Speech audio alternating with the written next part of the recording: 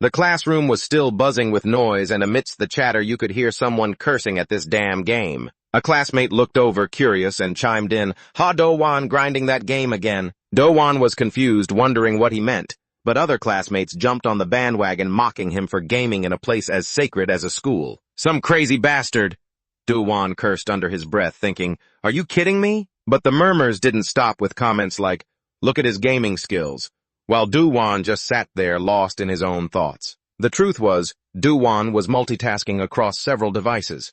"You bastards are the ones forcing me to do this," he thought, feeling like a total game-grinding assassin, though his expression looked utterly dead inside. "I don't want to do this." Do-won 18, a gaming assassin, muttered to himself while his fingers flew across the screens. He hated it so much until suddenly a voice chimed in, "You're really good at that game." Do-won glanced over, wondering, "Who the hell is that?" Jim continued, "No matter how much I practice, I'm just terrible at it." Do-won 18 quickly realized who she was, Jujin, the goddess of Class 7. "Why is she in our classroom?" Do-won wondered, glancing down at the phone in her hand. He quickly caught on the goddess played games too. Among all the guys in school, surely there isn't anyone who has even considered trying to approach her. Do-won even admitted to himself, "Obviously I'm one of those people." Jim then replied, "I bet my grade on it against the others, but I'm currently in last place." Do-won took a guess, maybe. "She doesn't know about someone like me who's always getting bullied," Do-won thought, stammering as he tried to suggest something. "Well then," he finally managed to get the words out after fumbling for a bit, "let me play for you." A guy like me actually having a chance to talk to Jin. Jin smiled and gently declined. "It's okay, you're busy right now, aren't you?" However, Do-won insisted, "I only play because I like it. I only play because I like it." I thought to himself, this is the first time I've ever talked to Jin. They say life is like a game, right? So the more you play, the more it helps in real life, doesn't it? This comment made her laugh. "That's not exactly what that means." This reaction completely stunned Do-won. She actually laughed. Did she really just laugh? He asked himself, wondering if he could use this chance to get closer to her. "Do you happen to know the secret to this game?" Just as he was about to finish his sentence, someone cut him off. "Jin, what are you doing here with him?" Min-hee looked at Do-won and asked, "Is this your friend?" Jim bluntly denied it. "Not at all, I was waiting for you." The other girl replied, "Sorry, everyone else already went to eat. Let's go too." Watching them leave, Do-won came back to reality. "Right, what am I anyway, expecting Jin to rely on me? Then let me help you a bit," she said. Do-won kept reminding himself, "Just dream about what you can dream about." Watching her, Do-won concluded confidently, "But Jin probably doesn't even know my name." But the reality was completely the opposite. "Thanks, Do-won." Hearing this, he was so shocked he just stared blankly. She knows my name. Now, even if he died, he'd have no regrets." But because of that moment of distraction, the screen flashed a notification, "Your character has died." Looking at the phone in front of him, Do-won couldn't help but feel annoyed. "What the? I only stopped playing for a second to talk and I'm already dead." Then came the follow-up notifications. "You have died. Applying penalty. You have dropped the Heavenly Emperor Sword." Holy crap. What? No, why did it have to be the Heavenly Emperor Sword? Reading this, Do-won started to panic. This sword was the weapon Cheon-woo loved most. If that schizophrenic lunatic found out about this, he could already picture himself being killed by him. "Suddenly speak of the devil and he shall appear." "Ha, Do-won, you son of a butch!" He glared, interrogating him. "I told you never to take your eyes off the phone screen, didn't I?" Cheon-woo 18. The previous attack had already given Do-won a bloody nose. "I'm sorry, Cheon-woo," he thought to himself, "I'm so screwed." Do-won then offered, "Let me give you mine. I'll give you my Heavenly Emperor Sword, so please just calm down." Cheon-woo asked with interest, "Really? Why didn't you say so sooner?" But regardless, he had no intention of letting him off the hook. "You think doing that means you're not guilty?" But he had no intention of letting you off the hook.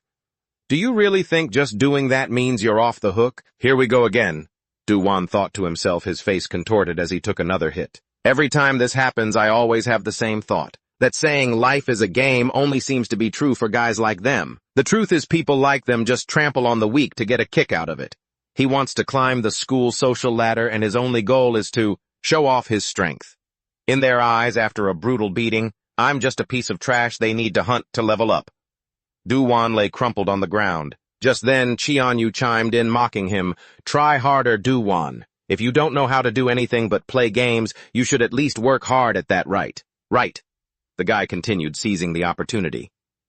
I've started grinding Lost Ark again lately, but the drops are all garbage, so I can't farm anything. So practically issuing an order, he said, "Get me the Fire King's greatsword within a week." As soon as he finished, Do-won stammered, "You're kidding, right, Chianu? A legendary item like that? How am I supposed to get that in just a week?" However, Chianu immediately sneered, "Oh, so that's why you were chatting with Yua Jin earlier and not looking at your phone, huh? And that blushing all-man act of yours makes me sick." He started to threaten him. "I think I need to give you some motivation. If you don't get it by the end of spring break, I'm going to pull your pants down and beat the hell out of you." He said it with a chillingly serious look. Right in front of that bitch, Yuejin. Then came an evil laugh. Chianu headed toward the door where his buddies were waiting. "Chianu, spring break starts tomorrow. Heading out for some drinks with the girls tonight. Are they even pretty, guys?" Meanwhile, in his head, Do-won cursed, "That piece of shit," looking at his own trembling hands. Do-won just stayed silent. A single oath echoed in his mind. Damn it! His eyes were glued to his phone screen. This crappy game. Only then did Do-won admit to himself that he hated playing games. But everyone has two sides. That was just what he said when he was the one getting bullied. The truth is, I'm a total gaming addict. He was sitting in front of his computer at home. Spring break is finally here. I won't run into those bullies at school anymore. Mom is away on a business trip, so I'm going to game to my heart's content. A look of excitement spread across Do-won's face. But do you know why I'm so relaxed? It's because the screen is showing my character I've already reached the max level in Lost Ark. But even after hitting max level, hunting became so easy that I stopped playing. Speaking of reality, I'm a bullied kid who always has to act timid, but in the game it's not like that at all. Do-won subconsciously wondered. If my real life were like the game, would I be any different from who I am now? But he quickly shook that thought away. No use daydreaming. I've got to get that greatsword and get back to the battleground. Suddenly, the screen flashed the words, "You died." Do-won couldn't believe his eyes, muttering, "Died? How is that even possible?" His expression shifted in an instant. "I have a gut feeling that some kind of danger is lurking." As soon as he said that, a notification popped up. Patch notes. Max character level increased to 200. The difficulty of existing bosses has increased significantly. Drop rates for legendary items and above have been significantly reduced. Do-won muttered, annoyed, "Figures, I'm never wrong." He could only describe the situation in 3 words. This is crap. Time passed and another notification appeared. System. You have been logged in for over 18 hours. Right now, Do-won was still intensely focused on the screen. Okay. Now I can finally catch it. I've pulled an all-nighter to hunt this, and I've finally gotten used to its attack patterns. Time kept ticking, and another reminder popped up. You have been logged in for over 37 hours. But Do-won's attention was locked on the screen. Why am I only getting junk items like this? He almost grabbed the computer and shook it. If you bumped up the difficulty, you should have at least increased the drop rates too. Why lower the drop rates, huh? Do-won was muttering to himself, "Wait, there's a reason for that, isn't there? First-time purchase promo, 5 times higher drop rate experience boost pack, 10 times gold gain pack, recommended items." A pile of empty energy drink cans grew on the floor. A notification followed. You have been logged in for over 64 hours. Do-won started shouting, "Just drop already." I was just about to give up. I've poured all my money into this. Why the hell won't it drop? A long sigh followed. Do-won collapsed onto his desk and muttered, "I'm so tired. I'm gonna die." Another system notification popped up as the item drops piled up. You have been logged in for over 44 hours. Do-won's eyes went wide and he muttered to himself, "The problem wasn't just the drop rate. It took forever to solo a boss because my level is so low that nobody wants to party with me." He remembered John Woo's threat there was only 1 day left. He could practically picture himself getting crushed tomorrow. He was furious, but he could only blame himself for letting that bastard Min Cheon-woo mess with him from the start. Staring at the screen, he mumbled, "Item drop rate boost. Time remaining 0 days, 0 hours, 8 minutes. Time was almost up, and at this point, Do-won had completely given up. There's just no way out of this now. But unexpectedly, things took a turn. The very second that thought crossed my mind, someone showed up. Their nickname was super cringy, the Endmaker. Level 200. Are you kidding me? They killed Mamoros in one hit and solo too. The chat started with a message from the Endmaker. Are you looking for a party? The other player quickly replied, Megatime Den Hoi. Huh. Dowan couldn't help but feel puzzled. Why does this guy talk so weirdly, just as I needed a subordinate to take on the role? To draw the monster's aggro. This guy is weird as hell, like a total freak. But even though he was a freak, he was an incredibly strong freak. Your Highness, as your loyal subject and close friend, I wish to protect you and fight by your side. I absolutely cannot let this guy get away. Dowan kept repeating to himself, please just say yes. Hearing this, the other guy finally agreed, friends, huh? That sounds all right. I grant you permission to accompany me. Dowan nearly fell to his knees to get what he wanted. Thank you for your grace, your highness. All right then. Time ticked on, and then the notification he had been waiting for finally appeared. You have received the Fire God's Greatsword. I actually got the Fire God's Greatsword. A system message followed. Excessive gaming can interfere with daily life. You have received the Fire God's Greatsword. Wait, I got two. As he read on, Dowan was even more shocked. Wait, it's not the Fire God. It's the Fire God's deity. Fire God's deity Greatsword mythical grade item level 200. Designed for warriors. Holy crap, this is a mythical tier weapon. He was so excited he had a goofy grin on his face. All that grinding for a whole week wasn't for nothing. If I sell this, I could make a fortune.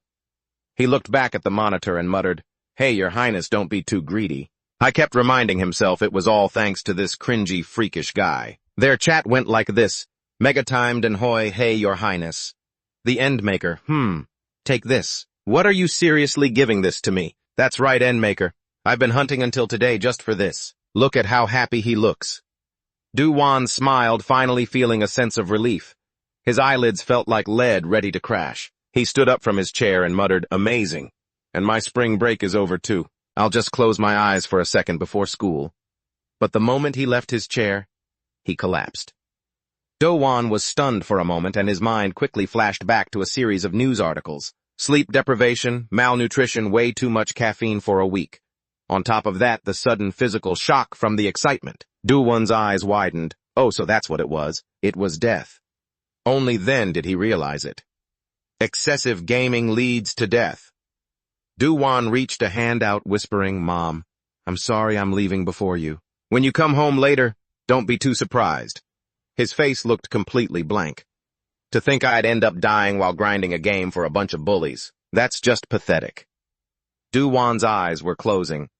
I didn't want to die while playing a game. I wanted to live life like it was a game. And then in the pitch-black void, only his thoughts remained. Write that bastard Min Cheon-woo. Even if I die, I'm going to curse you. If I knew this would happen, I should have left a suicide note. But is this really death? Why haven't my thoughts stopped? Just then, another notification appeared. Player Hazawan, after analyzing your lifestyle and tendencies, we are granting you a class. He read it confused. What is this window? Another notification followed. Analysis complete. You will be transferred to a standard class gamer slacker. Dowan read it feeling helpless and annoyed. What a slacker below. That were other messages. Event quest triggered. Do you accept? Dowan mumbled, repeating the text on the screen. Accept. What the hell is this? What is this? The system took the initiative. The word accept has been confirmed in the player's thoughts. Quest accepted. Dowan cursed in despair. Are you crazy? A system announcement followed. You have been resurrected at the time and space coordinates set by the manager. When he woke up, Dowan was back in his classroom. He looked around dazed and muttered, Where is this? Very quickly, Dowan realized, Isn't this my classroom? Agent's voice rang out, catching Johan's attention. Hey, could you do me a favor? That question made him realize exactly when he had returned to. This day. Thanks, Johan. It was one day before spring break. Johan went blank as it all clicked. What the hell, this is terrifying. This strange reaction made. Jim tilted her head, wondering if he wasn't happy about it, or if he only agreed to help because of her. But she didn't dwell on it for long, as her friends were already urging her to hurry. Hey, Jin, I'm starving, let's go grab some food. She started moving and replied, Oh, sorry about that. Meanwhile, Dowan was still questioning himself. What is going on? Didn't I just die? Is all of this a dream? Another theory popped into his head. But if this were just a dream, then the status window floating in front of him right now felt even more like a dream. Do-won read it muttering to himself. It looked just like a character status window from a game. Character info name Ha-Do-won. Job powerless gamer. Level 1. Are you kidding me? Even in my dreams, I'm a powerless gamer. And what's with that powerless tag? The moment he cursed out loud, another notification popped up. The content of that message was, "The unique effect of the powerless gamer has been activated." Do-won muttered, startled out of his skin. The content of the window changed again. All experience points earned. In every game you have ever played will be transferred to the player. If it's all the experience points earned, in every single game. Reading that far, Do-won realized.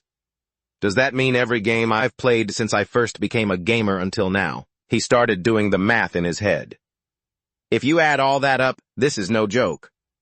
While he was busy calculating experience points, assuming this was a dream, he quickly concluded, well, I guess that wouldn't be so bad. Before he could even finish thinking, Jeonu slammed his head down onto the desk. Ha-Do-won, you little piece of shit! He glared, shouting with rage. I told you not to take your eyes off your phone, didn't I? Do-won lifted his head, a new realization dawning on him. That's right. Everything started from this very moment. Johan's gaze turned, filled with disgust.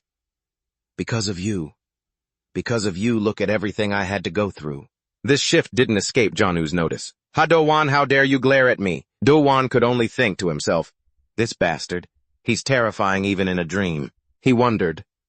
But why does he look even angrier than he did back then? Jeonu grabbed him by the collar and demanded, answer me. What's with that look? Do-won, not rushing, explained, Jeonu, that's not it. Then he decided to just go for it. Fine, go ahead and hit me. After all, it's just a dream. It won't even hurt. But then he took the punch dead on. Do-won had to rethink his theory. Why does it hurt so much? The pain made his eyes roll back. Is this not a dream? Jeonu didn't stop raining down blows. Johan slammed into the desk in front of him. Only then did the bully speak up, fuming. The more I think about it, the angrier I get. I'm going to beat you until I feel better. Johan managed to ask, and just when exactly is that going to be? I'll probably be dead before he's finished. Just then, Ajin's voice called out, Johan, I came to get my phone back. The scene before her left her stunned.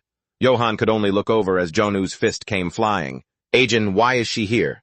And then he took the full force of the punch, seeing Johan crash into the teacher's podium. Ajin cried out in distress. Johan! However, Jeonu had no intention of letting him go. Stop faking it. Get up, you piece of trash. Deep down, Do-won thought, I'm so pathetic. Getting beaten up while muttering, he realized. Getting pummeled in front of the girl I like is even more humiliating than I imagined. Meanwhile, Ajin tried to intervene. Hey! Do-won kept berating himself. She stepped closer, trying to stop him. What are you doing? Stop it. Do-won just kept thinking, this is a total mess. Ajin grabbed Jeonu's arm. I said stop. Jeonu shoved Do-won away, shouting, what the hell? Why are you being such a busybody? He even grabbed her by the hair. Hey, you crazy bitch. Just because a few guys call you pretty and kiss your ass, you think you're better than everyone else, huh? Ajin replied angrily. Let go, I'm calling the teacher, Do-won thought. It's because of me. A flurry of thoughts raced through his mind. I have to save her. I have to do something. How can I help her? I can't do anything. Jeonu prepared to hit Ajin. Don't get cocky, you bitch. Do-won lunged forward to attack before he could even understand what he was doing. I can't do anything. While punching Do-won and screaming at the top of his lungs, let go of that, you son of a bot! He realized he had to act now. To his surprise, he was easily blocked. With Jeonu's fist inches from his face, Do-won thought helplessly, even if I act, is it all for nothing? Suddenly, system notifications started pinging. Calculation complete. Experience points full. You have changed your class to the rare job gamer. Executioner. The notifications kept scrolling by. Experience points full. You have changed your class to the hero rank job gamer executioner. The final notification read, special job skill unlocked, skill learned, shattering chaos strike. Miraculously, Johan counterattacked, landing a blow so hard that Jeonu stumbled backward. Ajin couldn't believe her eyes. Johan stood there dazed, wondering to himself, what just happened? He realized it almost immediately. Wasn't that a skill from a game? Do-won slumped onto the ground, muttering, what the hell is this? Just then, another notification appeared, a message from the manager. Don't be surprised, my friend, for this is a gift. I grant you for your kindness. Dowon quickly recognized that tone. I was shocked to realize it was that crazy kid. The chat log between them was clear in his mind. Kindness. Don't tell me he's talking about when I gave him the great sword of the fire god. John Yu was knocked out cold on the ground, followed by more notifications. You have defeated the boss, Min Qian Yu. You have received 200 experience points. Current experience 999,999,999. Experience full. You have been changed to the final class. Gamer Executioner sealed. Reading that, Dowon couldn't help but wonder, what the hell is this? He muttered to himself. Ever since that day I've wanted to live life like a game. He couldn't help but scream, what is all of this? Maximum level reached. HP at maximum. Attack power at maximum. All active skills unlocked. I can use every single skill. From all the games I've ever played. Ah Jin watched in shock, commenting, what just happened? She rushed over to Johan, asking anxiously, Han Johan, are you hurt anywhere? Seeing his rough condition, Ah Jin spoke up. Johan, your face, what happened? Your face is injured. She turned around about to leave. Wait a second. I'll go get the head nurse right away. Dowon was still wondering, have I lost my mind? He started remembering what had happened, the death. I tried to piece it together chronologically, reeling from the past. Dowon kept muttering to himself, thinking back to seeing the system status window. Right there in front of him, he remembered the fight with John Yu and the fact that he could use game skills. The truth is, I've been a gamer since I was a kid. Reading the report. That time I reincarnated as a level 100 player, didn't receive an NPC, was adopted by the royal family, and awakened a legendary god-tier skill. The only books I've ever read are fantasy novels. Instinct told him that the look on Johan's face right now was a smirk. This is just like the plot of one of those stories. I'm the protagonist with overwhelming power who can wipe out all my enemies. Looking at the info screen, he thought, character info name Ha Johan. Class Gamer Executioner sealed. Level 100. No doubt he had been buffed like every other protagonist. Those perfect stats made Dowon comment, I'm insanely overpowered. Another notification popped up. The powers of the Gamer Executioner sealed will be applied. Dowon had to exclaim, there's more. A flood of notifications appeared. All power unlocked. All stats returned. Power locked. HP decreased. All attack skills locked. All defense skills locked. MP decreased. He stared at the text, confused. Current stat points stats sealed. Then the stats reset. Seeing that, Dowon roared, what is this? Don't toy with me, system. You said this was the final class. So why am I weaker than before? Don't make me start over from these pathetic stats. However, while Dowon was cussing, are you kidding me? A quest window appeared. Event quest explosion complete. You have defeated the monster Min Qian Yu. Reward golden key. He mumbled the words he had just read. Event quest followed by a few lines of explanation. New event quest, will you accept? Accept what the hell? What is this thing? Player's intent to accept confirmed. Quest accepted. What the hell? Suddenly a key appeared behind Dowon's back. A notification explained it. Quest reward received, golden key. As Johan walked down the school hallway, everyone around him couldn't help but wonder. Hey, what happened to Johan's face? I heard he got wrecked by Min Qian Yu. He literally smashed the teacher's desk to pieces, man. They were gossiping about everything they'd heard, like how they saw that psycho John Yu storming home while cussing up a storm. But everyone was convinced that Jian Yu hadn't let Johan off easy. He probably just wasn't finished beating him up yet. People even said he caused a scene with the school nurse, who even says that no one knows since everyone was at lunch. They were all talking trash behind his back, so there were no real witnesses.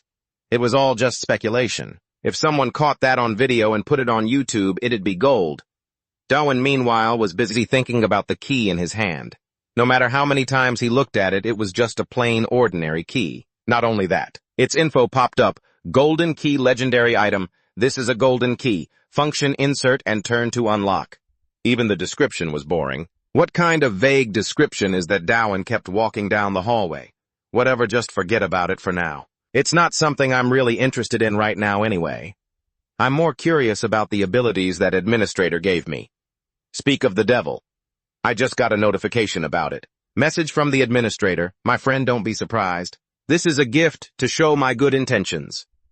A question from the administrator. Are you looking for a guild to join? Reading this, Dowon started guessing based on the tone of that brat, I mean, your majesty. As he walked, he muttered, "The one who creates the ending. What's that supposed to mean? What a load of crap! Your Majesty, can you hear me?" No response. Guess there's no way to verify it then. He quickly decided to wait until school was out to message him. Just then another notification appeared, "Quest Dangerous Invitation. Tonight you will receive an invitation. Accept the quest and become the star." Dowan stared blankly at the info. Tonight I don't even know where this is happening. Because he wasn't paying attention, he bumped right into someone. Johan fell to the ground, crying out in pain. "My back!" a voice called out from in front of him. "Sorry about that." Jihan explained awkwardly, "I didn't see you there. Are you okay?" Johan asked, voice soft. "Am I okay?" Seeing Johan's pretty rough state, Dowan added, "I should be the one asking you that. You've got a nosebleed." Before the other guy could answer, he rushed over. "Hang on, I'll get you some tissues." But Jihan quickly stopped him. "No need, I'm fine." Dowan wanted to say something more, but, still he insisted, "I'm really okay, thanks." Hearing that, Dowan just gave in. "All right, just be careful. You're already bleeding from a little bump." But he couldn't stop thinking about that guy. "He's even weaker than I am." A voice cut through his thoughts. "Hey, Dowan." Jimin smiled. The vibe wasn't friendly. "Fancy meeting you here. I've got something to talk to you about." Jimin, Dowan asked calmly, "What is it you started playing the game too?" I immediately shot it down. Game, hell no. Hearing that, Dowan was even more curious. "Then why?" Jimin just took a drag of his cigarette and replied, "Because I saw everything." This confused him. "Saw what?" When he explained in detail, Johan couldn't help but be shocked. "You beating Minchin Yu into a pulp, right?" Pretty fast, he figured it out himself. Thinking back even in his past life when he got beaten up, Jimin's silhouette appeared in many situations. He was always standing there, right in front of the classroom door. Watching the guy slowly approach, Dowan couldn't help but feel anxious. Is he planning to take revenge for John Yu or something? Jimin smirked as he got closer, making a remark. "An assassin hiding his strength, huh? Interesting. I already got beat up pretty bad, you know. I don't want to get hit again." He stopped in front of Johan and added, "You're interesting." Then he added an invitation. "There's a drinking party with some girls tonight. Want in?" Dowan still couldn't grasp the guy's real intentions. What is he talking about? Did he just say tonight? He remembered the system notification. Tonight is the time requested by the quest. Quest, Dangerous Invitation. Tonight you will receive an invitation. Accept the quest and become the star of tonight. So this is what that invitation was about. And then I started wondering, he usually hangs out with Janu, so... "Are you actually talking to me?" Jimin replied, sounding a bit gruff. "Who the hell else would I be talking to?" Hearing that, Dowan became even more suspicious. Why would he suddenly invite me? His eyes widened and he braced himself, feeling completely on edge. But no matter the reason, one thought followed. Usually games always have rewards for completing missions, leveling up, and those rewards would definitely help my character get stronger. Finally, Dowan decided that maybe this was the chance. Would you accept it? A chance to escape this life of being a punching bag by becoming stronger like a game character. He stayed silent while the other guy waited patiently. Deep down, Dowan was thinking, "I'm finally choosing to accept, but something feels off. Something about this is just wrong. If I actually walk into their little game, I have to visit my grandfather's grave today, so I'll have to pass. But that would be no different than suicide. I have to overcome this punching bag fate on my own." Because Dowan remembered those special keywords and the dangerous label on the mission board looked super shady. Hearing that, Jimin just turned to leave. "Oh, is that so? If you can't make it, then fine. Don't say no next time, all right?" Dowan replied politely. "You got it, I'd love to." But inside, he was thinking the complete opposite. No way in hell am I going. The door shut behind him. Only then did he heave a sigh of relief. That was a close one. Dowan kept telling himself it's best not to get tangled up with any bullies, but then another notification popped up. "You have declined the mission. A penalty will be applied." A penalty. The next line of text was written in red, "The agony has begun." Dowan muttered, curious, "Agony where?" Suddenly a light started shining from right between his legs. It felt like Dowan was standing in the middle of a pasture with cows staring at him, and they let out a burst of laughter. Then they came charging toward Dowan. The bathroom door was still quiet, but suddenly other students appeared. "That's hilarious, man. There's nothing to laugh at." They noticed someone acting strangely, and then they cheered with excitement. "Is that guy peeing himself, that bastard Janu? Is he even doing that stuff in the bathroom?" Dowan was lying flat on the ground with an expression that was hard to describe. Another system notification popped up, agony. Time remaining 59 minutes. Reading that Do-won couldn't help but curse 59 minutes. What the fuck are you kidding me? However, the system wasn't completely heartless. Will you re-accept the mission? A shrill scream echoed from inside the bathroom. That night on a busy street, Jimin was out for a walk when he spotted the person he was waiting for. Do-won was standing there with his back to him. You're here early. Seeing Jimin strike up a conversation, he turned around and replied, in the end, I still had to accept that mission. Jimin, you're here. Who the hell could endure that for 60 minutes? I couldn't even last 60 seconds, let alone an hour. He stopped and asked, confused. Didn't you say you had to visit a grave? Is it really okay for you to be here? Do-won hurriedly explained. Yeah, it's fine. My grandpa said he was busy, so he couldn't make it today. Hearing that, Jimin didn't seem interested. Oh, really? So your grandpa is visiting his own grave then? Do-won was sweating bullets. I'm here, but I'm so worried I'm going to lose my mind. Everything will be fine, right? Jimin's expression looked incredibly terrifying. Johan, get ready to have some fun tonight. Seeing that, Johan became even more anxious. What's up with his face? He looks like he's plotting something. He thought about backing out. It's best to find an escape route before he gets dealt with. A phone call. Hello, Grandpa, you're coming okay? Then I have to go. Wait for me a second. But before the conversation could end, it was interrupted by Jimin's voice. Oh, here come the girls. From a distance, a group of girls walked over, whispering to each other. I told you he was crazy handsome, didn't I? Seriously, who is that? Who is that? Is that his tutor? Their voices grew loud. Who wants to go say hi? Me. Jimin just smiled and brushed them off. Save me. Do-won had been disconnected from reality since that moment. His expression didn't change even as they moved elsewhere. Looking around, Do-won lied to himself. I'm not here for the pretty girls. What the hell? I was invited here, so it'd be rude to just take off halfway through, right? Do-won looked at his best friend, eyeing all the food laid out in front of him with a confused expression. There was way too much booze at this party. Are high schoolers even allowed to drink like this? Just then, Jimin smiled and chimed in, my brother works here, so I'm here pretty often to drink with the guys. He showed up so late. Was the crowd really going to give him such a half-hearted reaction? He turned to Do-han. How's your alcohol tolerance? Do-han replied while the guy was pouring him a drink. I've never had any before, so I'm not sure. Jimin pushed him hard. Just drink it, you'll find out soon enough. Do-han thought to himself. I've never touched a drop in my life. But still. He grinned and declared, don't worry about the tab, just order whatever you want. It's on me today.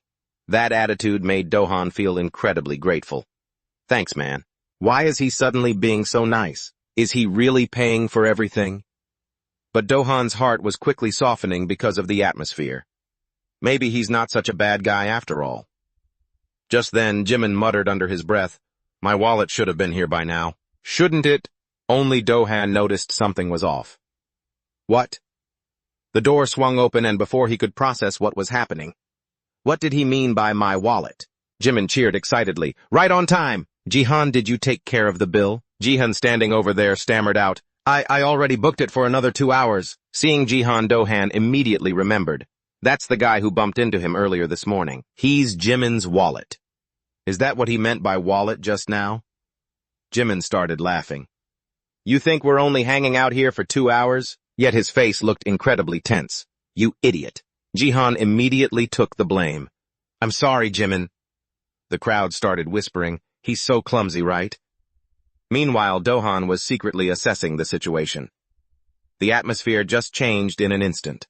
What the hell is wrong with this guy? Jihan sat down and Jimin continued, do you two know each other? We go to the same school. Do-han answered awkwardly. Not really. Seeing that Jimin acted nice and introduced them. Oh really? Well, that's Jihan and this is Do-han. Jimin's hand gently poured a drink for him. You should have a drink too, Jihan. I'll let you off the hook since Do-han's here. Unexpectedly, the drink didn't make it into the glass. It spilled all over Jihan's pants. Jimin laughed. Oops, my bad. Is it my fault? Why are you wearing light-colored pants? Look at that, you ruined them. Do-han thought, my bad, my ass. This guy 100% did that on purpose. However, Jihan didn't dare to blame him at all. You're right. I shouldn't have worn such light-colored pants. I'm sorry, Do-han. Do-han silently judged the scene. This was clearly a textbook case of bullying. He recalled the moment they met earlier. Thinking back, that was really weird too. Do-han started piecing it all together, the battered face, the nosebleed, and the bathroom he had just walked out of. Finally, he remembered Jimin's face, plus the fact that Jimin was there too. A question formed in his mind. Why do I keep getting dragged into these bullying situations? Do-han had no idea that his facial expression was being watched by Jaseon. What the hell is wrong with this loser? One of the girls suggested, "Hey Jimin, sing a song." He flatly refused. "Sing for them, the hell with that. I'm just gonna keep drinking." But right after Jimin changed his tune, "Fine, I'll sing a few ballads." Unexpectedly this time, the person refusing was the girls on the other side. "Why ballads? Sing something else, something upbeat." Jimin casually suggested. "Oh, is that so? Well, to make it more fun." He looked over at Jihan and demanded, "Jihan, how about you act as my backup dancer?" Hearing that, Do-han was even more bewildered. "Are you kidding? Backup dancing to a ballad? He's clearly trying to humiliate him, isn't he?" Jaseon tried to object. "Forget it. Don't make him do that." But Jimin wouldn't let it go that easily. No, he loves to dance, don't you?" He tilted his chin toward the person being mentioned. "Right, Jihan." Jihan stayed silent and didn't answer.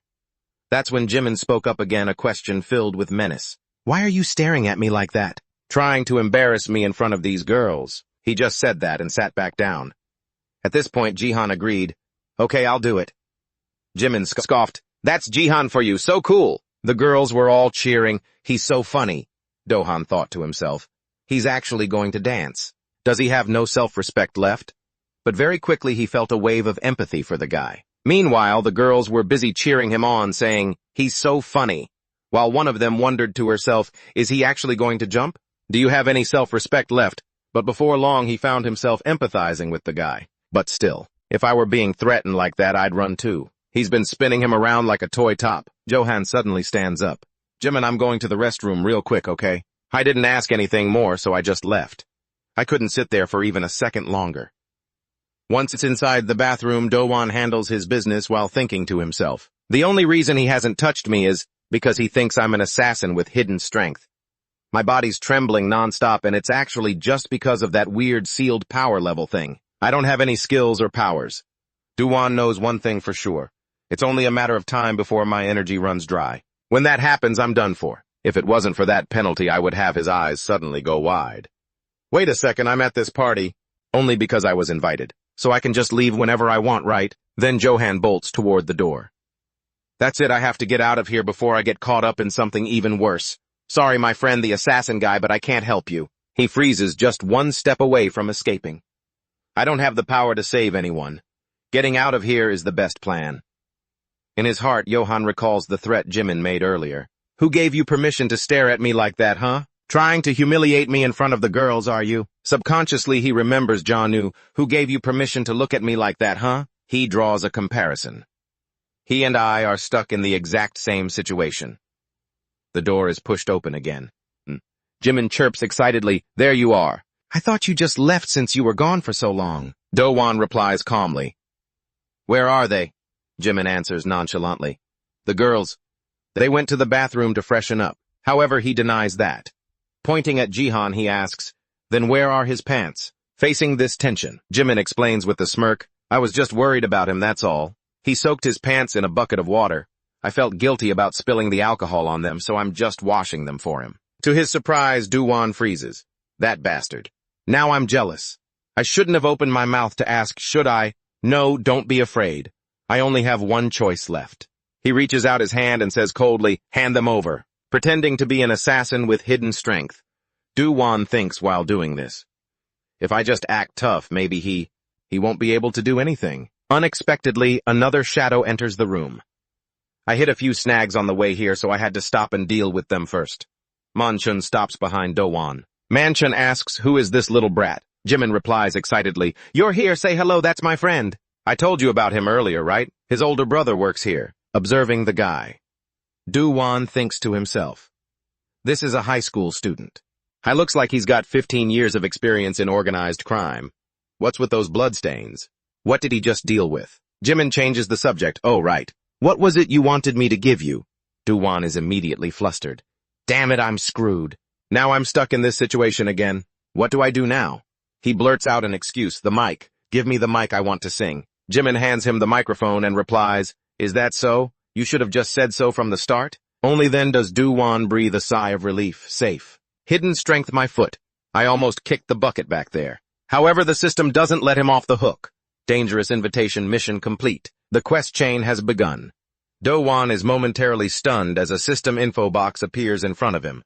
The quest board reads, Quest chain, the arbiter of injustice. Smashing a mic into Shin Jimin's head, reward a bronze key, time limit 30 minutes. Because Do-yoon kept muttering about the quest the system gave him to smash someone with a mic, he couldn't stop asking himself, do I really look crazy enough to do this? No way, I wouldn't do that. Never. I'd rather die. But then another notification popped up. A penalty will be applied if the mission fails. Reading that, Do-yoon couldn't help but feel terrified. When it mentioned a penalty, were they talking about those memories of the buffalo herd? Did they mean that? Just then Jimin was busy sucking up to Manchun. Right now he looked just like a damn murderer. The girls were joining in too, saying how cool he looked. Manchun getting complimented was so puffed up with pride, probably because of all the junk splattered on his face back when he beat the hell out of those kids. And he's on his way here. He looked down at Jihan and started complaining. Damn it, is this a massage chair? The store already gave you the clothes for it. And this jerk had no gratitude at all, later even threatening, if you make me fall, I'll beat the hell out of you. Watching this, Jimin couldn't help but find it amusing. Damn, this is crazy. As for Do-yoon, he kept wondering, why is this even happening? I kept ruminating, thinking that being forced to hit Shin Jimin in the head was already bad enough, but now, Manchun suddenly changed the subject. But, is that stuff actually true? Jimin smiled and asked, what do you mean? While in his head, Jihan was whispering to himself, the worst part is, Manchun leaned in close, questioning, did this little brat really beat the hell out of Mincheol? His face made the boy fearful. This tattooed pig just keeps hovering right next to us. These two were busy critiquing Jihan. That's right, Jihan's not to be messed with. No matter how you look at it, this kid is just a shrimp. Meanwhile, in his head, he was busy thinking, if I finish this quest, these guys will probably kill me. He kept flashing back to those buffalo. And if I don't finish it, then I'll die because of those other things. Do-yoon started dreaming about gaining power. I wish I could use that skill like I did back then. I'd have the guts to at least try it. Just then, a skill window popped up, an active skill along with info about a continuous strike technique. Active skill 200 mana. This is a technique using rapid-fire punches to deal damage. Currently sealed. I'm going to die because of this damn seal. The more Do-yoon read, the more he felt like giving up. I'm totally screwed. Another notification appeared below, time remaining 15 minutes. It didn't stop there. Jimin asked about something else. But Do-yoon, I'm a bit curious. He glared right at him. Why do you let yourself be treated like this? If you have the power to take down Mincheol... Hearing this, Do-yoon felt panicked. I can't tell them I won thanks to a video game. How should I answer that? Jimin saw his hesitation and thought he understood. No need to answer. You've probably got your own reasons. Anyway, I called you here because I wanted to tell you something. However, Do-yoon became even more anxious. Seeing the other guy's serious attitude, he wondered, is this a big deal? What do you mean when you say you want to tell me something? Was he going to say, if you keep lurking around like that, you're dead for sure? Surprisingly, the next words out of his mouth were an offer. How about we team up?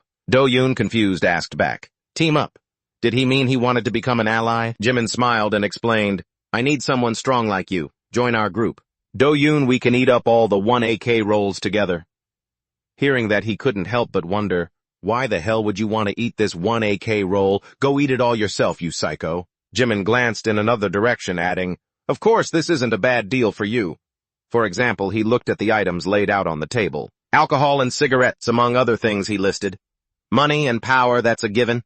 He even spoke quite openly about girls, and a few other things. A sleazy smile spread across Jimin's face. You can have whatever you want. Inside, Do-yoon was thinking, does he think I'll cave into this obvious over-the-top temptation? But I don't really want anything, not a chance. Playing games is enough for me. His eyes were full of caution as he watched this group. I don't want to get involved with bullies like you anymore.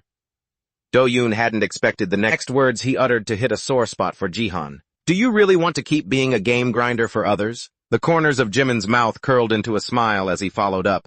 You should get revenge on the bastards that did this to you. The positions of you and those guys will be reversed. Jihan started to feel shaken. Reversing positions with the people who bullied him meant he remembered all the unpleasant things that had happened. If I joined up with Shin Jimin, I wouldn't be treated like that anymore. Suddenly, he turned toward the door. You don't need to answer right away, so take your time and think it over. I'm heading to the bathroom for a bit. A bureaucrat doesn't just smile for no reason. This absurd power of mine, this divine revelation must be my ticket out of this pathetic life as a hired lackey, he whispered to himself, dreaming of the future where he could finally start a second life and hang out with the cool kids.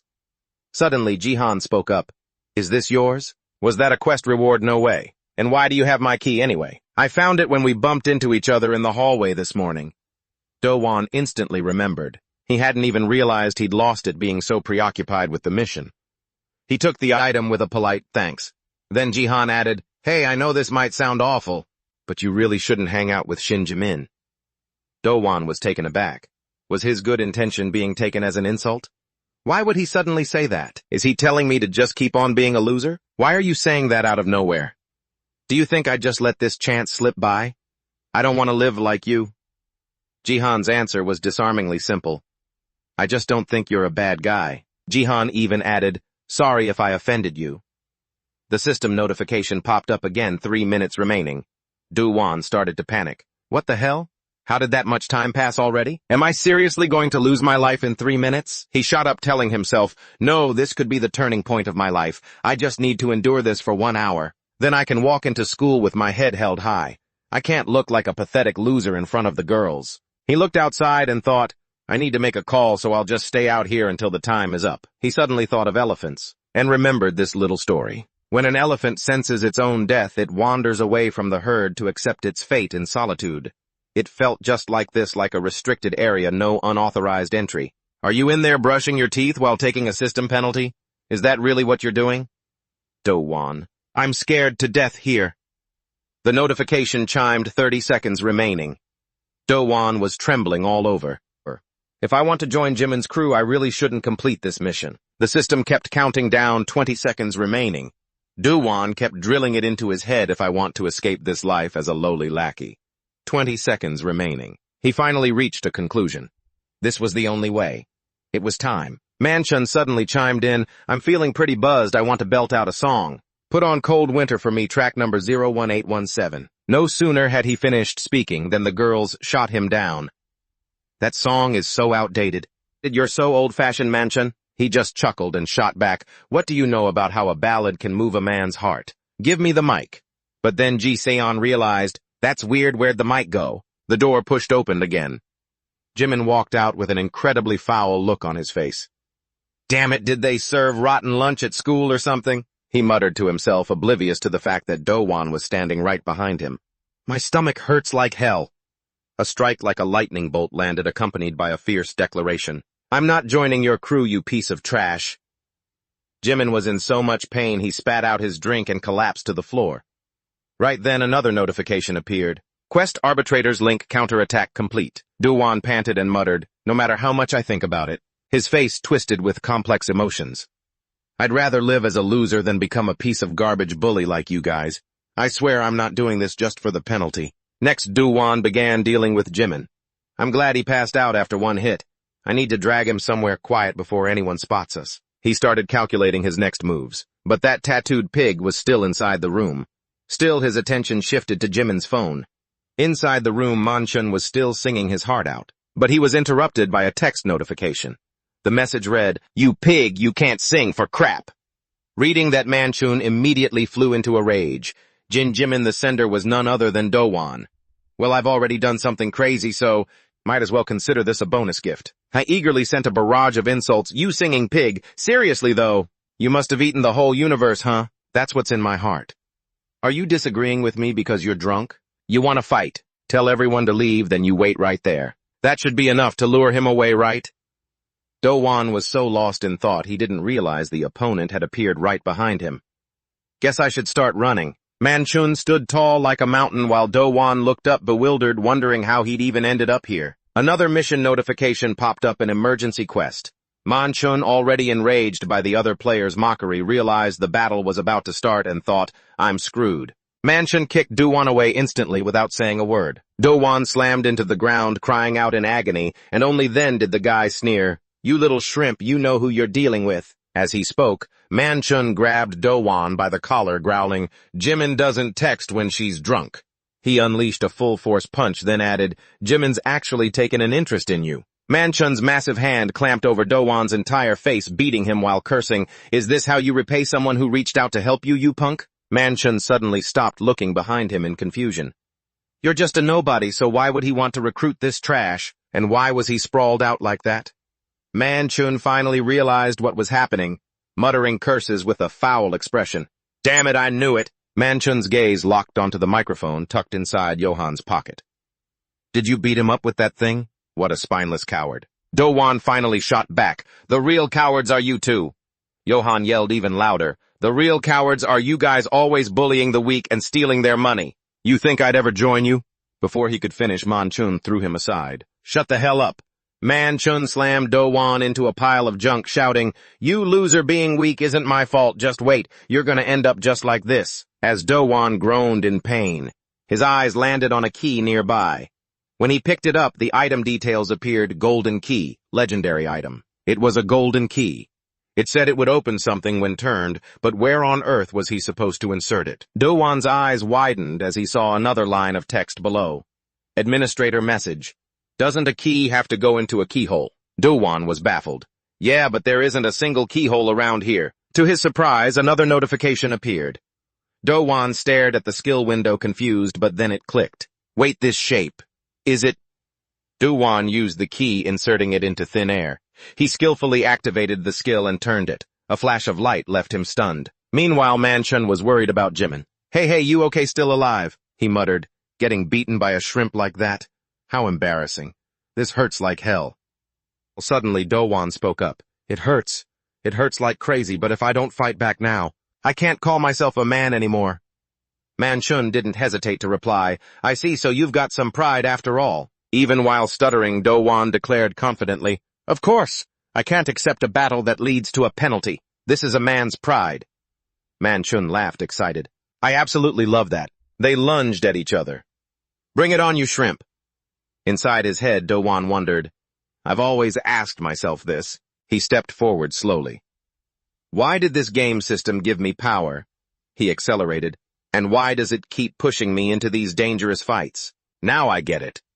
Finally, Do-won threw his fist toward his opponent. "This is what they want to see," he shouted at the top of his lungs. "You're finished, you damn pig." The scene of a loser trying to kill a bully shifted to somewhere else, an arcade area where a boy known as Master Dai was playing. This legendary boy was famous in that arcade, known for a one-of-a-kind gaming style. Everyone around him was buzzing with excitement. Master Dai won 38 wins in a row. He never loses his crown. This is so frustrating. The boy's main weapon was nothing but pure skill. The person paying for the boosting service said excitedly, "It's so thrilling, great job, really great." As he spoke, the kid rubbed his chin. The story revealed that the main weapon of the booster was Dai, who said softly, "Good, at this rate, you can reach 40 wins in a row." People around them started debating, why does he even pay someone else to play for him? "I don't know, man." On the screen, the key skill to take down every opponent was being used, the Falcon Dive. It applied to the current situation. Falcon Dive active skill. Mana required 120. This technique involves leaping into the air and attacking the opponent with your feet. Do-won charged forward with determination, thinking, "This is all I need." Opposite him stood none other than Manchun, despite the weight difference with the tattooed pig. The guy roared as he charged, "Come on, you little shrimp," no matter how hard he punched. Do-won thought to himself, "With this skill, you're dead, you damn pig, I've got this." Suddenly another notification appeared. Insufficient mana. What the hell? Do-won lost his connection to the system for a split second. The next moment he took a full-force punch. Damn it! Do-won was sent flying backward. Manchun remarked, "What's wrong with that punk? He's like total trash." Do-won struggled to stand, cursing the system in his head. Damned system. At this point, Do-won started to reconsider. "I've only got 100 mana points, 293 out of 1000 HP, and 100 out of 100, but I need to use a skill that costs 120 mana. Do-won started to hate his life. That golden key thingy. It was the reward for beating John Yu-min. He suddenly froze as he realized, wait. Thinking back on it, he remembered another quest. That quest had some kind of reward too. A bronze key with a 30-minute time limit. Do-won rummaged through his pockets and muttered, "Where is that key?" He couldn't find it anywhere. He remembered what happened when he defeated John Min. A quest completion window appeared, and the key dropped out of it. And then he quickly figured it out. So then this time, where I completed this quest is, he reached his hand out toward the bathroom door. I've got no other choice but to run there. However, Manchun grabbed him by the collar, stopping him dead in his tracks. The guy punched him hard in the side. "Where the hell are you going?" Then he kept mocking him. "Guess you're not just some small fry after all." Do-won's body slammed into the ground. Manchun glanced down at him and cracked a smile. "More like a little rat, aren't you?" Inside, Do-won was panicking. His body was reaching its limit. Before things got any worse. Do-won looked around and bolted forward again. "I have to find a way out of here." The guy laughed. "Look at you!" But Do-won stayed focused on his goal. "I've got to escape and find that key." That giant hand was already waiting. "How am I supposed to?" Manchun didn't let him finish and slammed his head. Do-won blacked out for a second. At that point, the guy started trash-talking again. "Just stay down and pretend you've lost, why don't you? Why do you keep standing up just to get your butt kicked, you idiot?" Surprisingly, Do-won just responded with an amused laugh. Seeing that Manchun couldn't help but wonder, "Are you laughing? Did getting hit in the head make you go crazy?" That's when Do-won finally replied, "Don't you think something feels off?" He posed a question, "Why would I dare try this stunt on my own, without any precautions?" Manchun laughed as he replied, "You're a cute little punk." He looked down at him and sneered, "Look at him trying to lie his way to survival." However, Do-won was extremely calm. "Think whatever you want, but I—" The elevator doors opened just as Do-won finished his sentence. "I was just trying to buy some time." He shouted, signaling to them, "Everybody out now, attack this pig!" Manchun immediately whipped his head around. "What the hell?" But the truth was, there was no one there. He'd been played. His face turned dark with rage. "You little bastard!" However, when he turned back around, he didn't see anyone anymore. "I'm gonna kill you." Do-won had already bolted outside. In his heart, he kept thinking, I didn't think that would actually work. He marveled at his own wit. "That pig!" It's a good thing that pig's brain is as obese as he is, because of the chaos. Do-won tripped over his own feet. "Where's the key?" He fell flat. But Do-won urged himself, "Fast! I have to get up. My legs are giving out. I need to find the key." A voice chimed out, "Hurry." Manchun had almost caught up. That's when the guy spoke up again. "Stop right there." Do-won looked back in terror. "It's over. I've got nothing left." He couldn't run anymore. He was about to give up on everything. But then a notification popped up. "Still have hope, do you? Bronze key rare. This key is used to unlock some sealed character stats." What the hell is this? This time the description was crystal clear. Do-won finally understood. "You should have told me sooner." Character stats. Character info. The info screen appeared almost instantly. Character info. Name Do-won. Level 100.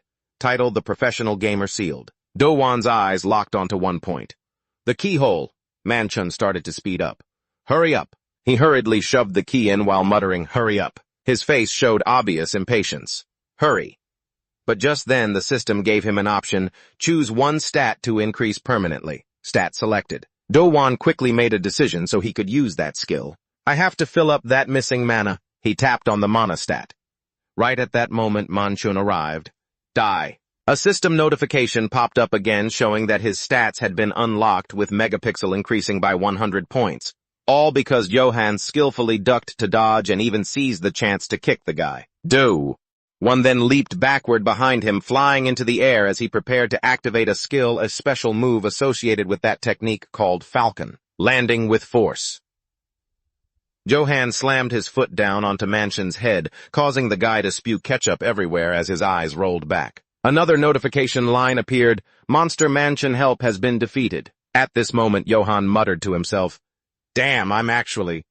As Manchun dropped to his knees and the system added another notification, emergency mission complete. But internally, he was sizing himself up thinking, that was so badass, while more notifications popped up. Mission reward, you have received 1 silver key. Johan staggered upon landing, then slowly stood back up. Johan checked his body in surprise left and right. He widened his eyes and muttered to himself, "I won. It's finally over." He then confidently declared, "All right, time to go home." The door swung open again and Jimin's familiar voice rang out, Mom, Mom, it hurts so much. He glared at them. Hey, Johan, what the hell is going on? Johan stuttered, unable to find the words. Jimin, what the hell are you talking about? Along with the appearance of another person. Why is my little brother lying on the floor? Manoki growled menacingly. Was this your doing? You damn brat. Manok, the 19-year-old older brother of Mansion Help who works part-time at the pub, spoke up, and Jimin's previous words came to mind. Right. My friend's older brother works here. Do-kwon began to pray. We're in deep trouble now. And the people around are starting to notice what's going on. Damn it, what the hell is going on? They're starting to crowd together. I just heard a rumble somewhere. Is it an earthquake? The murmurs won't stop. Who are those guys? Isn't that Mansion? Damn, you're right, it is Mansion. Do-kwon thinks to himself. Now I remember. Jimin's words come flooding back. Those guys hang around this area a lot to drink, and he said that too. Do-kwon calculates while looking at his own stats. I'm too weak right now. I don't have the strength to run, and I'm out of mana, so I can't even use a skill. He manages a smile on his face even though those guys are slowly surrounding him. I'm screwed. Out on the street, the lights are bright in the night, and Jihan is lost in thought. Will I be okay going alone, man? I'll probably end up eating the whole universe, huh? He remembers what happened earlier, a text message sent to help Mansion while they were in the karaoke room at the bar. Damn it, who the hell is this? There is no way Shin Jimin would send texts like those. He tells himself that while in the place full of thugs who hang out with Mansion just left grumpily declaring, everyone just go home and handle your own business today. I've got to go find that bastard and beat him to a pulp. His attitude makes the people around him curious. Why are you suddenly so angry, man? This sucks. Should we just go home? There is only one person who is about to dig their own grave. Sisyeon is the next one to leave. Okay, I'm gonna go to the bathroom. You better be back here fast. Jihan reluctantly replies, yeah. Since Do-kwon is here for the first time, he doesn't know anything, but in her heart, she's thinking about those text messages. And the last text message, send everyone home, then wait there alone. Maybe he did that for me. She looks up at the building. He'll be okay, right? Yeah, he must have a way. Over on the other side, Do-kwon is thinking, there is no way out. Surrounding him is the group of bullies. Why did you do that, Do-kwon? I didn't want to make an enemy out of you. Do-kwon keeps repeating to himself. I've thought of everything, but I can't find a way out of this mess. Jimin leans in with a challenge. You're a dead man, you bastard. Meanwhile, Do-kwon wonders. Am I really going to die here today? From a distance, someone comes running over in a panic, shouting, the police are here. Someone called them. They're already on the first floor. All miners get out through the fire exit. I'll try to stall for time. The crowd immediately disperses. Why right now? Damn it, the cops, I was just about to beat this guy to death. What a bummer. Man, okay, someone carries Mansion away on their shoulder, shouting, damn it, you got lucky. Jimin even points right at him and challenges him, we know your face now, so don't think we'll let you off the hook. Jihan stands still watching them leave. He's drenched in sweat. I'm still alive. While Jihan is lost in thought, a shockwave hits. I need to get out of here too. A series of memories flash back. Having returned from the dead just a day ago, he recalls everything the wounds stacked up caused by both Minchulyu and the others. He quickly connects all the dots plus the after effects of using a skill his body can't take it anymore. The moment he releases the built-up pressure, it all leads to one thing. Jihan passes out. His vision slowly clears. What happened? Jihan thinks to himself. Where am I? Sisyeon, sitting across from him, asks, finally awake. Sisyeon adds, not rushing at all. You should have woken up a while ago. At this moment, Do-kwon realizes who that girl is. She is one of the 3 Queen Bee bullies. A question crosses his mind. Why is she here with me? Why are you and I? However, Sisyeon stops him when he tries to say more. Keep your voice down. A simple explanation follows. This is the women's restroom. Do-kwon cooperates, whispering, why am I here? What kind of situation is this? Sisyeon continues unhurried. The police are still outside, but I don't think they're coming in here.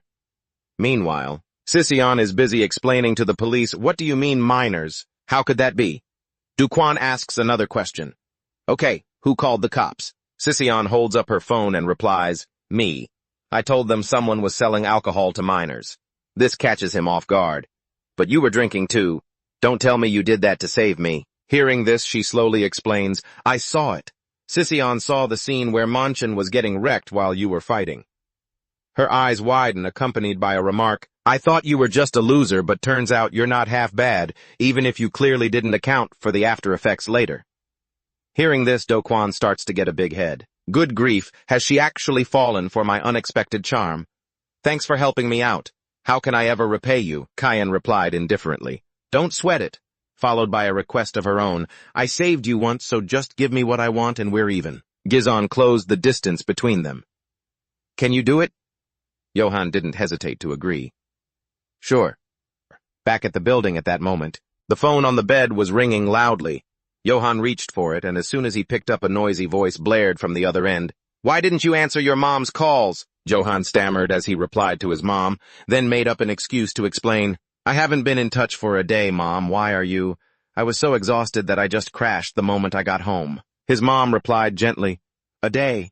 You think it's just a day? She sounded reproachful. You haven't talked to your mom in 3 whole days, you know. Do you have any idea? And then she changed the subject. Anyway, I'm just glad to know you're still alive. I'm going back to work now. Bye.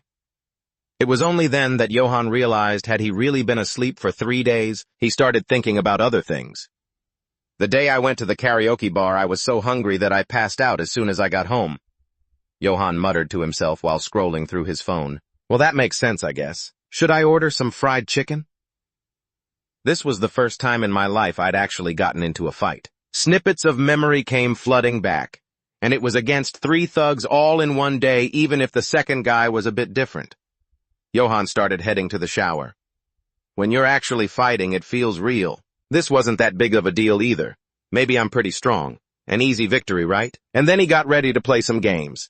Now both my body and mind have recovered. The first thing I should do is... Johan put on a determined face and went into the game to meet that administrator, and asked about this system. To his surprise, a system notification popped up. User ID does not exist.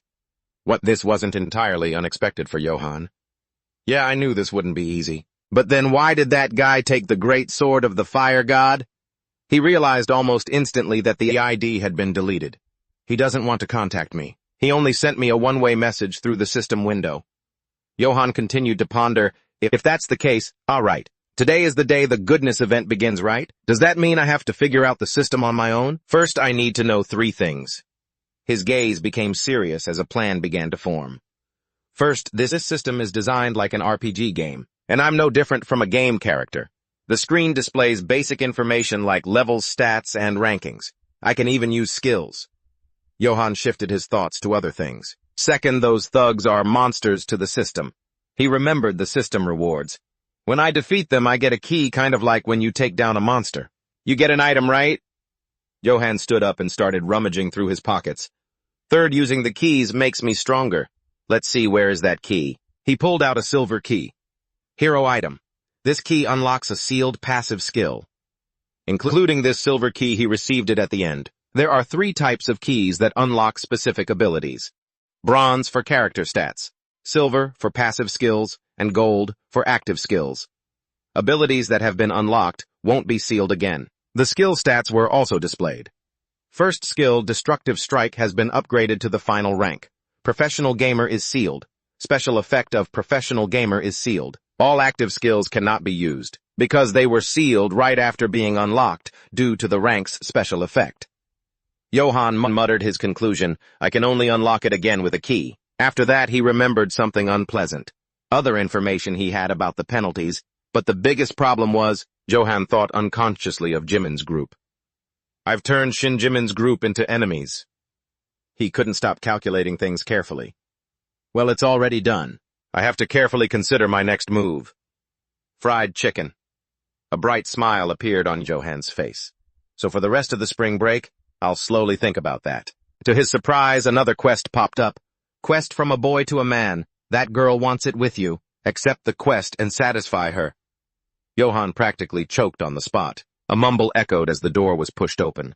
That girl. The person who appeared was none other than Kyan. Who? Johan was so scared he stuttered. Why are you in my house? However, the other party didn't waste time and went straight to the point. You said you would satisfy my wish, right? Kyan took off her shirt and continued. Now let me tell you. A simple order was given. Take them off. Johan's face flushed with shyness. What? He started making all sorts of guesses. Don't tell me. Quest from a boy to a man. That girl wants it with you. Accept the quest and satisfy her. What the hell, you're forcing me to do that with her. On the other side, Kyan repeated herself. Should I say it again?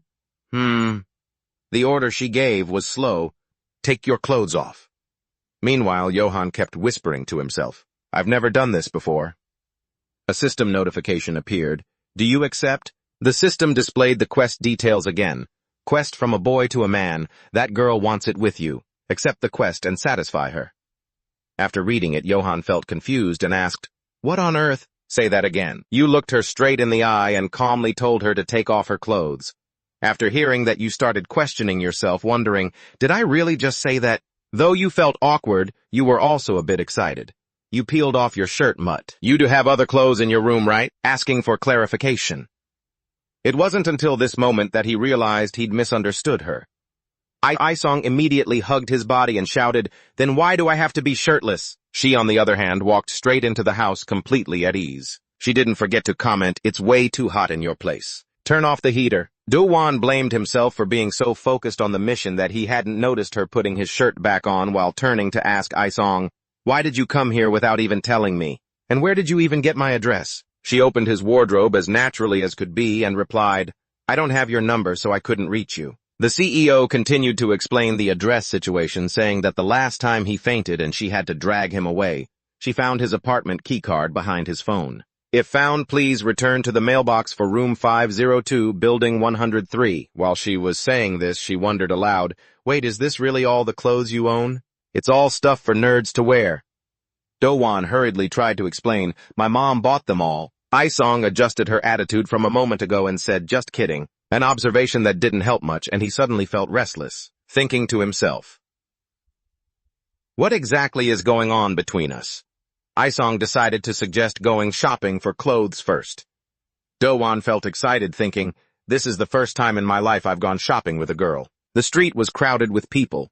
The two arrived at a clothing store, and as she stood there with her arms crossed watching him, Do-won's mind couldn't stop racing. I'm so nervous. He tried on a new outfit but couldn't help but question this new style. Do people really dress like this? What's with these arm warmers?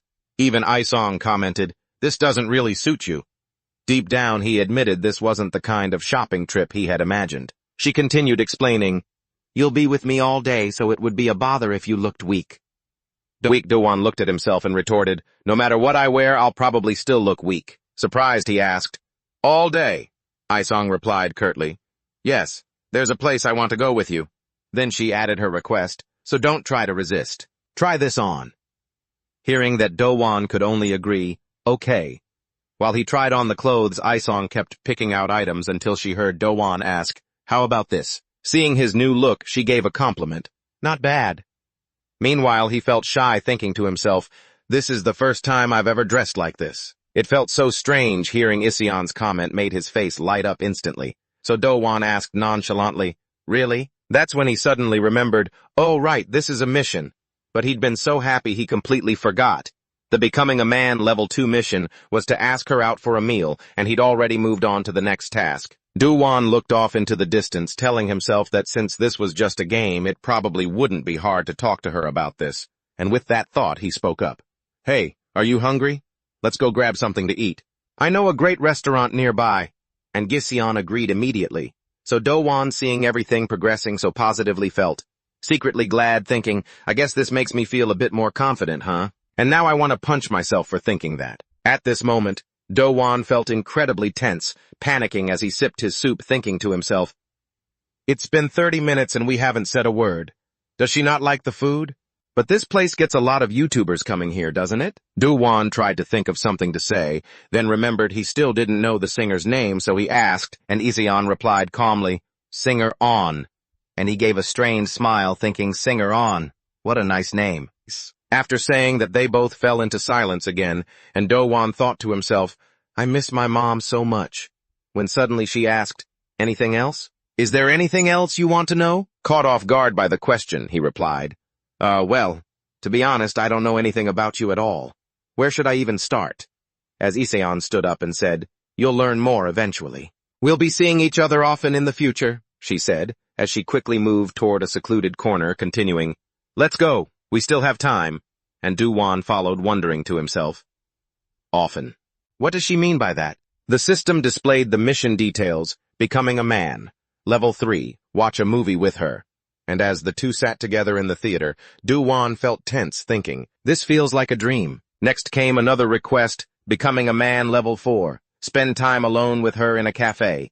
And even though Do-won couldn't drink coffee, he still convinced himself, this is way more fun than when I got into ROL. And it didn't stop there. Becoming a man. Level 5, serenade the girl with a sweet song. So Do-won had to sing a song for Iseon, the question forming in his mind. Why are these missions popping up one after another like this? He wondered. The system is supposed to help me beat up thugs, right? Becoming a man. Level 6, show off your coolness at an arcade. Just then the two were playing a rhythm game when Do-won suddenly realized, thinking to himself, wait a second, isn't this just a date?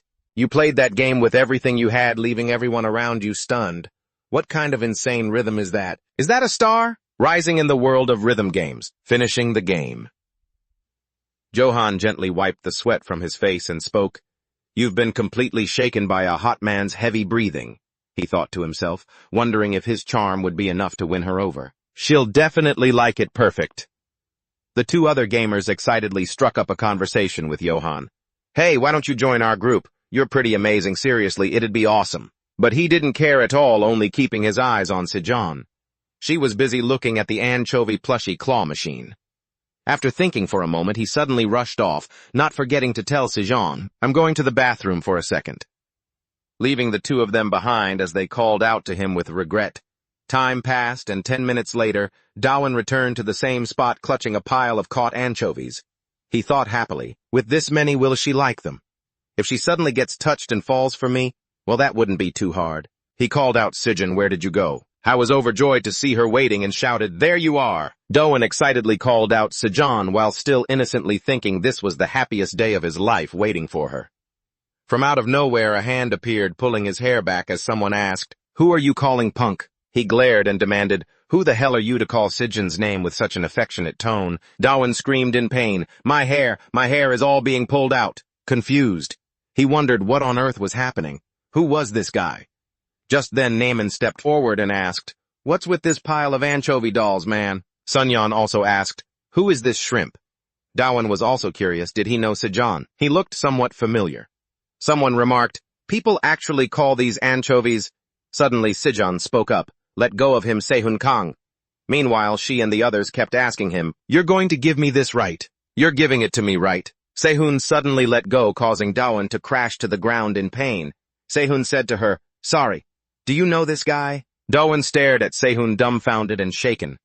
It's true, I did notice things were going too smoothly, but I never expected it to end like this. He started blaming himself. It's because I didn't reply fast enough. Inside, Do-won was panicking. This is it. A beep rang out. Quest fight the bully. Just then, Sehun stepped closer and asked, who are you? On the other side, Sejong calmly replied, he's my boyfriend. Both Do-won and Sehun were startled and asked in unison, for real? She continued, you should realize you're interrupting our date, so please leave. Before he could react, Sejong grabbed his hand and led him away. Let's go, don't worry about him, Do-won, he's just a neighbor. He's not my friend. However, as he was being dragged away, Do-won felt sorry for the fish he had caught. I wasn't willing to let go, constantly reaching his hands toward them and shouting, wait my anchovies. Sehun stood there watching, wondering, is he really Sejong's boyfriend? Naaman grabbed his arm tightly and asked, who was that? Sunyeon chimed in, that was so scary. The sunset cast an orange hue over the city. Now Do-won's mind was stuck on the two words boyfriend. Sejong said calmly, we're here. Only then did he snap back to reality, flustered, and asked, boyfriend, wait, where is this? Do-won stammered, unable to speak. This isn't where I think it is, right? Seeing this, she warned him, no matter what happens, stay close to me. Sejong turned her head and asked, you promised to stay with me all day today, didn't you? At that moment, the system pinged again. Quest man up. This was the final place she wanted. They stepped into the elevator and it stopped at the 7th floor. Now Do-won realized it, there was no doubt. Sejong was... He looked at the information board behind him and concluded, going there. Sejong, even if we are moving fast, the protests kept coming. Isn't this a bit too soon? We're in the middle of school and I'm not mentally prepared for this. However, she reassured him, don't worry. Sejong smiled faintly and continued, just stay right there. I'll handle the rest. Dawan replied blankly, is that so? I can't let my resolve waver. I have no choice but to convince her. I should try. 1 step forward, 2 steps back. This Dawan gathered his courage to speak, but Sejong made a remark. Those rooms are closed. They're already closed. Dawan's face broke out in a cold sweat. To be exact, why are we here? He froze when he saw the scene inside the room. Someone announced, 202 Sejong ACU annual meeting of the gang. Dawan couldn't help but be shocked and wondered, what is this? You're frozen solid staring at the whole scene. What in the world is going on? Over there. High T starts speaking, quiet down seniors. He presents the situation with a cold, expressionless face. As I mentioned before, this is the first item on today's agenda. He clicks the remote. Recently in the school district and at karaoke bars, dangerous individuals have appeared causing several casualties for the FEDA. On the screen, information about Johan appears. 2nd year Seinen High School. We need to deal with the Johan situation. Name Johan Ha. Age 18. 2nd year Seinen High. Residence Barami Building. The people below start whispering, is that the guy? That punk he beat up a few guys in Silumdong all in one day doesn't look like much to me. Johan asks, terrified, turning to the person next to him. Kaon, what is happening? Taeon just stays silent. High T continues, let's move quickly. Anyone who agrees to eliminate him, give the signal, raise your hands. Instantly, everyone raises their hands. He announces, everyone agrees. So from now on, Johan Ha. High T's words trigger another quest, designated as the target for 497 members of the 1ACU gang. Quest, from a student to a real man. A man truly loves the drama of gambling his life, safely escaping hopeless situations. It's something everyone knows. Violence is common in schools, stemming from gangs formed to extort money or commit other crimes, and specifically it's a form of pack instinct. Those types always have the same traits, always showing off, always twisting the throttle to go full speed and loving unrestrained freedom. The only reason they do it is due to the pack effect. Because they are a group. There are many ways to rise to the top and run a crew among the members of 1ACU, and in some way, they have also chosen a leader. Johan freezes, staring at the crowd ahead. What the hell is this? Who are these people? He stammers, unable to form a clear sentence. No way. Johan remembers the system quest. Quest, become a real man. A real man is ready to risk his life and finally step out of a crisis on his own. He keeps asking himself, to become a man, is this what it means? Right then, more information pops up. When facing consecutive quests, rewards will be granted upon completion of the final quest. Johan trembles, looking over at Kaon. The most important thing now isn't the reward. His voice is barely a whisper, trembling. Kaon, I thought everything was settled. Did you bring me here to sell me out? Just then, High T raises his voice, announcing, consider this matter settled. Let's move to the next issue. Looking at the item in his hand, Johan is momentarily shocked. What is he doing with that hammer? Suddenly, someone speaks up to stop him. Wait. High T pauses mid-swing. What is it? He emphasizes the last few words. Xion impatient demands, not this. Can we just get straight to the final issue? This is Xion, 18 years old member of Boramaedong. This statement from Xion makes the people nearby curious. Suddenly, what's going on?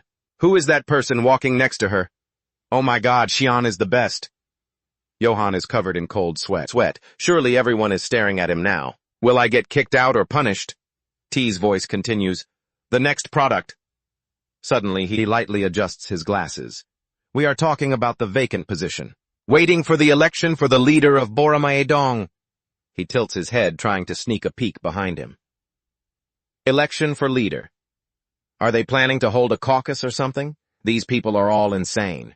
Thinking that Johan tries to sneak out. If I silently head for the door, I can slip away. Meanwhile, Kion has confirmed, yes, that's right. I have finally found the right person. She reaches out and pulls him back. I will speak on his behalf. The person who will soon lead Boramaedong is Johan. Johan's eyes widen as he hears his own name. Johan Ha. Now everyone knows Johan Ha is the candidate for the leader of Boramaedong. Everyone in the room turns their eyes toward him. Isn't that the guy on the screen? Does he deserve it? He's crazy. At that moment, Hui Ti decides quite simply, If he's not the one who caused damage to our side, then he's not a problem. Unexpectedly, Kaon cuts him off directly. No, he is the perfect candidate. She coolly lists some of his feats. The fact that he could defeat 3 people in one day is enough to deserve to be the leader. A young man hearing this shows his displeasure. Uncheong, why are you so quiet? She says, she's saying that guy beat people up to prove his leadership skills. He lightly swipes his phone screen and replies, that's not wrong. This is Han Uncheong, 18 leader of Silimdong. Right at that moment, Johan starts complaining, what the hell is this? Shin, there's no way I'm joining those thugs. And what leader nonsense is this? Replying. Kaon just speaks in a low voice, reminding him, think carefully. Where are you standing right now? One by one, the things he's done are laid out. Second year at Sinan High, he caused damage to us. They even held a democratic vote. Anyone who agreed to eliminate him raised their hand. Of course, there was only one result based on the majority. So let's start. Johan Ha will become the target of 497 people in the 1 ACU district. Remembering this, Johan can't help but tremble. Even so, not giving him a second to rest, she adds, if you become one of them, no one will force you to take responsibility for anything. You have no other choice, otherwise go ahead and fight 500 people if you want. Do-won was starting to waver, thinking the guy might have a point, but before he could thank him for the concern, Se-hoon doused him with cold water. Don't flatter yourself, I'm not doing this for you. There are plenty of bastards eyeing that position anyway. I'd rather it be you. Do-won froze as a tall, intimidating figure walked in. It was Se-hoon, and his presence was suffocating. Do-won recognized him as the guy from the arcade. Se-hoon strolled in and casually asked Xion, why didn't you mention we had a meeting today? Xion was caught off guard by his arrival. Se-hoon bluntly exposed him. The moment you said he was your boyfriend or whatever, I knew something was fishy. He curled his lip in mockery. Is that the excuse you're using to cover this up? Se-hoon turned toward Do-won. Even if you don't want me to lead, do you really think this guy is fit for it? Without a shred of hesitation, he grabbed Do-won by the throat. What were you thinking, wanting a kid like this to be the leader? Do-won gasped for air, frantically clawing at Se-hoon's hand. What is this? His arm is hard as rock. I can't breathe. Se-hoon let out a mocking laugh. See? Other than thrashing around, he doesn't know how to do anything else. The scene was getting chaotic, forcing Hyung-tae to intervene. There are a lot of people watching. Please, let's keep our cool. The leader of Boramaedong is you, Do-won, huh? Isn't that right? Se-hoon casually dropped Do-won to the ground. I'm the one in charge, understand? Ian rushed over to stop him. Hey! Stop spouting nonsense, you can't do that. The 3 of them had instantly become a spectacle for the crowd. What are those guys doing? But isn't that Do-won guy weak? Oh man, Shizone shouted. He still looks charming though. Hyung-tae's voice dropped firm and cold. So we have 2 candidates for the leader position. We have no other choice. He shouted out loud, let's continue. Do-won struggled to catch his breath, completely confused. What is this? Do-won braced himself, about to speak up. Sorry, I have no intention of... But then something strange happened. What's going on? Why did everyone suddenly stand up? Hyung-tae laid out the rules. The game ends when one side surrenders or the opponent is defeated. If Do-won wins, he will be recognized as the leader of Boramaedong. Se-hoon cracked his knuckles, ready for action. Time to get to work. Do-won just stood there, looking like a deer in the headlights. Wait a second, these people are insane. A one-on-one fight. 20 seconds ago they said no causing trouble here. Leader, screw that, take it if you want it. I don't need to think about this, I'll just surrender. The thought had barely crossed his mind before Hyung-tae crushed it. But if you lose, the people here will deal with you. Do-won's eyes went wide. Damn it! He cursed under his breath. Before moving in, Se-hoon taunted him. Xion, don't hold a grudge against me. Getting caught was your own carelessness. He added one final jab. Just leave Boramaedong to me, all right. But Do-won had already made up his mind. There's no other way. This is it. He lunged forward, throwing a ruthless strike. What are you just staring at? No sooner had he finished the sentence than Se-hoon took the full force of a massive kick. The crowd went dead silent. That kick wasn't bad at all. Finally got to see it in person. It lives up to the reputation. However, the kick wasn't enough to make him flinch. He really earned the nickname Boramai's Rock, Kang Se-hoon. He's strong. Do-won's jaw dropped, unable to believe what he was seeing. Was that kick not powerful enough? How could he? Sehun's pupils constricted with anger. You surprised me. A chill ran down Do-won's spine. He actually blocked it. He wondered to himself. Even Manchun, who was supposed to be insanely strong, went down in one hit.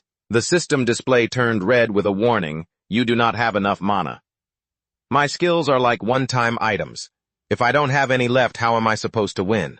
While Do-won was distracted, Sehun closed the distance and moved behind him. What are you so lost in thought about? Do-won snapped back to reality. I'm screwed. I tried to struggle and break free, but Sehun pinned him down even tighter. Sehun's voice echoed in his ear as he tightened his grip. No matter how much you struggle, I won't let you off the hook. That's when it clicked. I remember now. He racked his brain and finally he had the answer. He looks a bit like... I knew it. I knew I'd seen him somewhere before. You rack your brain and finally it clicks. He looks a bit like that guy, you know, the one you've seen somewhere before. I didn't recognize him at first because he'd changed so much, but those memories of that summer started flooding back. It was incredibly hot, and just like now, he had me in a chokehold. I couldn't breathe. That fat jerk was messing with my neck, whispering excitedly in my ear. Don't bother struggling, it's useless. I won't let go until you're meeting the Grim Reaper himself. Turns out this is Kong Sehun, an ST grade, and you do. One are just another ST grade. Even our classmates joined in mocking us. What's wrong with this guy again? He's passed out again. Back then, that game where we'd make our friends pass out was everywhere, even while eating. Sehun would come over and put me in a chokehold saying, finish your food, then I'll let go. Or at the worst times, like when I was in the restroom. He'd show up out of nowhere, lock me in a chokehold, and wouldn't let go until I was done. Tons of liquid, huh? That guy makes me so tired I could go crazy. But what really terrified me wasn't the passing out. It was what I had to face when I woke up. Sehun would leave a mark of affection on my face with that smug look. He always held a grudge, telling me, because of you, I've had to endure so much humiliation all this time. Even back then, right in front of the girls in class, I had to bow my head, ending up a total loser. The memory ends. And in the present, Do-won is still sprawled on the ground. Sehun stretches and shouts, this is so damn fun. You're still harboring those thoughts. Someone like you doesn't deserve to grow old to die. The result is clear enough, but you look different. Did you lose weight? Looking pretty good, huh? And you've even got girls around you now. A girl following you. Thinking about that, the rage boils in Do-won's blood. Every time I think about it, I get even angrier. I don't want to lose to a scumbag like him. What should I do? The guys watching from the outside see him fuming and start teasing. What's this already done? Obviously, who do you think can even stand up to Kong Sehun? Another one chimes in, goading me. I can tell you right now your chances of winning are 0. Those words felt like a reminder of something for Do-won. His pupils contract, his mouth starts stammering. What are my actual odds of winning? Do-won reviews his last few moves. My skill can only be used once, and he blocked it right from the start. I'm calculating Sehun's attacks, but with that chokehold I couldn't do anything but struggle. No hope left. At that moment he speaks up. I'm taking over as the leader of Borama Idong. No one has any objections, right? Do-won is disappointed in himself. So this is how it really ends. But that also became a huge source of motivation for him. The only thought in his head now, seeing Do-won with murderous intent. Sehun laughs out loud. What, you want to keep fighting? Well, you're in big trouble this time. His attitude changes completely. Worry about yourself first. Do-won seems like a different person. From now on, I'll show you what I'm made of. That was the only way right now. The space goes dead silent in an instant. Do-won's jacket has already been tossed aside. The crowd watching can't help but gasp. Is he serious? I can't believe my eyes. Do-won's lightning-fast strikes have them completely shocked. I've never seen so many punches thrown like that before. It's incredible, because they didn't have any power behind them at all. It was like being scratched by a cat. He seems to have poured his heart and soul into attacking his opponent. Just a little more, just a little more. Flashback to 7 hours ago. Do-won is busy looking for something in his pockets. Let's see, where did I put that? It was the result of hours of grinding, the reward for defeating the Manchun monster. The game's system sound was especially satisfying then. You have defeated the Manchun monster. A split second later, a silver key clattered to the ground. Quest reward 1 silver key. This is an incredibly useful item. A silver key, a hero-grade item. A key that unlocks the character's sealed passive skills. Instantly, a passive skill menu appeared before him. Do-won looked very interested. This thing unlocks passive skills. I didn't hesitate to insert the key into the center of the skill menu. A second later, a blinding light flashed and the system chime rang out pleasantly. Exclusive passive skill for this rank has been unlocked. Critical hit. Passive skill. Mana required none. When you attack, there is a 1% chance to land a critical hit ignoring defense stats. Reading that, Do-won was absolutely floored. A critical hit. He's so excited his eyes are about to pop out. A critical strike plus ignoring the target's defense, and it's a passive skill that costs 0 mana. This is exactly what I need. But then one line made Do-won freeze 1% chance. He couldn't help but feel frustrated. Isn't this too cruel? The reality behind it is harsh. It means that out of 100 hits, only 1 will activate. Do-won just stares up at the sky, lamenting his fate. Last time you gave me a skill I couldn't use because of the mana cost. Why are you giving me this kind of skill now? So that's your play. You finally decided to give up. I stopped thinking about it because it felt useless, but now I have no choice but to trigger a critical hit. And since I'm out of options, I decided to go with a barrage of attacks. The onlookers today were treated to a great show. The guy's hilarious, but Do-won didn't care and kept throwing punches. If I just keep hitting him, it's bound to trigger eventually. 73, 74, 75. Watching the other guy's reaction, he felt smug. Now was the perfect chance while he was stunned. Do-won started taunting him again. Too fast for you. Can you only see my after images? Si-hoon didn't even know what was happening. What are you talking about? Inside, Do-won kept counting. 85, 86, 87. That's when the guy roared in anger. Are you screwing with me? Do-won wasn't scared. He just mocked him. Cruel, isn't it? The count was nearing the end. 96, 97, 98, 99. The very next second, he raised his fist. Seriously, for real now. Si-hoon's eyes widened in shock at the sight. Supposed to land 100 hits, but against all expectations, Do-won just landed one pathetic weak punch. 100. The other guy couldn't help but sneer. What exactly are you doing? Do-won was so shocked that his legs went weak. He couldn't stop his mind from wandering. In games, random algorithms are one of those elements that just can't be replaced. In this mechanic, everything is determined by objective probability. Random algorithms give everyone a sense of fairness. Upgrading gear, trying to win the gacha every time he failed, Do-won would scream failed again, under the thumb of capitalism. It's not easy to find the same satisfaction you get when you succeed in real life. His childhood friend, Guangli, leaned in. Do your parents know you spent all your tutoring money on upgrades? 13-year-old Do-won was still busy fuming. Why should I care? I'm using my math and English tutoring money for this. Hearing that, the friend burst out laughing. That's messed up. The gacha system preys on people's desires. For that sense of satisfaction, every player, armed with the hope that the next one will definitely hit, is willing to test their luck. Guangli was still teasing him. Or maybe that algorithm is rigged. Do-won's eyes were glued to the screen, boiling with frustration. Nonsense.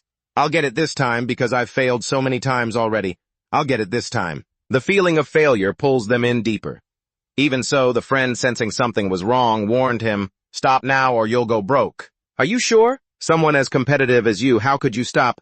I told you I'll get it this time. Under the manipulation of capitalism, random algorithms also provide failures that make players willing to open their wallets even further. Failed the upgrade. A sense of despair. Do-won's voice cracked from the intensity. Damned game. Back in reality, time seemed to freeze for a moment. He was so panicked that cold sweat was pouring down his face. What the hell, why didn't it trigger? I hit him 100 times. Theoretically, at least one should have.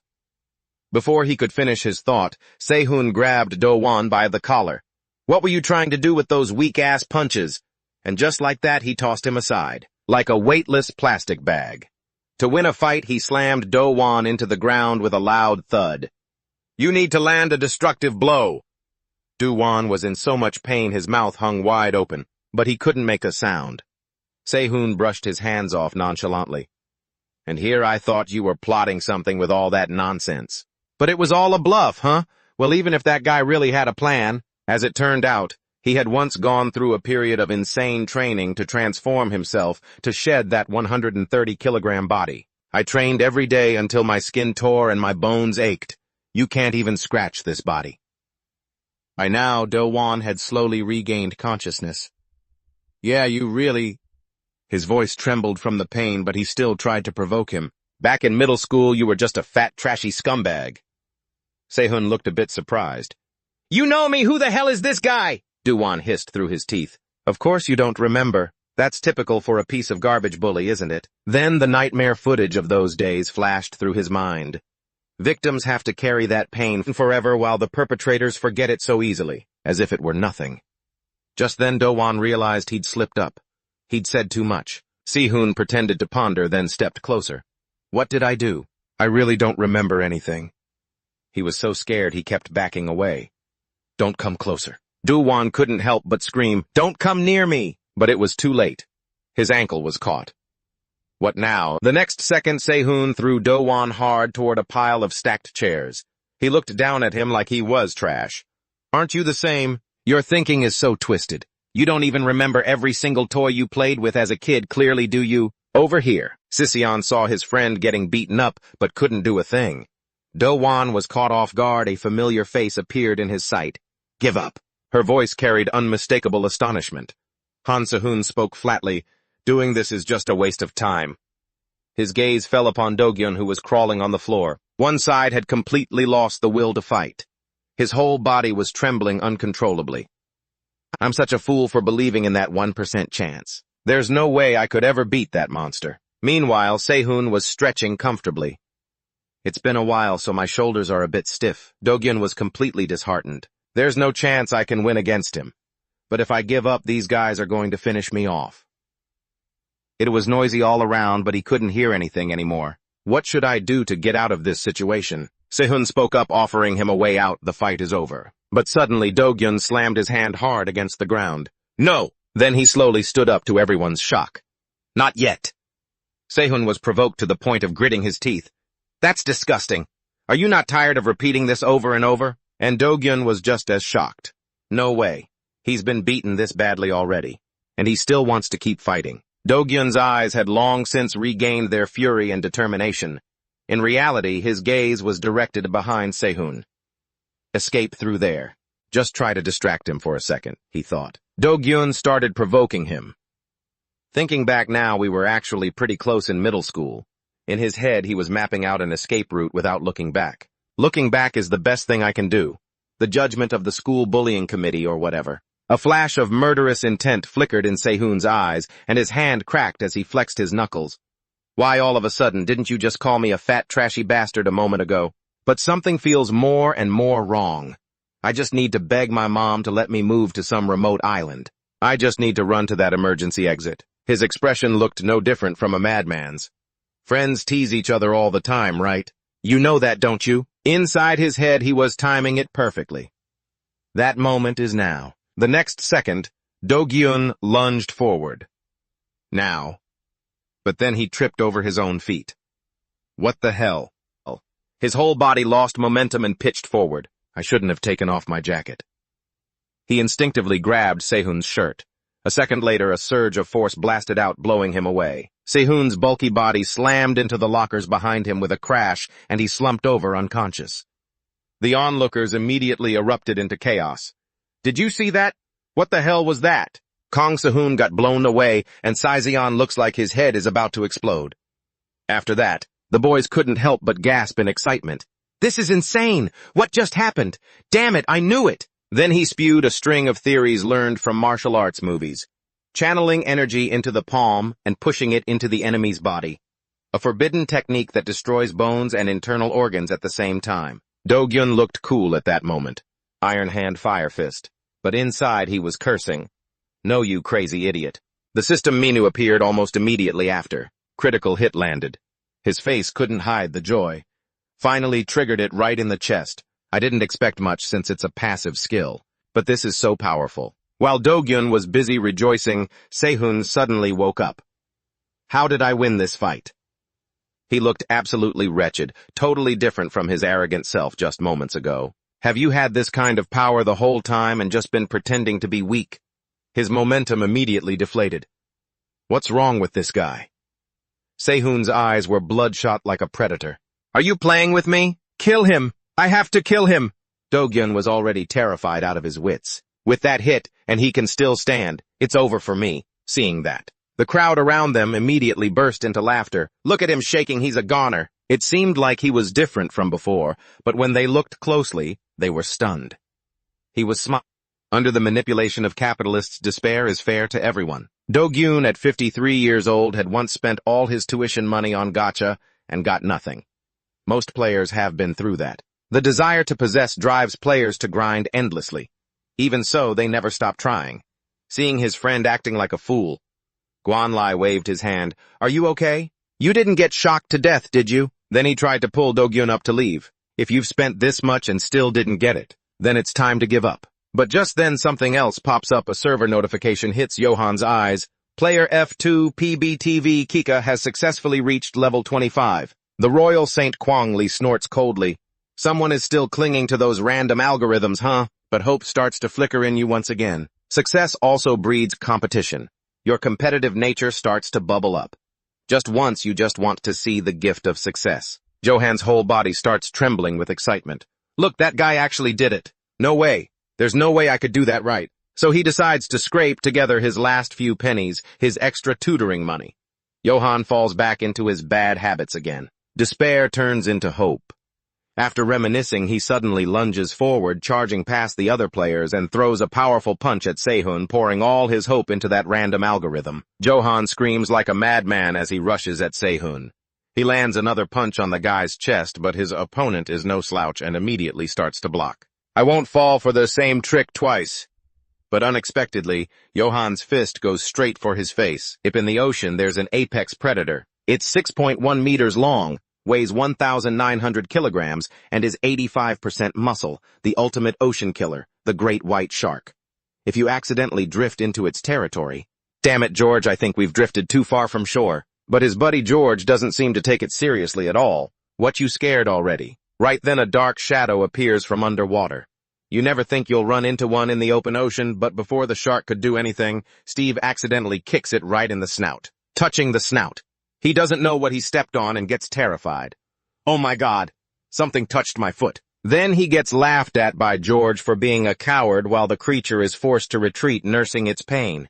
No matter how strong a creature is, the nose is always its weak point. And just like that, the nose has become a weakness for many species, humans included. No matter how much someone trains their body, you just can't train your nose. In a flash, Johan's fist connects with Sehun's face. Even though it's just a clumsy punch from a loser, it hits the guy's nose, sending that big opponent flying. You idiot! Even though he didn't use his full strength, it was a critical hit. Sehun is momentarily stunned and dizzy, and the force of the blow leaves Johan's knuckles bruised. Damn it, that didn't do much. He prepares to seize the initiative. I have to land something decisive. I can't risk everything on that 1% chance again. Just one more time. That last punch was enough to make Sehun bleed. His rage boils over, drowning out the pain. His eyes turn bloodshot with hatred. You dog, I'm going to kill you. While Sehun is busy ranting, Johan appears. He grabs his neck. Shut the hell up. A second later, he uses his fingers to pry Sehun's nostrils open. You're the one who's about to die. Johan clings to him like a starving leech. Just give up. I won't let go until you surrender. Sehun is in so much pain. His eyes roll back. You dog. The spectators are spooked. Damn, that's insane. I've got goosebumps. That kid is seriously a fighter. Xion's jaw drops, completely shocked. What am I even watching? Finally, Sehun can't take it anymore. His whole body collapses with a thud. He's defeated. The atmosphere turns awkwardly silent. Johan hasn't even adjusted to the situation yet. I actually did it this time. His voice trembles with excitement. And right then, the exhaust fan shorts out and explodes, creating a Hollywood-style effect. I won. Good thing Johan was standing far away or his butt would have been scorched. The students finally realize the severity of the situation as a fire breaks out. Damn it, that's a sick effect. How did he do that? That's a real fire, you idiot, run. The whole group scrambles to escape. Damn it, why won't the elevator open? Johan is so panicked his brain is spinning. First, the police show up at the karaoke bar, now a fire hazard. The group of male students is desperately looking for the emergency exit. They take the stairs and Johan is accidentally swept along. Am I getting dragged into this too? Thankfully, everyone gets out safely. Johan feels a massive sense of relief. I really thought I was a goner. But while he's relieved to have escaped, he's also gasping for air. Please, just let me rest for a second. Right then, a male student speaks up. What the hell? Why don't I see Cheon anywhere? The person next to him immediately looks suspicious. Is he still up there? No way. She still has to carry Kang Se-hun. They all belong to the Bora Ma Dong Un Seo group. He hears a noise and looks over. He realizes Johan has disappeared. Turns out he went back in there all by himself. Johan feels fueled with energy as he runs up the stairs. If there's a fire, you guys have to run first. What the hell are you guys doing here? But honestly, I don't even know what I'm thinking myself. Damn it. Why did I even come back up here? I don't even know her. I only know her name, even. So Sai-eon's beautiful face unconsciously appeared in Johan's mind. Someone who shouldn't have been important to him at all, along with her words from earlier. Didn't you promise to stay with me for the whole day today? He rushed to the door and shouted, Sai-eon! But the rest of his words got stuck in his throat. I came to save you because the ventilation fan had already been extinguished for a while. Haiti turned his head back with a cold expression. What did you come here for? Johan froze in place, wanting to ask if he could go home now. Inside, he felt incredibly awkward. He just wanted to vanish into stardust. Outside, it was already pitch black. Huite prepared to leave with Se-hun, who was still unconscious, because of that fire hazard. The meeting will be postponed indefinitely. The next meeting will be announced later. His eyes flicked toward Johan with implication. The new representative of Boramai Dong Senior Ha-Johan. After hearing that, he felt like his soul had left his body. Becoming a part of the bullying council. This has to be a damn dream. Se-eon, standing nearby, suddenly spoke up. I know it's quite confusing. Her expression remained as cold as ever. But I didn't want to just give you a position without putting any thought into it. I have other plans in mind, so don't worry too much. For now, you should be grateful that you escaped the purge of the bullying council. Hearing that, Johan felt much more at ease. She was right. If he hadn't become a representative, something much worse might have happened. I'm glad this isn't something worse. Se-eon suddenly stopped in front of a house. This is my home. He acted strangely flustered. All right, take care. Oh, right this. Johan suddenly pulled a stuffed fish out of his pocket. I bought this at the arcade because it seemed like you wanted it. This is all I have left now. A rare flash of surprise appeared on her face. Ha, Johan, you. But then she coldly blurted out, what is this? This comment made Johan turn pale as paper. Didn't you keep staring at the claw machine?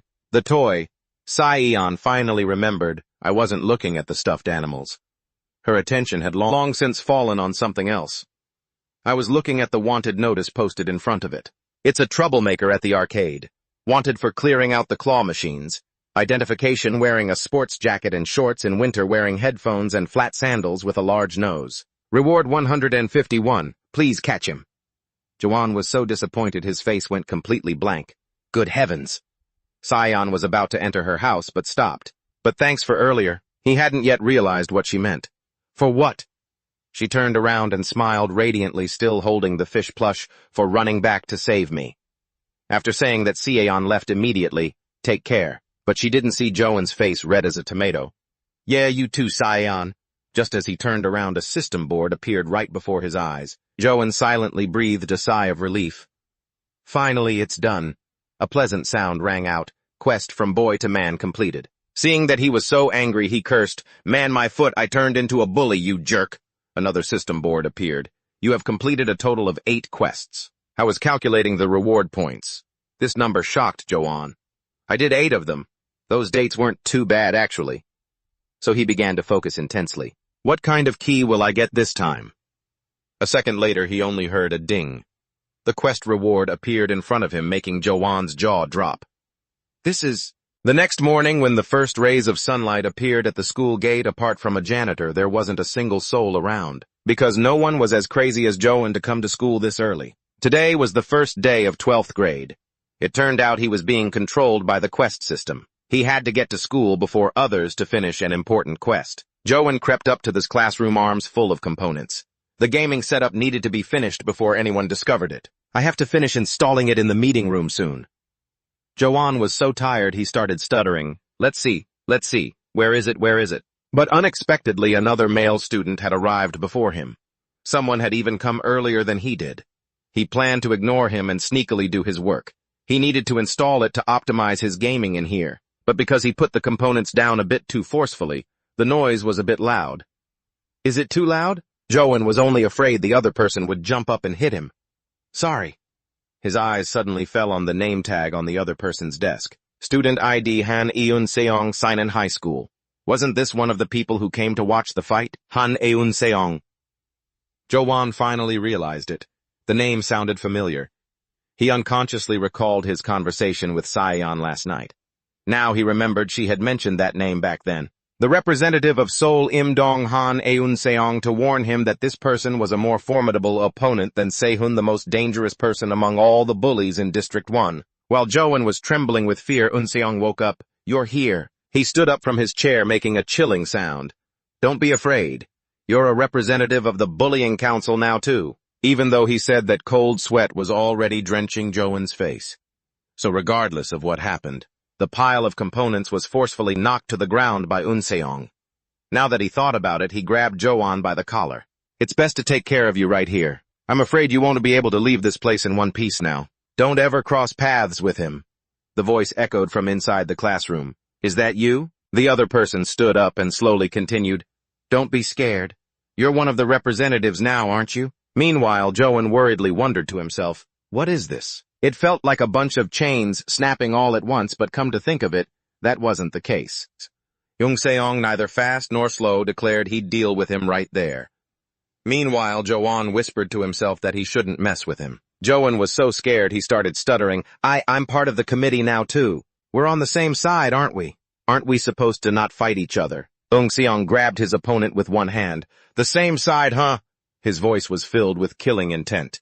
Do you really think you won't be dealt with just because you're on the committee? Your face changes color faster than a chameleon, but I'm the representative of Boramaidong now. Something like that. Eun Seong suddenly recited the committee rules without missing a word. Committee members are permitted to clash with one another.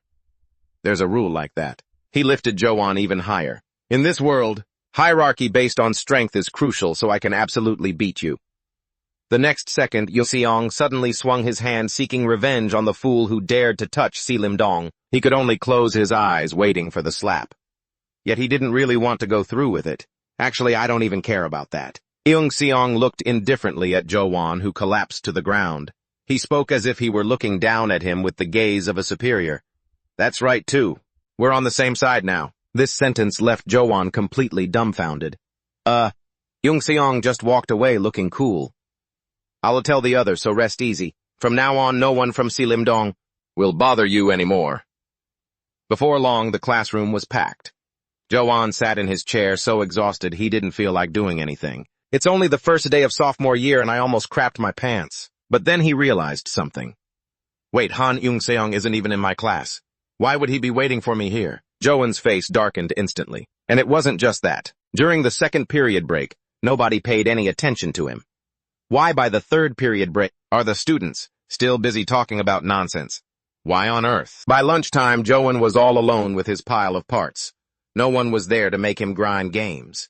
He thought about getting up to take a walk and clear his head, something that had never happened before. But there was one thing that Joan noticed, and it was the strangest part. It was that the students were getting along so well. The classroom was way too peaceful. He walked along the crowded hallway as is typical when the school year just begins. At that moment, Joan happened to witness a scene of school bullying. A guy named Eugene was bullying a chubby student named Jin Seok. This pig drew Miku on the desk again. The guy next to him, Cumin, chimed in too. Joan stood back and observed it all. The bullies would gather to pick on the weakest person. In another classroom, the situation was even more serious, threatening others. Like, we'll make you just like him whenever we want. Just one sentence was enough to throw the whole class into a panic. You're done for in the coming year, kid. Joan was disgusted, but what could he do alone? Just then a loud noise erupted from behind. I saw a male student sent flying out of the classroom. In cases where there's competition in class, these bottom feeders use the most extreme methods. They use violence to resolve things and claim authority. Now Won Seok was the king of class 4. Won Seok was still laughing mockingly, and his lackey Kang Tai was howling loudly behind him. Got what you deserved, you idiot. What are you looking at, you dog? Joan stared with wide eyes.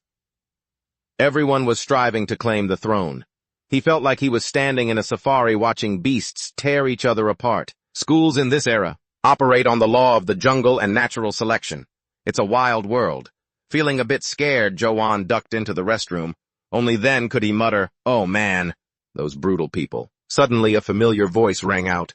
"Ha Jo-won, isn't that an old acquaintance Sin Ji-min?"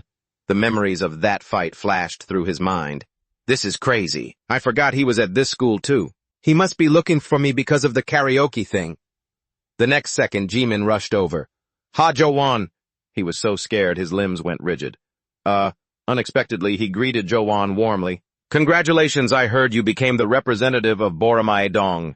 His forearms felt like they were about to fall off because of Ji-min. "Jo-won, you're close with Young Seong, right? Like close. What the hell is wrong with this crazy guy?" Jo-won looked at the person in front of him like he was a lunatic.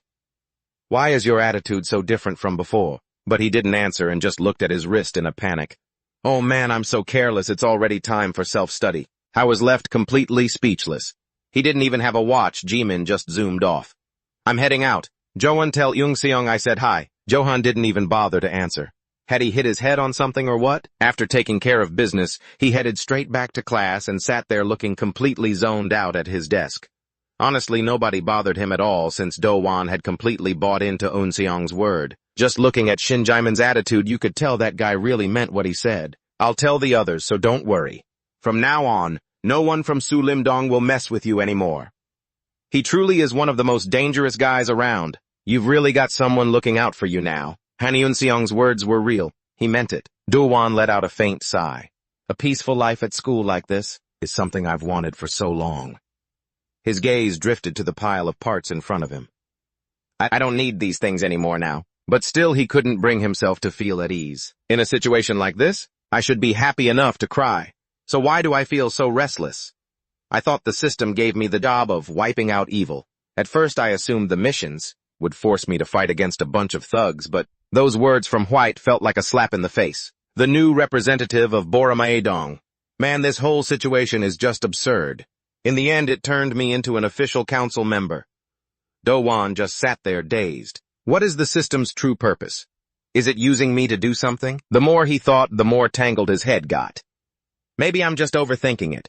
Maybe my life was just so miserable that it threw me a bone right at this moment. Suddenly, a clear voice rang out above him. "Do-won, you're not gaming today." A-jin appeared with a bright smile. "Do you want to eat this?" He couldn't help but be stunned at what was in her hand. A gift. Do-won shyly took it. "Jin, did you come here for something? Could it be?" She sat down in the chair in front of him, totally natural. "I haven't thanked you properly since last time and it's been bothering me. It's nothing special, I just really wanted to thank you." He wondered if he was dreaming. "I've lost it. I'm actually getting a gift from A-jin. This isn't a dream, is it?" As soon as he opened the box, a slimy head popped out. "Whoa, wait, the octopus is still alive." Do-won was momentarily choked up. "Is this actually a dream?" It took him a while to stammer out a sentence. Is this really a gift?" A-jin, however, was just simple and carefree. "You were hurt really badly that day, right? I heard living octopus is great for recovery, so I brought it for you." His hands shook as he tried to push the box away so the octopus wouldn't crawl onto him. "So that's how it is. Look closely, you can even see its heart beating," A-jin chirped happily. "Really? Oh, thank goodness." On top of that, she kept urging him to hurry up and eat, saying that people say it's best to eat while it's still fresh. Cold sweat instantly started pouring down his face. He's sweating bullets now. Just then, someone tossed a phone onto the table. "Hey, Yoon-seo-won, you're standing right there. Play this game for me." Saying that, he walked straight off, leaving both of your best friends completely bewildered. Do-won had no idea who that guy was either. Elsewhere in a dark room used for developing and printing photos, a voice echoed out, "You shaking hands with someone else, that's definitely a rare sight." The other person teased, "Yoon-seo-won, I've never seen you do something like that before." Yoon-seo-won didn't even bother looking up while he worked on the photos for the second year Lim Dong-soo. "Are you curious, Kim Ki-jin? I have my own thoughts on the matter too." He flipped through a stack of photos in his hand. I was wondering how he would react if he were cornered in a one-on-one situation. Thinking back, Yoon-seo-won couldn't help but feel suspicious. But instead of attacking or defending, he just cowered. Ki-jin brushed his hand and casually guessed, "Well, there are two possibilities. One, he gave up on his fate. Two, he was faking it to make you drop your guard." But he dismissed both. Neither is right. He was clearly trembling with fear. Every move Do-won made had been completely seen through by Yoon-seo-won. In his eyes, Do-won had tried his absolute best to fixate on something. Hearing this, he started to get interested. If that's the case, his recklessness might not be so simple. He also had to admit, yeah, I can feel that from the president. But with Ha Do-won, there's something very different. Kijin couldn't help but keep asking, so is that special something the reason you shook hands with him? But he was countered by Yoon Seo-won. It's not. You said you weren't curious, didn't you? Suddenly, the corner of his mouth curled into a meaningful smile. For now, that's just something to know. Compared to hearing me tell it, facing him yourself will be more interesting. Over here, he saw his friend stand up. Jin couldn't react in time. Do-won, you gripped Yoon Seo-won's phone tightly in your hand. This bastard is done for. Thinking that Do-won walked toward the back of the class. Hey, stand up. How dare you ruin my sweet moment with Ah-jin. Jim on the other side. Kijin sat down next to Yoon Seo-won. Have a beer can, maybe the third-year class is quiet today, isn't it? He turned to tease his best buddy, probably because of this guy, right? Seeing Yoon Seo-won's reaction, Kijin seemed to realize something. You madman, Seo-won. Does he go to the third-year class too? So he's in the same class as Ha Do-won. According to Yoon Seo-won, looking at the photo in his hand, Ha Do-won is a formidable opponent. We've got a good show to watch. Over here. Do-won was arrogantly waving the phone in his hand. Didn't you hear what Yoon Seo-won said? I am Ha Do-won. In truth, he was afraid of losing face in front of someone better looking than himself. He couldn't let Ah-jin see his embarrassing state. So Do-won kept puffing out his chest. If you want to play the game, do it yourself, you dog, if you don't want to get beaten up. Did you hear what Yoon Seo-won said or not? Deep down, he was full of confidence. After all, the guys from Lim Dong-soo's crew wouldn't dare touch him. Seo won a second year, and part of the school bullying committee finally looked up from his desk. Hey, you! His gaze was terrifyingly cold. What the hell are you barking about? Seo-won wasn't one of Lim Dong-soo's people, but from a different faction in Bongcheon-dong. That octopus had been clinging to Do-won's head without him even realizing it. Don't you have hands or a face? Why should I play the game for you? He was completely oblivious to the danger and kept playing with fire. You little brat! Should I go tell on Yoon Seo-won? Shall I go? Seo-won's dark sunken eyes flickered up. Do-won shuddered at the look but still kept his bravado. What? He kept staring at the other person with the cold, predatory gaze of a hunter. Just then, the next second, Seo-won took the phone back. Sorry, he said politely. I heard I could ask you for a favor. I didn't know you were uncomfortable. Do-won continued to show off. Of course. Why would I like it? I'll let you off this time. Did you hear me? At this moment, his heart, which had been hanging by a thread, finally relaxed. Why was I so worried? Anyway, I have to present my best self in front of Ah-jin. Jin! But Do-won was so full of himself he immediately turned his head, playing the part of a real man. But he could just catch a glimpse of Min-hyun and Ah-jin leaving. Why do you keep running off to other classrooms? This time he had to get the first spot. Seeing the beauty disappear, he could only stand there looking like a fool. Just then the announcement speaker blared, second-year students can go to lunch. Do-won immediately regained his spirit. Wait, if I go right now? He was practically ready to fly away. Maybe I'll get to eat with Ah-jin since we're pretty close now. As he was lost in thought, someone suddenly grabbed Do-won's arm. Startled, he whipped his head around to find Jihan standing there drenched in sweat. Jihan, wait. Johan immediately recognized the person in front of him. It's you over here. Students were happily heading toward the cafeteria, but as soon as they saw Seo Seong-woo, they instinctively cleared a path. He walked silently toward the cafeteria like a ghost until someone suddenly darted in front of him. Using his sturdy frame to block Seong-woo's path, Junki turned his head, his lips curled in a provocative smirk. Hey, you're a second-year student, right? I'm a third year, so let us eat first. And just like that, I even casually made the phone call, laughing loudly as he spoke to a second-year student on the other end. Yeah, don't worry about it, we're eating first. Hello, where are you? But Junki didn't realize that Seo Seong-woo's expression was darkening by the second. I'm blocking the entrance, so get here fast. The hall monitor is eating, so we're just going to cut in line. Meanwhile, Do-won looked confused by the friend in front of him. Wait, I mean Jihan? What are you doing in my classroom? Jihan looked a bit helpless. I'm in class 3 just like you. I even sit right behind you. He then immediately changed the subject.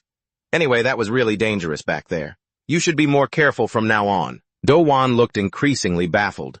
Careful about what?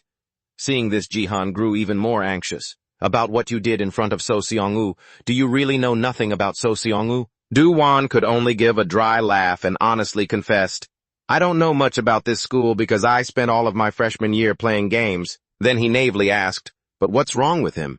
He doesn't seem like a bad guy. His friend broke into a cold sweat and immediately began relaying everything he knew. So Seong-woo isn't like other bullies. He doesn't pick on people for no reason, and he doesn't care about the classroom hierarchy. Jihan dropped a line that sounded casual. He has a very calm personality, so even if he's provoked, he doesn't lose his temper. Hearing this, Do-won felt deeply confused. Then what's his problem? He swallowed hard and continued. But there is this one thing. The one moment he does a complete 180-degree turn, it's like a mental illness is when someone cuts him off. Seo Seong-woo loses control.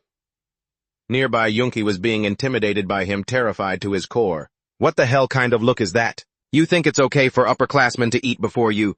Yoongi muttered, trying to mask his fear with insults. You little piece of trash. Just then, Seo Seong-woo spoke in a low voice, his gaze sharp enough to skewer someone. Are you faster than me? Seeing this, Yoongi sneered and swung his arm. Hey, is that any way to talk to your senior? That's right, you jerk. My hand is faster than your eyes. The next second, Seo Seong-woo slammed a fist into his stomach. Yoongi's face contorted in a truly spectacular display of pain. Once he regained his senses, Yoongi charged like a wild bull. You dog, you're asking to die, aren't you? But Seo Seong-woo dodged it and countered with a punch. Yoongi attacked frantically but couldn't land a single hit. He was quickly panting and gasping for air. Damn it! Filled with terror and resentment, he thought, what the hell? How is he so fast? I can't even land one hit. Seo Seong-woo's voice rang out again, cold as death. I'm asking you. A split second later, he rained about 10 more punches onto Yoongi's face. Are you faster than me? The surrounding students could only stand there paralyzed with fear. After the beating, Yoongi's hands went limp. You aren't faster than me. Seo Seong-woo just walked away. He left Yoongi behind, his face completely mangled. How dare you stand in my way, you son of a Over there, Do-won had seen the whole thing. Both he and Jihan were drenched in cold sweat. Before long, the first day of the new semester was over. Students left in high spirits. Want to go to karaoke? Meanwhile, Do-won was still preoccupied with Seo Seong-woo, all because someone had cut in front of him. I guess he must be really proud of his speed, but is that enough to beat someone up? During lunch, every time he walked past him, Do-won had to take a secret look. I really don't know much. There was a rumor about something that happened when he was on the middle school track team, but Do-won tried to reassure himself. Do-won, you'd better be careful too. He's usually very calm, but he snaps when someone cuts him off. As he thought of a reason, he subconsciously let out a vacant smile. Isn't that great? Do-won walked along at a leisurely pace. While holding the octopus in a saltwater tube in his pocket, he thought, in other words, as long as I don't cut in front of him, nothing will happen, right? He couldn't help but feel joyful. This school year will surely be peaceful. But no sooner had he said it, a system window suddenly appeared. Quest run at full speed. Run forward right now and overtake So Seong-woo, time limit 10 minutes. Do-won felt like he'd been slapped hard across the face.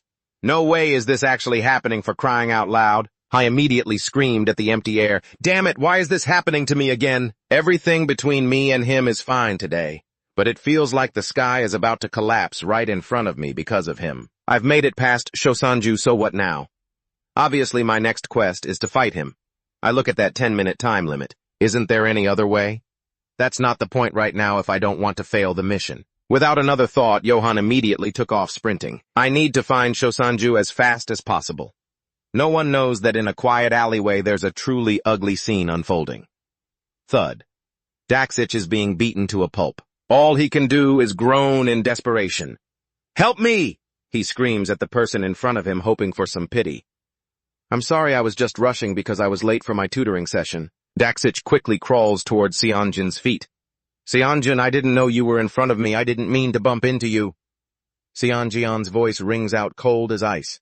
I asked you. In his eyes, there is only the killer intent of a madman. Are you faster than me? The quiet alleyway is instantly filled with the sound of flesh hitting flesh and painful groans. Everything returns to the silence it had before. Seonjin says nothing more, just bends down to pick up his bag and walks away coldly without even looking back. Daxich is beaten so badly he can't even stand up. He's in pain and feels humiliated, just burying his face in his arms, sobbing. Right then, Johan appears with a handkerchief. A man shouldn't cry over something like this. Wipe it off. Seeing that Daxich immediately stops crying and takes it. Thank you. Johan speaks up in a cold tone. Hey. Yeah, the other person asks reflexively. Since Johan is standing against the light, his expression is unclear. Do you want revenge? Daxich's voice trembles with resentment and helplessness.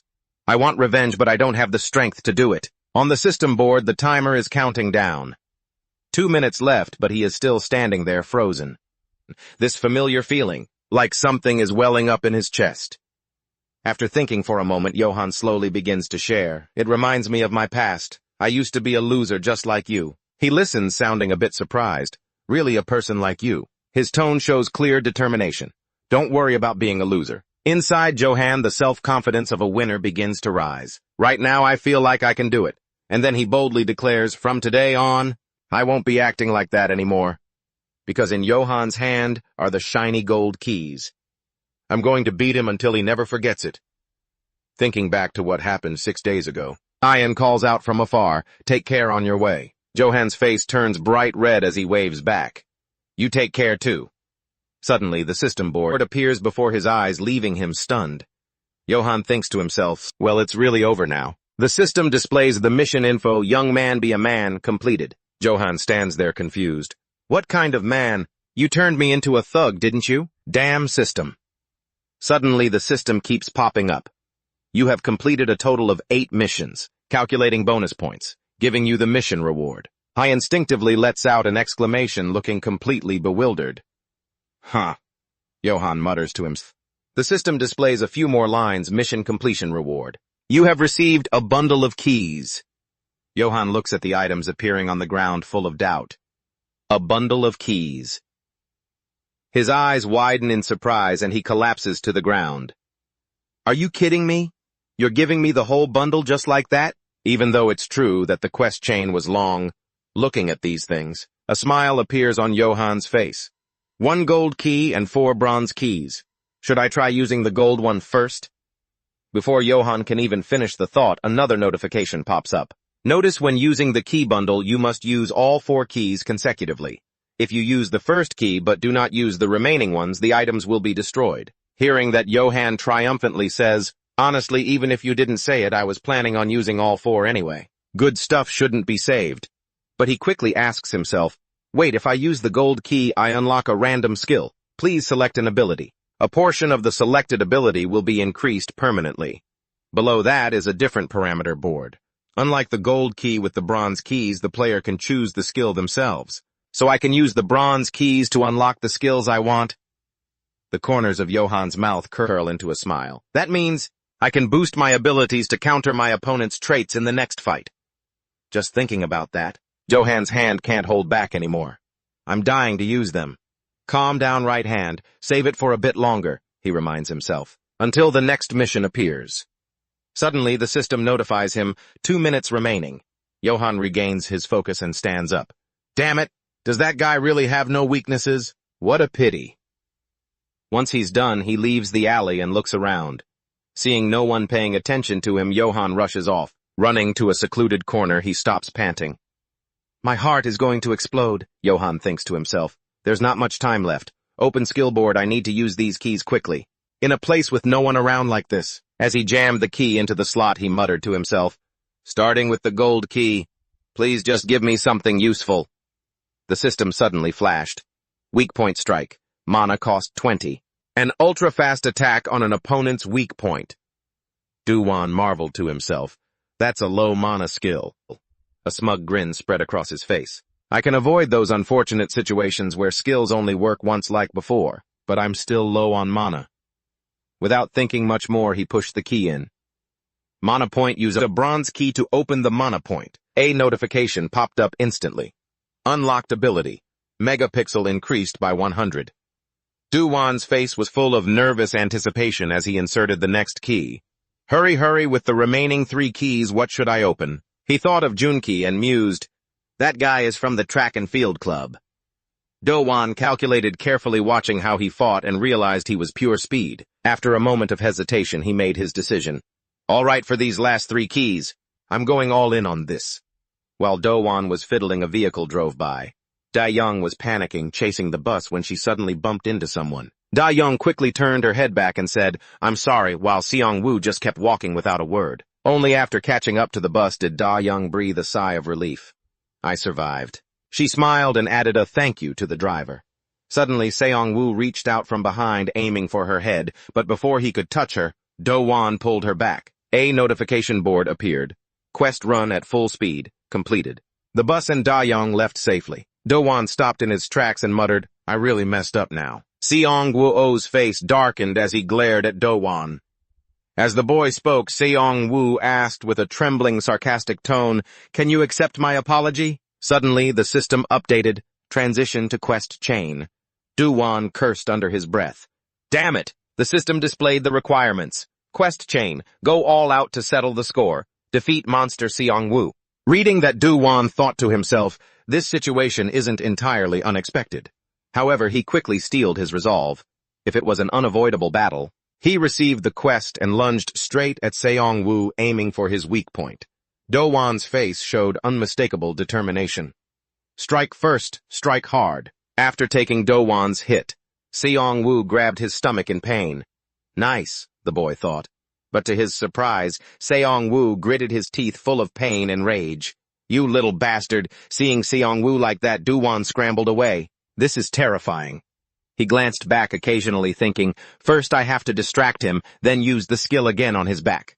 Seong-woo was already flying towards him. He reached out and grabbed Do-won's backpack, stunning the boy. "He caught up to me already." Do-won easily slipped out of the bag and lunged forward. As he moved, Do-won thought, he took my skill head on. And he can still move like that. He guessed, maybe the weak point strike costs little mana but lacks stopping power. Seong-woo snarled, "Hey, you little," before he could even finish. Do-won was already preparing a new move. If that's the case, he attacked Seong-woo's body with determination. "Faster. Weak point strike 3 times in a row. I just need to use it multiple times." He added with a smug tone, "But my punches are fast. This is great. It feels like I've become a professional assassin." Seeing Seong-woo coughing his lungs out, Do-won thought, he's not as strong as I thought. If he's at this level, it's worth a shot. Over on the other side, Seong-woo was shaking with rage after being hit. He dropped the backpack and roared, "This is insane!" Do-won stood there stunned, watching the madman. Did he give up? Before he could finish the thought, Seong-woo was already in front of him, reaching for his school bag. Do-won braced for an attack. Over on the other side, Seong-woo stared at him with wide eyes and began slapping him repeatedly. "Say that again." After being hit, Do-won's face turned bruised. What the hell is with this guy? Do-won failed to counterattack and could only think, he's even faster than before. He quickly realized, so that heavy bag was the only reason he was slow. Seong-woo roared again. "I said say that again, you little bastard." Then, with lightning speed, he used all his strength to send Do-won flying back. The boy rolled on the ground in agony, then scrambled up thinking, he's too fast. Do-won questioned himself, how many times have I used the skill? Meanwhile, Seong-woo slowly approached him. "I didn't recognize you when we met at school. So you were that piece of trash." Do-won couldn't stand steady and muttered, "Damn it, before my mana drops further, should I use Falcon Drop?" But he immediately dismissed the thought.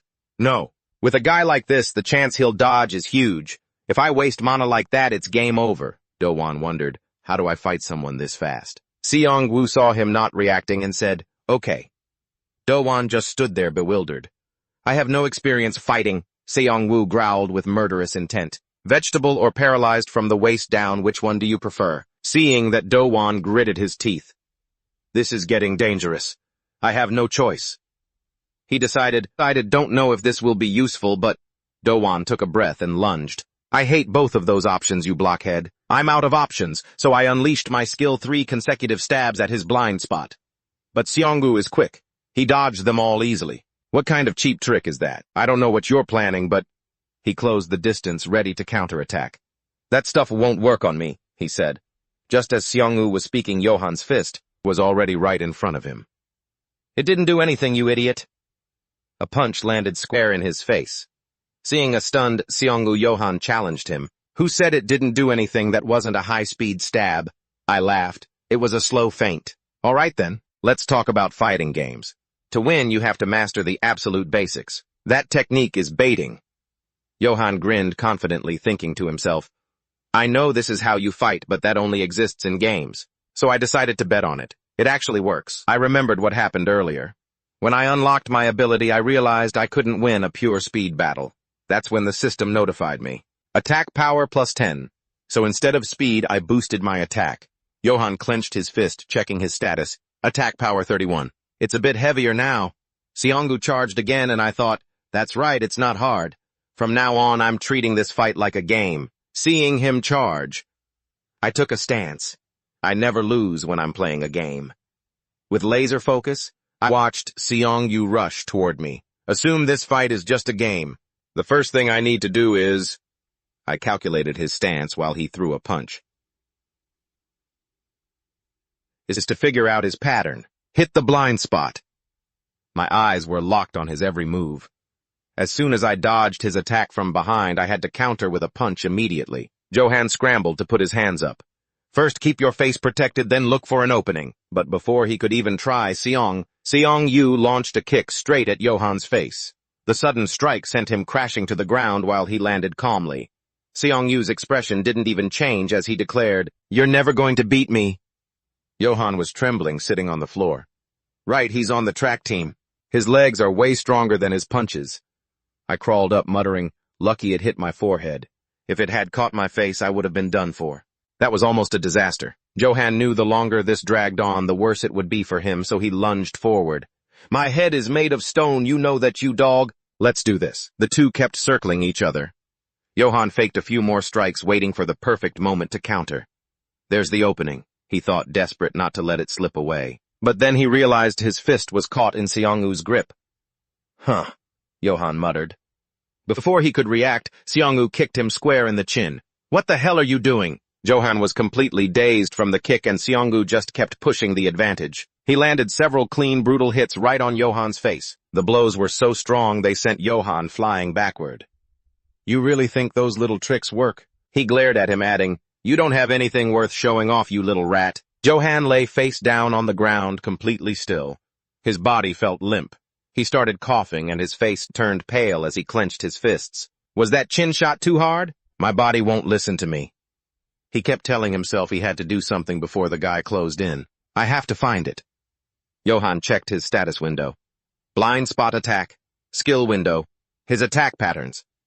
Checking the numbers, he felt a wave of frustration. My stamina is already bottoming out. HP 92 out of 1,000, and mana only recovers when I sleep. I have to find another way to win. The system displayed his next stat, mana 40 out of 300. With this much mana left, he could only use the blind spot attack skill twice more. Skill blind spot attack. Mana cost 20. A quick attack aimed at the opponent's weak point. Johan stared blankly at the system notification. Wait, what is this? What on earth? Just then, Seongu walked right up to him. As he prepared a devastating kick, a surge of power hit. Johan, still on the ground, seized the chance. He kicked Seongu hard in the heel. Seongu buckled, trembling as he grabbed his foot and cried out, The Achilles heel! Seeing that Johan couldn't help but smile. It worked. It's not like the Falcon Strike description says you don't have to use your feet to hit the blind spot. You can use any part of your body. Johan recalled his previous attacks. So it's not just the fingers that can trigger this skill. Only one use left now. He calculated his final chance for victory and came to a conclusion. Got it. Johan reached out toward his opponent. To pull this off, I need to block his vision first. He thought, then moved for the decisive strike without hesitation. He grabbed Seongyu's shirt and yanked him down. Johan used every bit of his remaining strength to pull Seongyu's hood over his face. He gritted his teeth and raised his fist. But Seongyu was one step faster, grabbing Johan's arm and kicking him hard once again, sending him tumbling to the ground. Suddenly, Seonyu picks up a rock from the ground, his voice low and twisted as he mutters, I should have played it this way from the start. The CEO is completely losing his grip, mind drifting back to the past. I have to be the fastest one there. Up next, the junior high boys 100-meter dash, obsessed with taking first place at any cost. He listens as the man awarding the medals speaks, but Seongu only places second. Whenever he fails, his hand clenches tight around that trophy. That night in a dark room, So-hyun is vicious, beating Seongu and screaming, Why the hell did you let that brat steal first place? I have to endure my father beating me all night long. The truth is, when he was younger, he never once missed out on first place. He keeps striking me roaring, I told you second place is worthless, it has to be first. If it's not first, it means nothing. At that moment, Seo-woo just lies on the ground taking it. His father was once a promising athlete, but his legs were left crippled after a car accident. So-hyun's madness only grows as he yells, "You're looking down on your father's legs, aren't you?" If it weren't for that accident, the doctor told him there was no choice but to quit the track team. After a while, So-hyun stops hitting him but doesn't forget to threaten, "Remember this, Seo-woo, you have to finish the dream," that your father couldn't. As he walks out of the room, he adds, "In the next race, don't you dare disappoint me." To meet the expectations of a father like that, I struggled miserably every single day. His thoughts continue. After track practice, I'd run all night until I felt like I was going to throw up. My pockets were always full of sand. Still, Seo-woo only ever hit second place. I worked until I was half dead, but nothing ever changed. He starts to compare himself. That top spot was just too far out of my reach. I should just give up, he thought. But So-hyun's bitter words remained carved into his mind. It's fate if not for that accident. He glares at the person in first place thinking, that moment I suddenly found a way. Seo-woo had called Yang Hee out to meet, and his voice rings out from behind. Seo-woo, what's going on? Why did you call me out here? Yang Hee continues, and just as a hammer flies toward him, he doesn't let the other guy finish his sentence. He just lunges forward and starts pounding on him. Those guys who are faster than me, if not for them. If you weren't there, if not for you, the ones who surpassed me. Seo-woo's thinking became warped from that point on. I just need to get rid of them. First place belongs to me, you piece of trash. Returning to reality, he speaks calmly to Johan. I've turned a piece of trash into a vegetable before. He glares, recounting, because of that guy, I was kicked off the track team and abandoned by my father. After that, I started blaming everything on that damn bastard. Jo-won stares at him horrified. You lunatic. Seo-woo races the rock, preparing to strike down hard toward Jo-won. It's just a way to heighten my senses. It's no big deal. So how will this go this time? Suddenly, Seo-woo freezes. As he talks about the elements needed to win the game, an octopus suddenly appears on his head. Seeing this, Jo-won breathes a sigh of relief. Thank God it worked. He remembers what happened a few minutes ago at the bus stop. I slipped that living octopus into his hoodie. Jo-won thought, it wasn't reacting at all, so I figured it had fallen out somewhere. Seo-woo, looking annoyed, rips the octopus off, cursing, damn it, not again, there's nothing special about this. As soon as Seo-woo finishes his sentence, from the top of his head, a black liquid flows down. He covers his face in frustration as the ink gets into his eyes. What is this? What is this? Seeing his chance, Jo-won calmly remarks, you squeezed the octopus like that. Of course it would spray ink.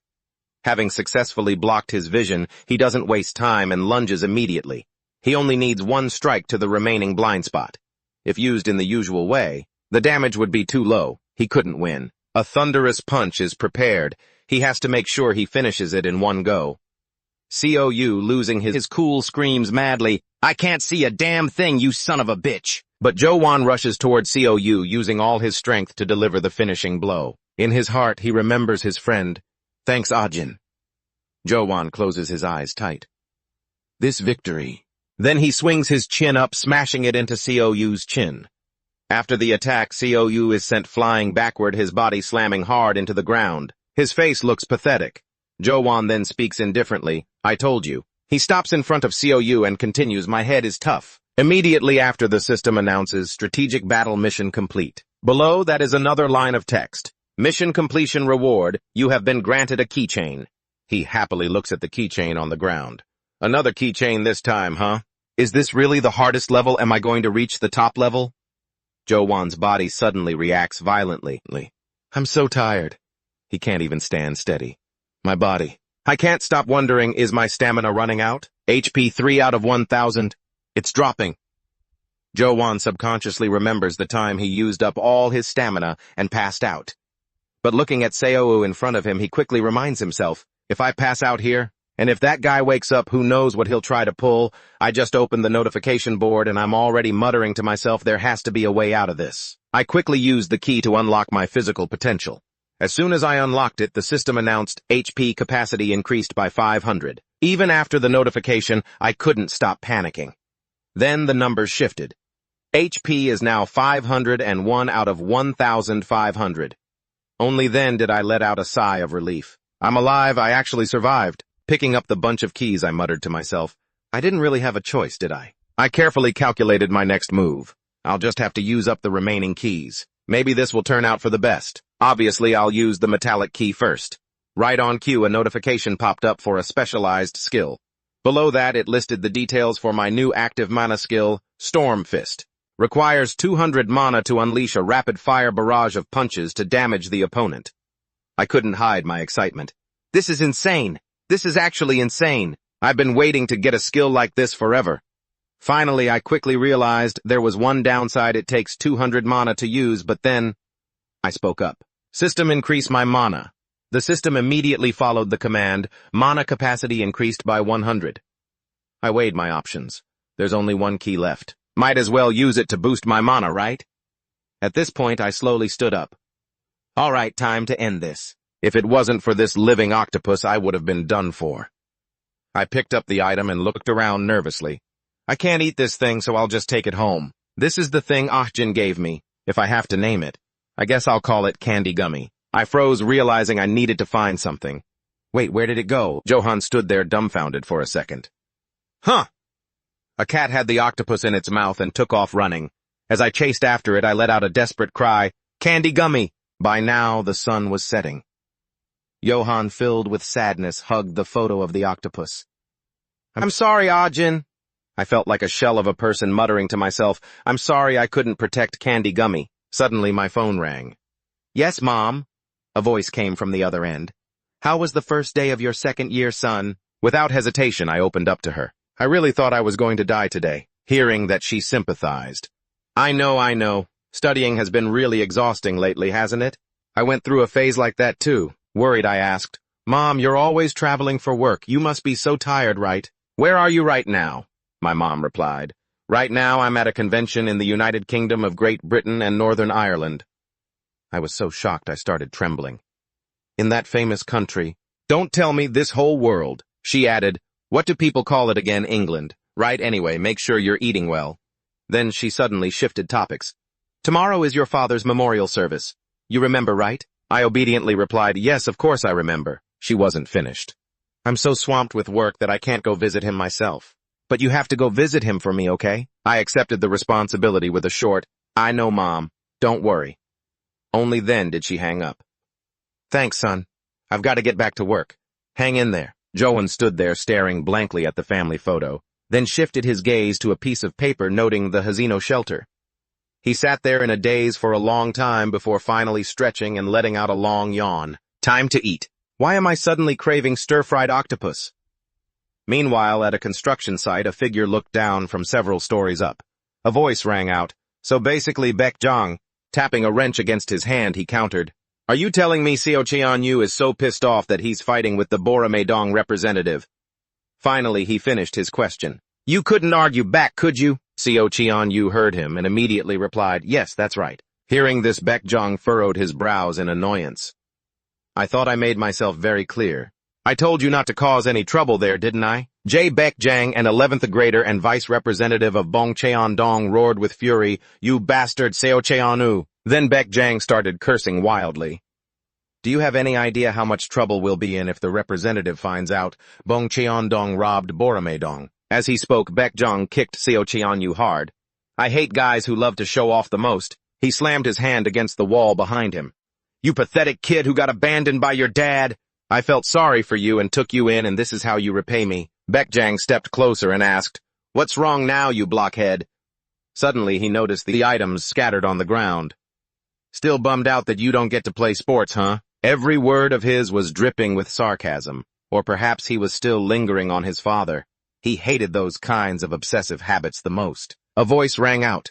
In Seok heard Baek Jong call him, so he cautiously answered, and Baek Jong made an offer. I'll take care of this business. Seon Yu is about to get his ass kicked by that guy, that Ha Do-gwan, whatever his name is. Go drag him here to meet me. The next morning at school, Do-gwan sat in class blankly staring at Seon Yu's seat when Jihan suddenly wondered aloud, how come Seon Yu isn't at school today? He muttered to himself. He doesn't look like the type to skip school.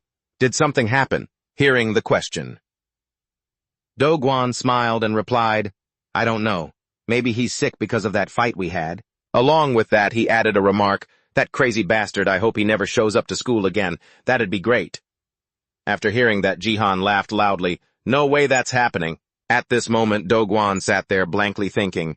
Regardless, Seon-yu did pass out, so at least for now I can enjoy my school life in peace, right? Right at that moment, a classmate came rushing in, panting. Ha! Ha! Doguan! He gasped. There are some strange guys coming into our school making a scene and demanding to find you. He added with a worried look. What on earth did you get yourself into? Before the guy could even finish, that group of people had already found them. Found you. Min Kyung walked up, grabbed the classmate by the head, and asked in a loud voice, This is class 11-3, right? He even added a threat, not answering me. Want a beating? Seeing that the boy trembled and stuttered. Yes, that's right. Jihan, sweating cold sweat, looked at them. Who are these guys? Seon-yu walked up with his hands in his pockets, standing in front of him. Nice to meet you for the first time, Senior Ha-Jihan. Jihan stared blankly. They aren't even from my school. Why are they calling me senior? Could they be bullies? Why? Why are they looking for me? Why are they after me? Did I do something wrong? At this moment, Seon-yu's expression was cold as ice as he uttered, Senior, come with us to Bongcheon-dong. He understood clearly. If I follow them now, I'm a dead man. Why I don't want to go. His survival instincts, honed over 18 years, were screaming exactly that. Seeing that Seon-yu suggested, then I'll just have to drag you there, Senior. But if you resist, I'll ask you one thing. His words were laced with threat. There are 10 of us here. Can you handle us all by yourself, Senior? Beside him, Jihan trembled and let out, To Jihan, is there really no way out of this? Suddenly, Seon-yu turned toward the door. Who the hell are you? Yoon Seong walked in heroically. These Bongcheon-dong pricks. He tilted his head with a question. What the hell are you all doing here? Seon-yu frowned as he looked at Eun Seong. Min Kyung heard this and shouted, What does it look like, you dog? Are you blind? However, without hesitation, Eun Seong gave him a light kick, sending him tumbling to the ground. So this is what it's like to bring a whole gang.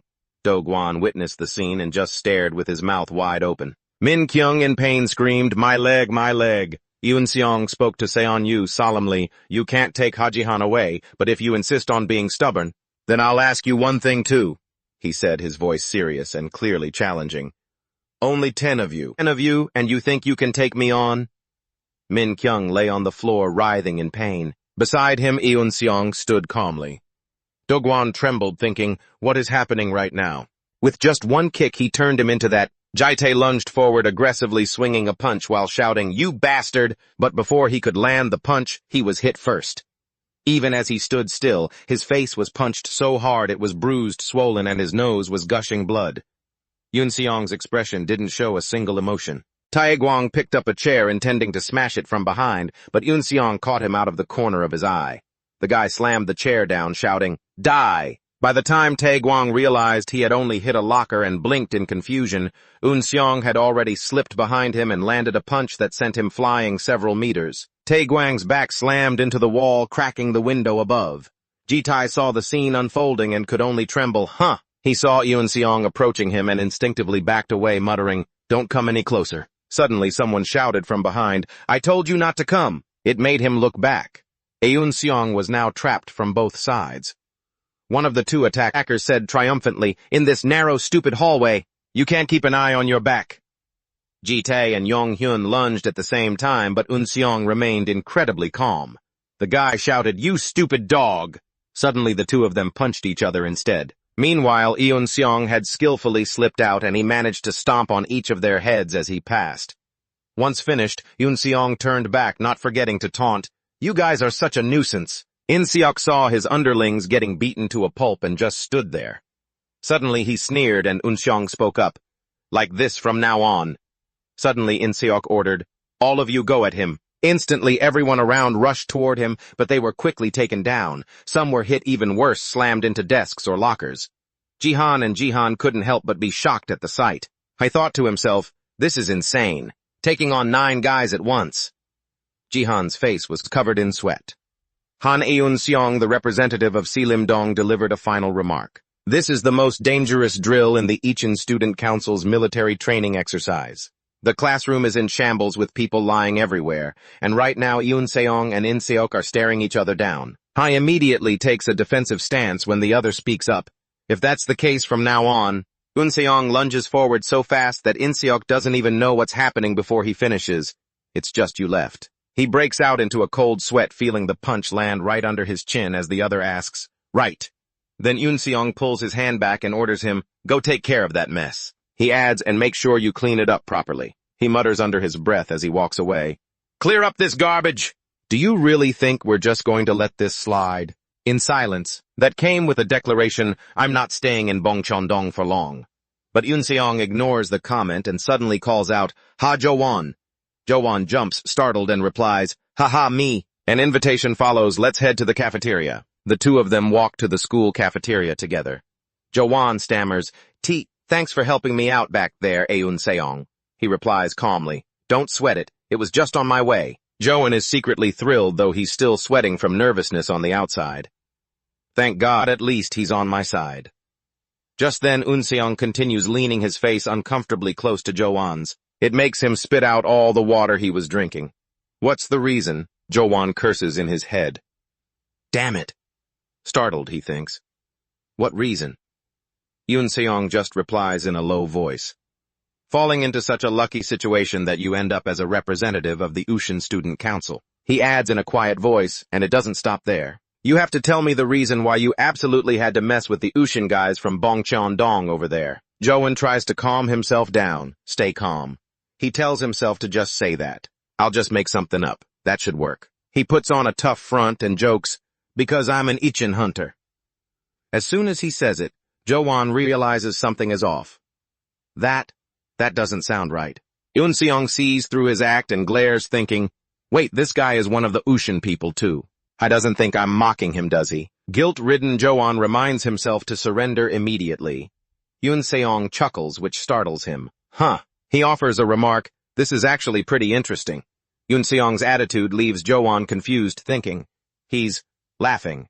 Then he turns to look at him again and adds, you're doing a good job. Jo-won asks blankly, what was that, because he didn't know what would happen after that day. Are those Bongcheon-dong guys going to come back? I was extremely tense, but as the days went by, it turned out he was just worrying for nothing. Thankfully, nothing happened. Jo-won cheers out loud in joy. Of course, there's no quest. Right now, he's sitting in front of his computer. As expected of the weekend, it's peaceful like this. I definitely have to hit up the PC Bang for a round. Suddenly, Jo-won hears two boys at the next desk talking and curiously looks over. Junhun on that side laments, oh my God, how long have we been farming and you're still using that equipment? Sang-sung replies, if you're gonna play, you gotta start it off right, don't you? I used my holiday money to top up. These words make Jo-won feel nostalgic. I used to be like that too. On the other side, the two boys keep talking, man, I'm so jealous of that gear. If you can get that just by spending money, it's way more fun. Jo-won thinks to himself. Spending money is faster than grinding. Jo-won's train of thought continues. Why? Why are my eyes suddenly watering? Junhun speaks up, hey, I'm heading to the bathroom for a sec.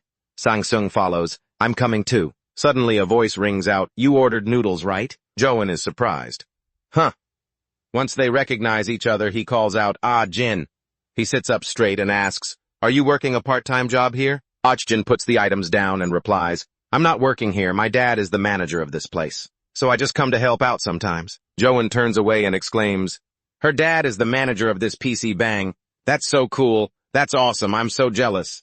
Jin asks, confused, what's there to be jealous of? Meanwhile, in his head, he's thinking, I just want to become the future son-in-law of the PC Bang owner. Suddenly, Jin asks worriedly, did you think you did something wrong, as she rushes off? Did you order something else? Hold on a second. Seeing this, Jo-won stammers, trying to explain. No, it's not like that. At that same moment, a few guys walked up to Junhun's machine and started doing something shady. Byung-jin spoke up, hey Jimin, I never expected to find so many items in a place like this. Let's go teach that arrogant brat a lesson. Do-won heard the commotion and glanced over while the others urged each other, hurry up, come on! Coming. Damn it, did he only just realize what was happening? That place was obviously... As the two boys returned, the group immediately slipped away. Junhun, still naive, said to his friend, let me try out that piece of gear just once. Sang-sung replied arrogantly, I'll think about it. Meanwhile, Jin brought some items over and thanked the group as they left. Thanks for coming. See you next time. Suddenly, Junhun looked at the screen, stunned. His eyes widened in horror as he screamed, "All the items are gone!" Junhun trembled as he stared at the screen. Ajin walked over and asked, "What's wrong, kid?" "We only stepped out for a second, but it seems like someone stole all your gear," Ajin cried out in worry. "Oh my God, who would do such a thing?" Do-won also came over to check the situation and said, "What did those guys from earlier do something? Could it be they stole the items?" She immediately turned to ask, "Johan, did you see who did this?" He nervously replied, "Of course I didn't see anything." Suddenly, Junhun tugged at Johan's sleeve, pleading with tears in his eyes, "Please help me, big brother, please help me." Do-won looked at the boy worried and bewildered. "Brother, is it possible?" Just then, another notification board appeared. Quest. I knew it. The quest objective was, eliminate the thieves. After stealing all the items, the thieves have fled. Eliminate all the thieves. Number of thieves 4. The reward, silver light key. Reading this, Do-won couldn't help but be shocked. This time it wasn't just one person. Eliminate all the thieves. Number of thieves 4. 4 people, he whispered to himself. I'm not Han Eun-seong, am I? Ah-jin also relied on him. Do-won, help him. Junhun only knew to ask Do-won for help. Brother.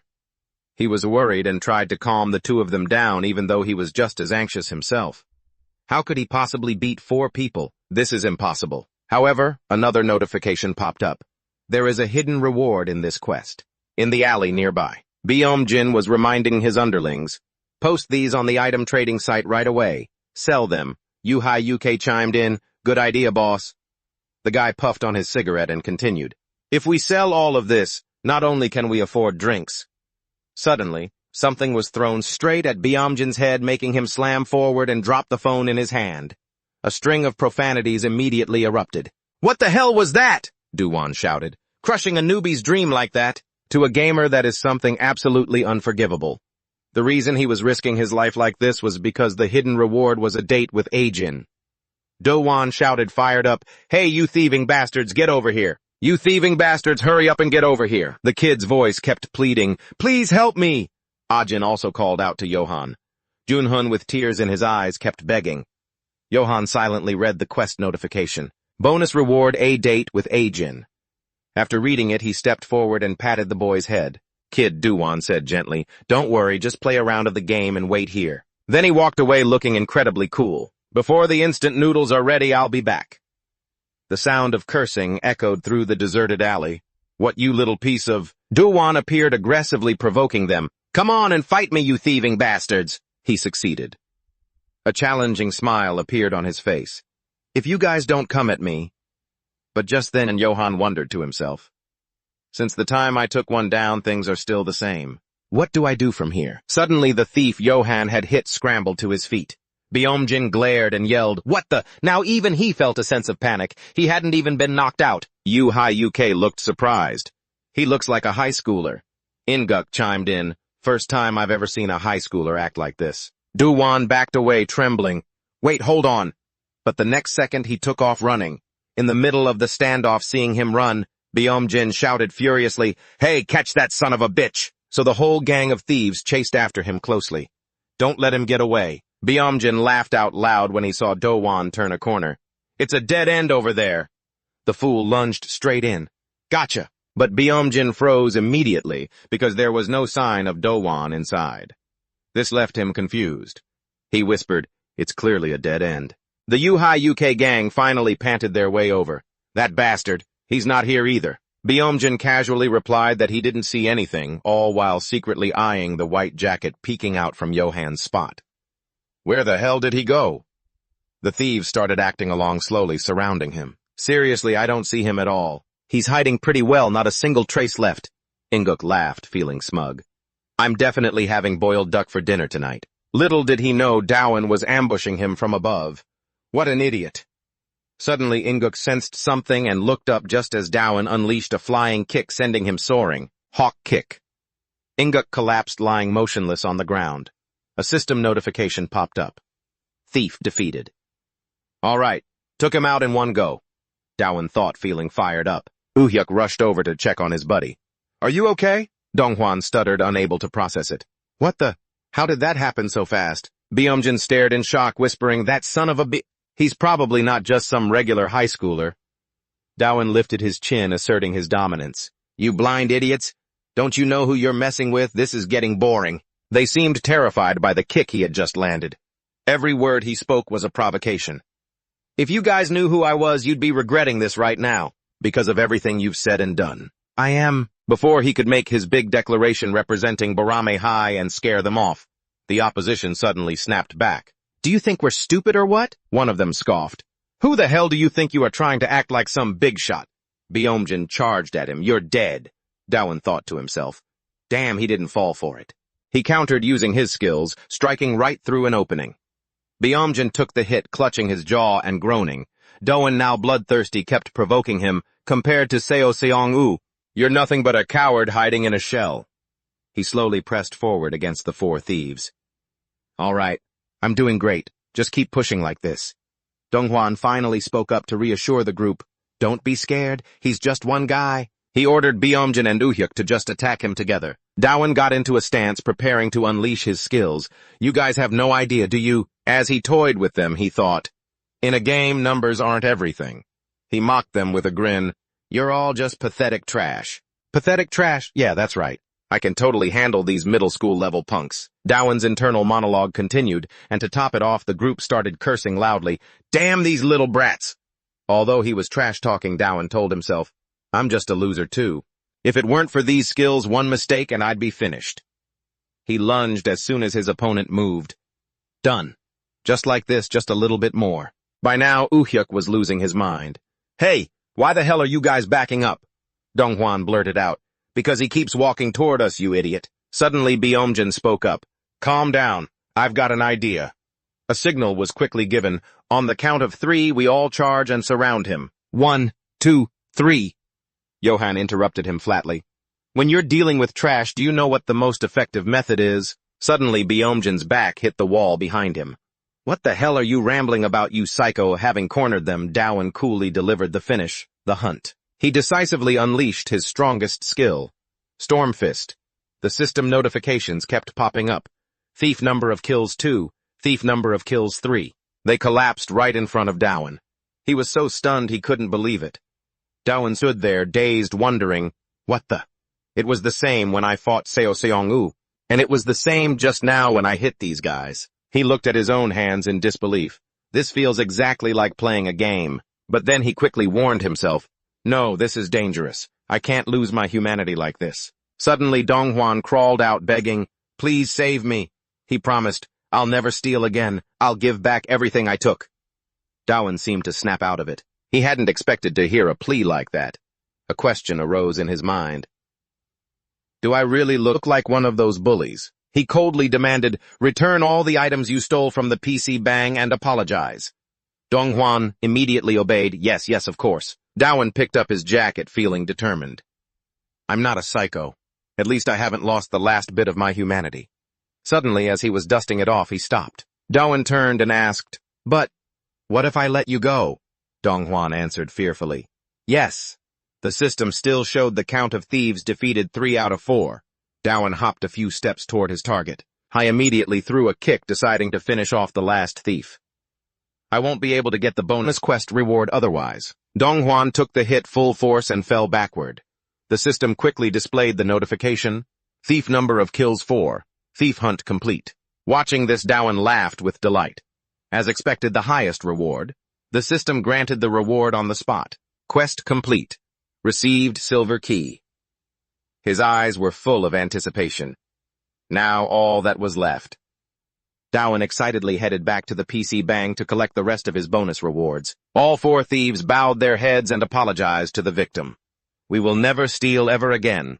As expected, Junhun felt satisfied and agreed to let them go.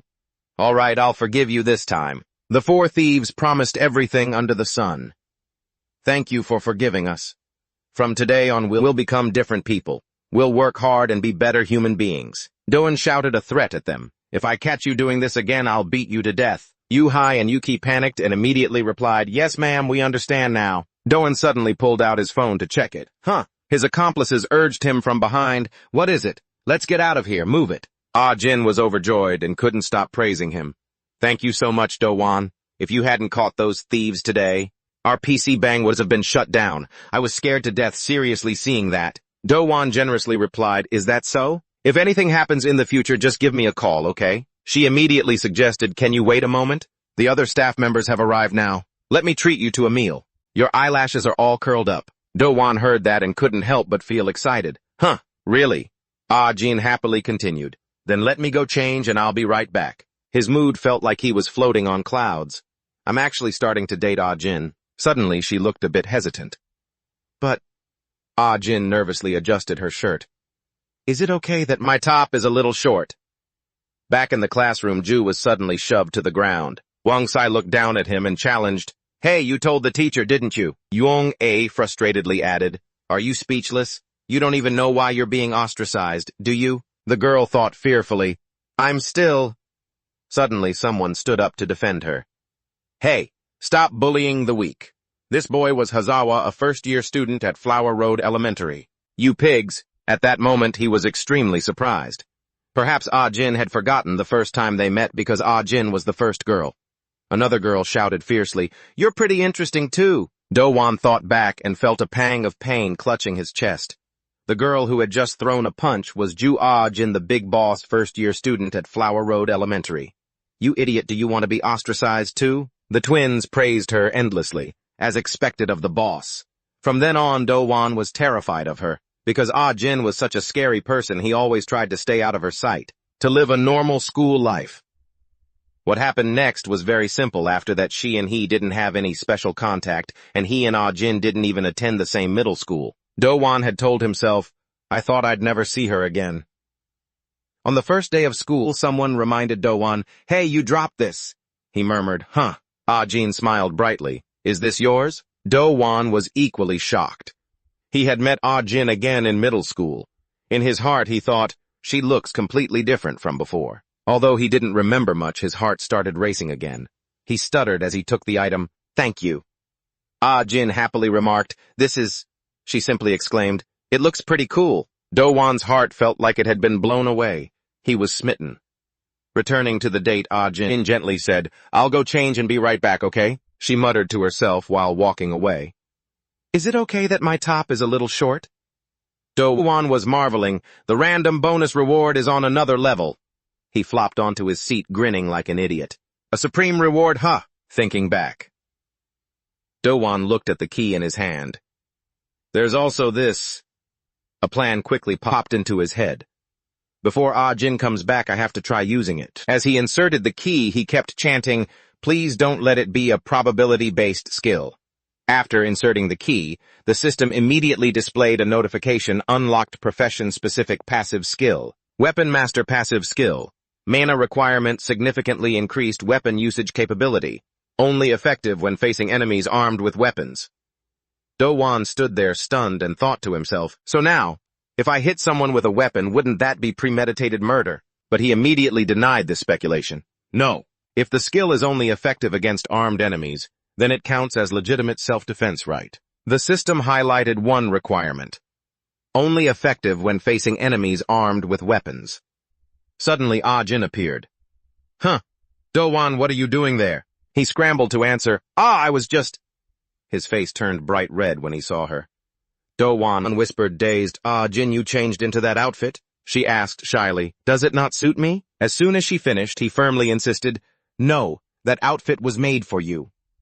Hearing this, Ah Jin happily exclaimed, Really? That's a relief. He thought to himself, Life is beautiful. She generously continued, What do you want to eat since I'm treating you? Just name whatever you like. Do-won immediately suggested, I know a place that's really delicious. They have great ox head soup.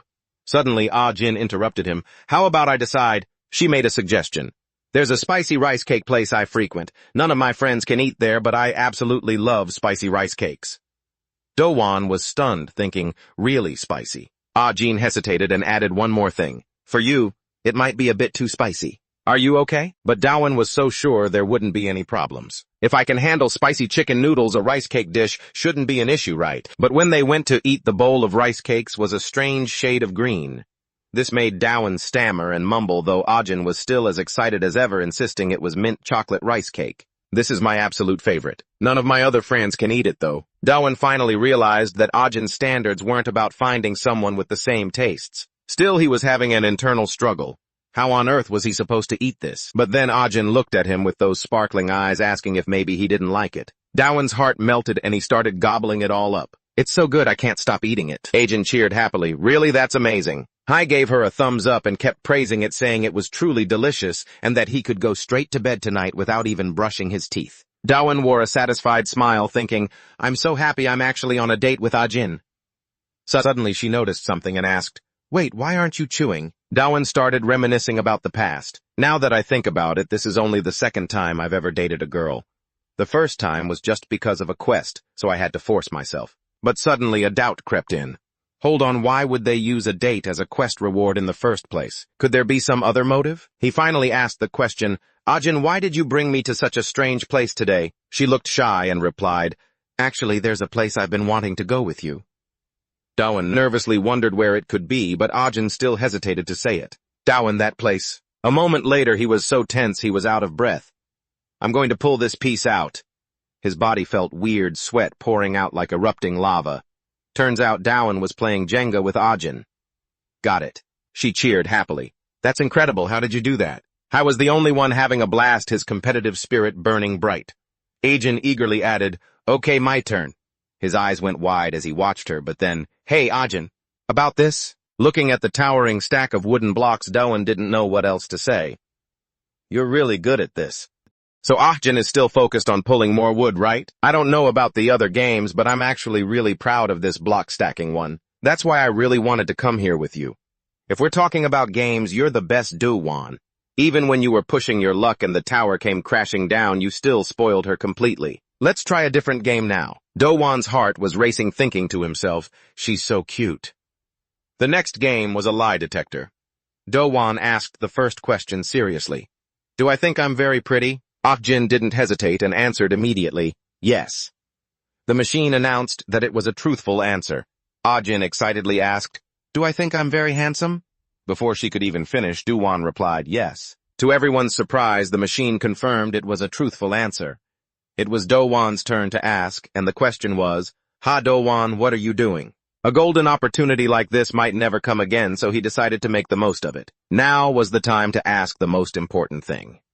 He opened his mouth nervously. Do I currently have a girlfriend? His heart was pounding as he watched the corner of Ajin's lips.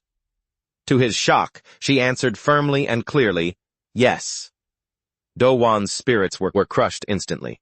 So that's how it is. He jumped to that conclusion immediately. It makes sense, actually. A person like Ajin couldn't possibly not have a boyfriend. Bonus reward, damn it. Suddenly she spoke up.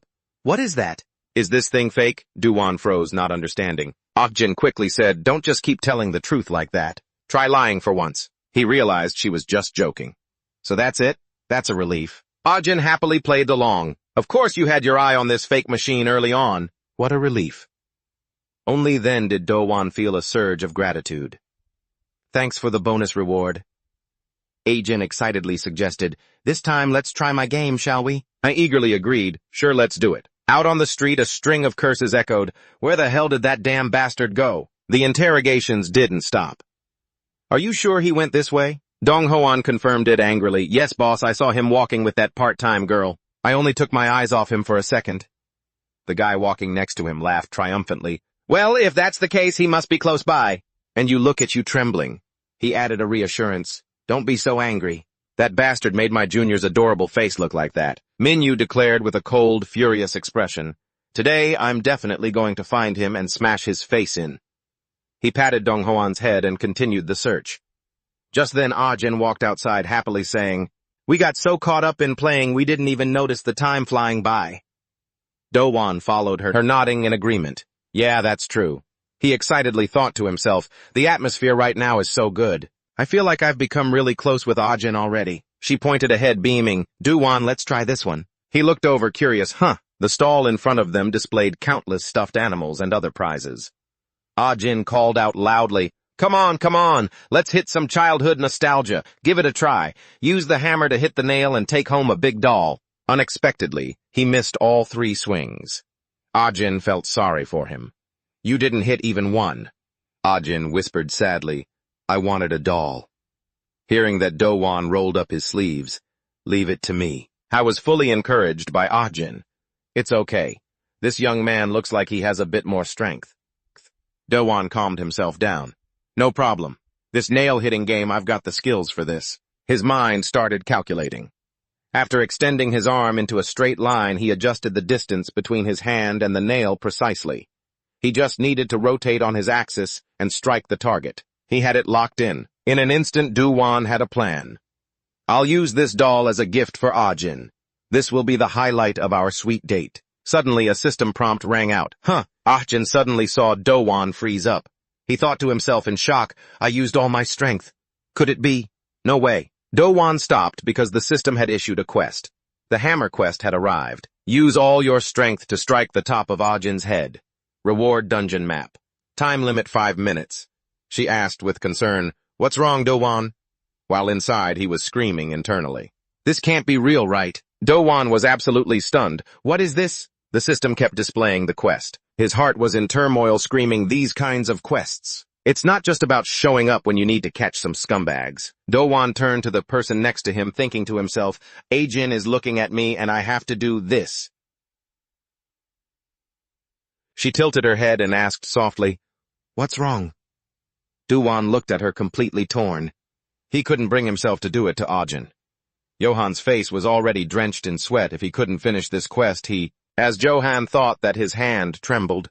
In the end, he chose to smash the hammer down onto the pin on the table. He just couldn't bring himself to do it. Do-won looked up at the sky and cried out in helplessness. Any punishment is fine, just let it happen. Ajin cheered excitedly. You still have 2 more tries. At this moment, Do-won officially declared, all right. This quest, Suddenly, an announcement drifted over from the street. Hello, everyone. We are planning to build a high-class building designed with the latest model and a premium royal design. We are hosting an event to celebrate this occasion. The event is the plastic hammer game. Hurry up and join to win attractive prizes. Do-won whipped his head around. A plastic hammer, there it is. He hurriedly pulled Ajin across the street. Ajin, let's try this game, the game master shouted after them. Hey, you 2 still have 2 more tries left. The game master continued enthusiastically. Who wants to join this game? Do-won raised his hand and volunteered immediately. Me, my friend, and I will join. The game master cheered happily. What an energetic student, let me explain the rules. Play rock, paper, scissors to decide the winner. The winner uses the plastic hammer to attack, and the loser uses the pot to defend. Do you understand the rules? Hearing this, Ajin teased him innocently. Do-won, you really can't help yourself when you see a game, can you? He could only awkwardly laugh it off. What do you mean? Exactly what I said. I have to hurry. The system continued counting down 3 minutes and 17 seconds left. Johan became increasingly desperate because this was a time-limited quest. The game master started the countdown. Rock, paper, scissors. As soon as he finished, Do-won threw. Rock and Ajin threw scissors. He quickly grabbed the hammer. He got it. Deep down, he was thinking, I'm sorry, Ajin. After bracing himself, Do-won swung the hammer with all his might, but the result wasn't what he expected. Ajin had blocked it with the pot. So nerve-wracking. Do-won could only complain to the heavens, no way. Soji continued running the game. Rock, paper, scissors. Even though Do-won won, Ajin blocked it in time again. How did she manage to lift the pot in time next time? Why is she? Do-won started questioning his existence. She's this good at this game. Even Soji had to compliment them. You 2 are both really good at this game. Ajin was super excited. Do-won, I think I found another game I'm really good at. He could only force a smile and agree. Yeah, you're really good. Why does it have to be right now? The timer showed only a few seconds left. 10, 9. Do-won thought helplessly. This quest is about to fail. Soji called out the game slogan again. Rock, paper, scissors. Do-won saw his chance, and regardless of anything else, swung the hammer for the sake of the mission. He tapped it straight onto Ajin's head. The hammer shattered on impact. Soji and Johan were so shocked their jaws dropped. Even Ajin couldn't believe her eyes. Do-won looked at the bent hammer in his hand, trembling.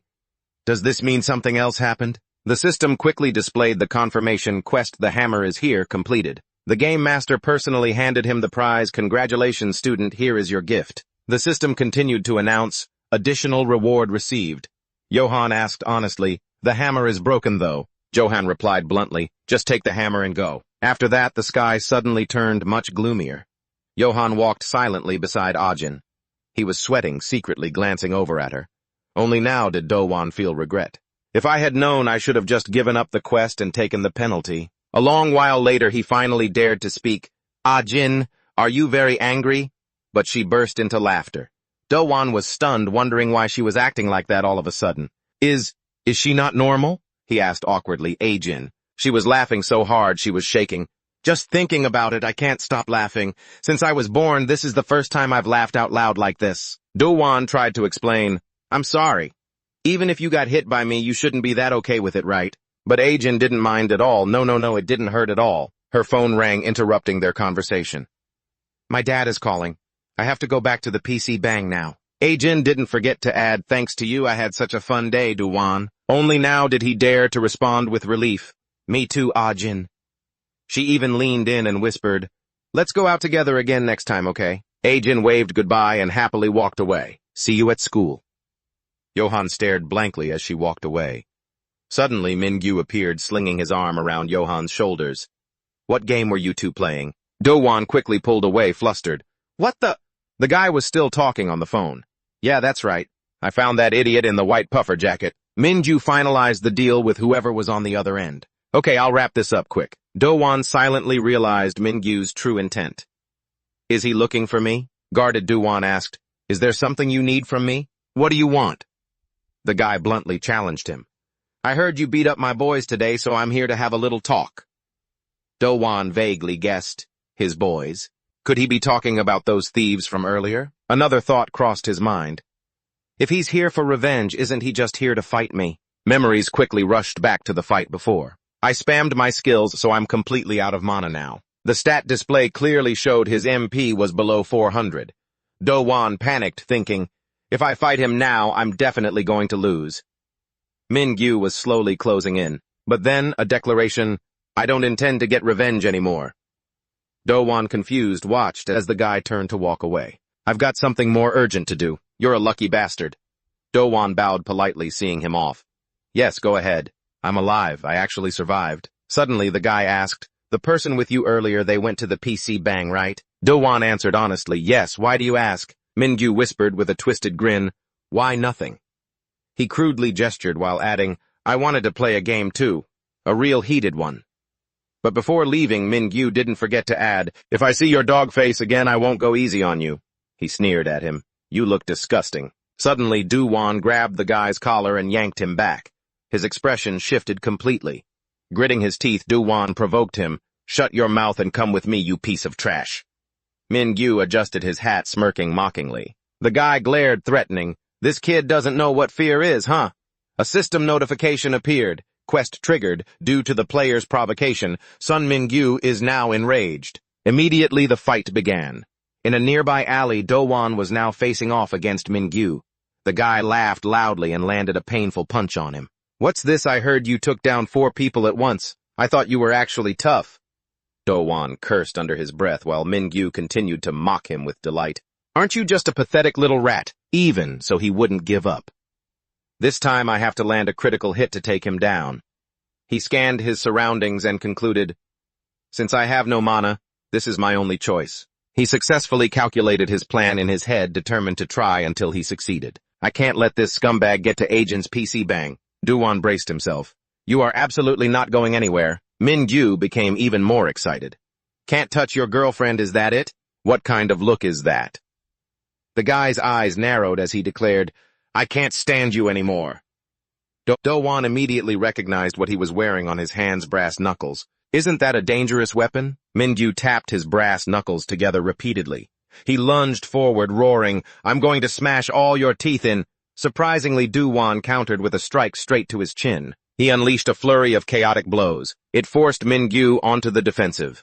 Johan gathered his strength and shoved him back, but Mingyu quickly regained his balance. He grit his teeth and cursed, "You little dog." Suddenly, he pulled a steel pipe out of nowhere. Mingyu stopped, eyes widening in shock. What is that? Johan's voice boomed out. Try me, why don't you? The system displayed a notification. Weapon Master Passive.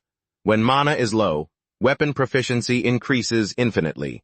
Effect activates when facing an enemy using a weapon. This is the key point.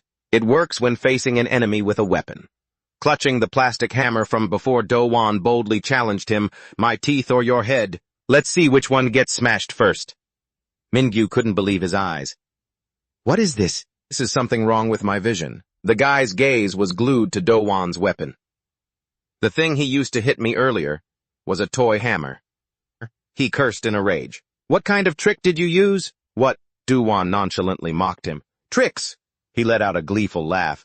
This is just a squeaky toy hammer, man. Enraged, Mingyu lunged forward to attack.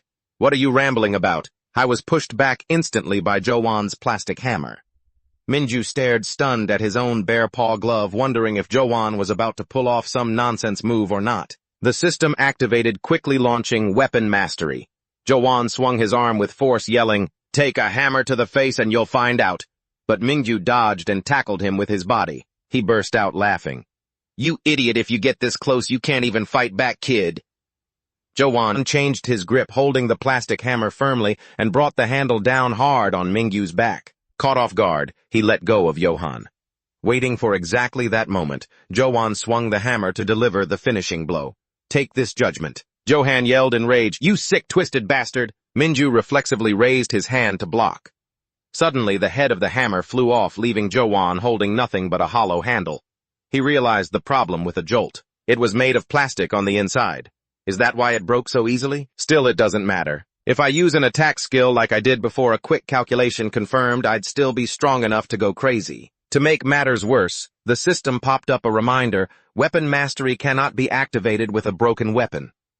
The text made Do-won panic, thinking to himself, oh crap. If I don't have a weapon, how am I supposed to win? He frantically scanned his surroundings. Is there anything around here I can use? Maybe there's a pile of junk? Mingyu seized the chance and lunged forward immediately. You look pretty confused, don't you? He landed a brutal punch square in Do-won's face. Mingyu taunted him with satisfaction. What, can't do anything without your toys? Do-won was completely dazed after taking the full force of the punch. What kind of power is this? He clutched his face, looking up in a stupor. It felt completely different from when he was hit by bare knuckles. The guy landed 3 more punches in quick succession. While driving his knee into him, Mingyu added with a twisted sense of pleasure, I've got a great idea. A perverted suggestion was made before finishing him off. I'm going to cripple you first, then drag you to that bitch. He declared it proudly. Right in front of him, Mingyu's face spread into a wicked grin. I get to avenge my underling and satisfy my own desires at the same time. Talk about killing 2 birds with 1 stone, right? Do-won, despite being beaten to a pulp, struggled to stand up. Where did you guys learn such vicious, pathetic tricks? Mingyu was extremely surprised. What? Do-won gritted his teeth and questioned him. Why on earth do you guys do such despicable things? Why do you always choose to do evil? Mingyu laughed mockingly. What is this? Are you asking me? It's simple, really. He stated it bluntly. Because living like this is profitable. Suddenly, Mingyu was countered head-on. He clutched his face in pain and cursed, what the hell? Mingyu glared when he saw the object. He had been wounded by the belt buckle. Mingyu was stunned to see Do-won standing up again. Belt! The system quickly activated accordingly. Weapon mastery started. He roared in fury, you're pulling these tricks again, aren't you? Do-won lashed out at him repeatedly thanks to the length of the belt. He angrily hissed at Mingyu, profitable, just how rotten is your brain? After lashing out with a powerful strike, Do-won questioned, how can you say that like it's some kind of obvious fact? The bear paw glove fell to the ground because Mingyu had intentionally let it go to grab Johan's belt. He broke into a loud laugh. Have you lost your mind, or should I explain it to you again? Mingyu's face wore a satisfied smile as he continued. Living honestly only gets you hurt. You know that better than anyone. Johan's eyes widened to their limit as he heard Mingyu continue. With that, the opponent lunged forward with a curse. You bastard, stop pretending to be righteous! His teeth clenched tightly together. Johan used the belt to lock Mingyu's remaining arm. He got in close and used a direct takedown, lifting him completely off the ground. Mingyu crashed into the ground with the full weight of his body. His eyes rolled back and his face was contorted in pain. The system quickly displayed mission explosive complete. As for Jowan, he was gasping for air from the overexertion. He just stood there for a while staring at Mingyu, then switched scenes to the PC Bang. At that moment, Daisuke was walking with Ajin. "My girl, you should be studying at this hour, right? I'm sorry for bothering you like this," she replied happily and spoiled. "It's all right, Dad. In return, I'll buy you something delicious to eat, okay?" He pampered her and agreed instantly, "Of course." "What does my daughter want to eat?" Jim exclaimed excitedly. "Fried chicken and mint chocolate." This scene was observed by Jowan from a distance. They're really close with their dad. Thankfully, nothing happened. That night at the familiar apartment complex, Johan thought to himself, struggling, "Luckily, I made it out safe and sound." He lay sprawled on the sofa sighing. "I really thought I was going to meet my ancestors today." One side of Johan's face was swollen from the heavy injuries. He secretly recalled the words Mingyu had spoken, "Because living like this is profitable. Living honestly only gets you hurt. You know that better than anyone."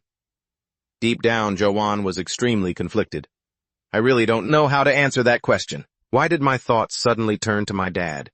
If he were here, he'd be the one facing people like them for half his life."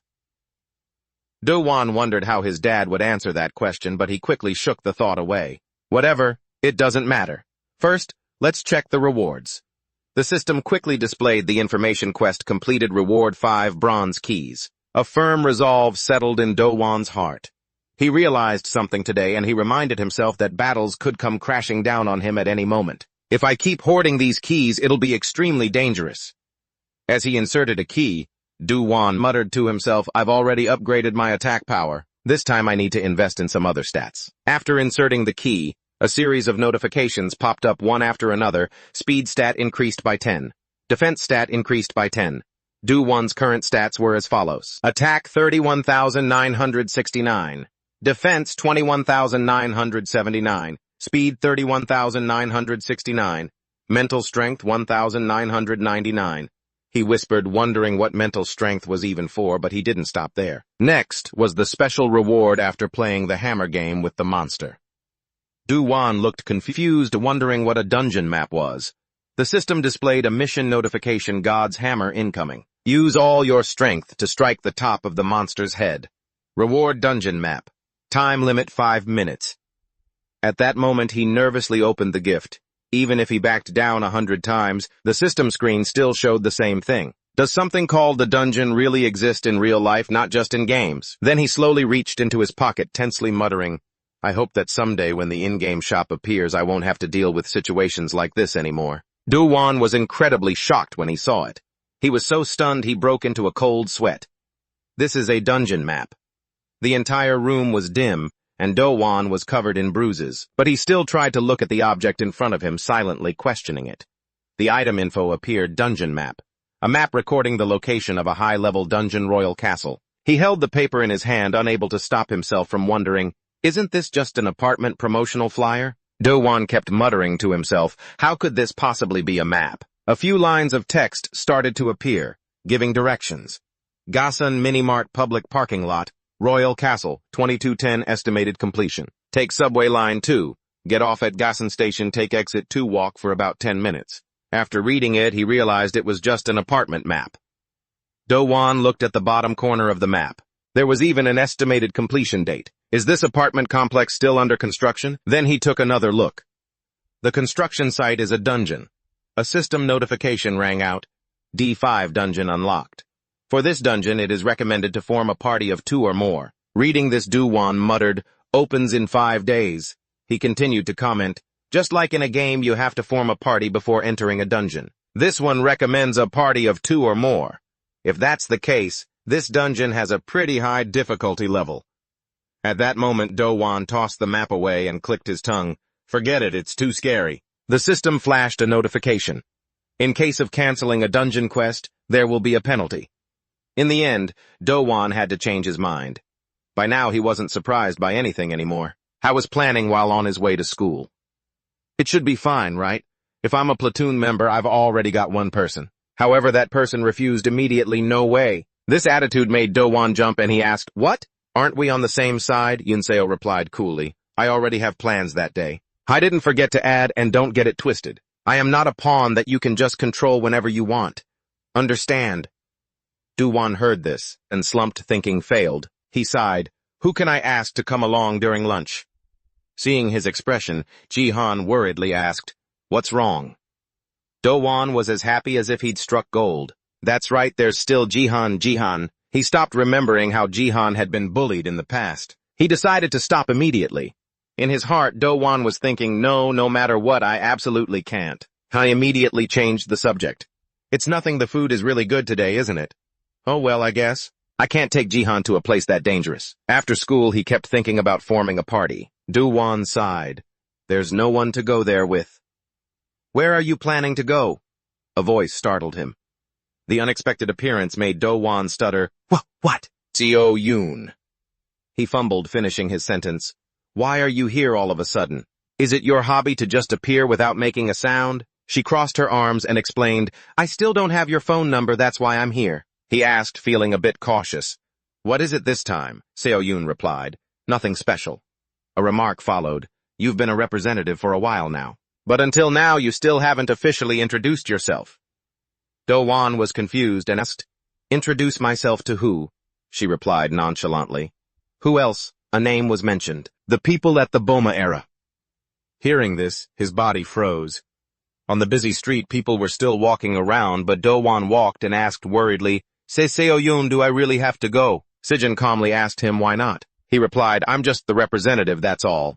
I'm not doing anything special, he added. But he still caught himself imagining how cool it would be to be the representative. He pictured people bowing their heads as soon as he looked their way, saying, Boss, this is my first time here, sir. I thought, wait, we're not gangsters, why would they call me that? Let's stick with representative. Then he sat down generously, telling everyone, Eat up, everyone, don't hold back. Immediately, the 10 people at the table chimed in, Enjoy your meal, Representative Johan.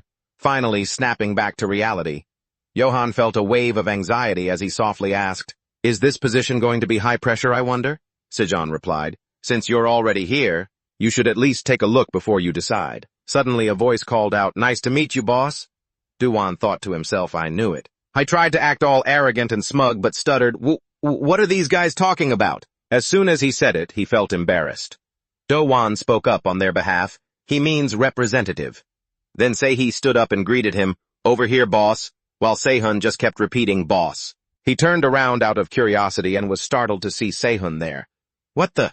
Why is this guy here? Kong Se-hun suddenly remembered. Wait, this guy is also from Boma Eradong. Sijin walked to the table, her tone dripping with sarcasm. Is there a problem? Se-hun, the Boma Eradong representative, stood up aggressively and pointed at Johan, demanding, Isn't that guy just a puppet? How does he have the right to be here? Who authorized his presence? Johan retorted, putting on a brave face. What did you say? Do you want me to beat you up again? You're not ashamed to show your face. Se-hun didn't back down, firing back, You coward, do you want me to break your nose? A threat hung in the air. You want another beating? Do-won leaned in close to Se-hun's face, threatening, The way you're looking at me, it looks like you're itching to get your nose broken again. Seeing this, Sijin sighed, Are you two not embarrassed? She glared at them, ordering them to shut up and sit down. Se-hee gave Sejong a thumbs up, whispering, As expected, that's the aura of a big sister Sejong. Do-won sighed in relief, thinking that almost turned into a disaster. Sijin spoke up again. Since we had to gather at least once, I called him over. Go ahead and exchange phone numbers. Go on, do it. Se-hee was excited, saying, I've been wanting to meet you, boss. Do-won raised his hand, curious. Who's this guy we've been talking about? He turned to ask. But it seems the rest of Boma Eradong didn't come right. Sejong replied. What are you talking about? She went on to explain, This is the entire membership of Boma Eradong. He was confused and asked for clarification.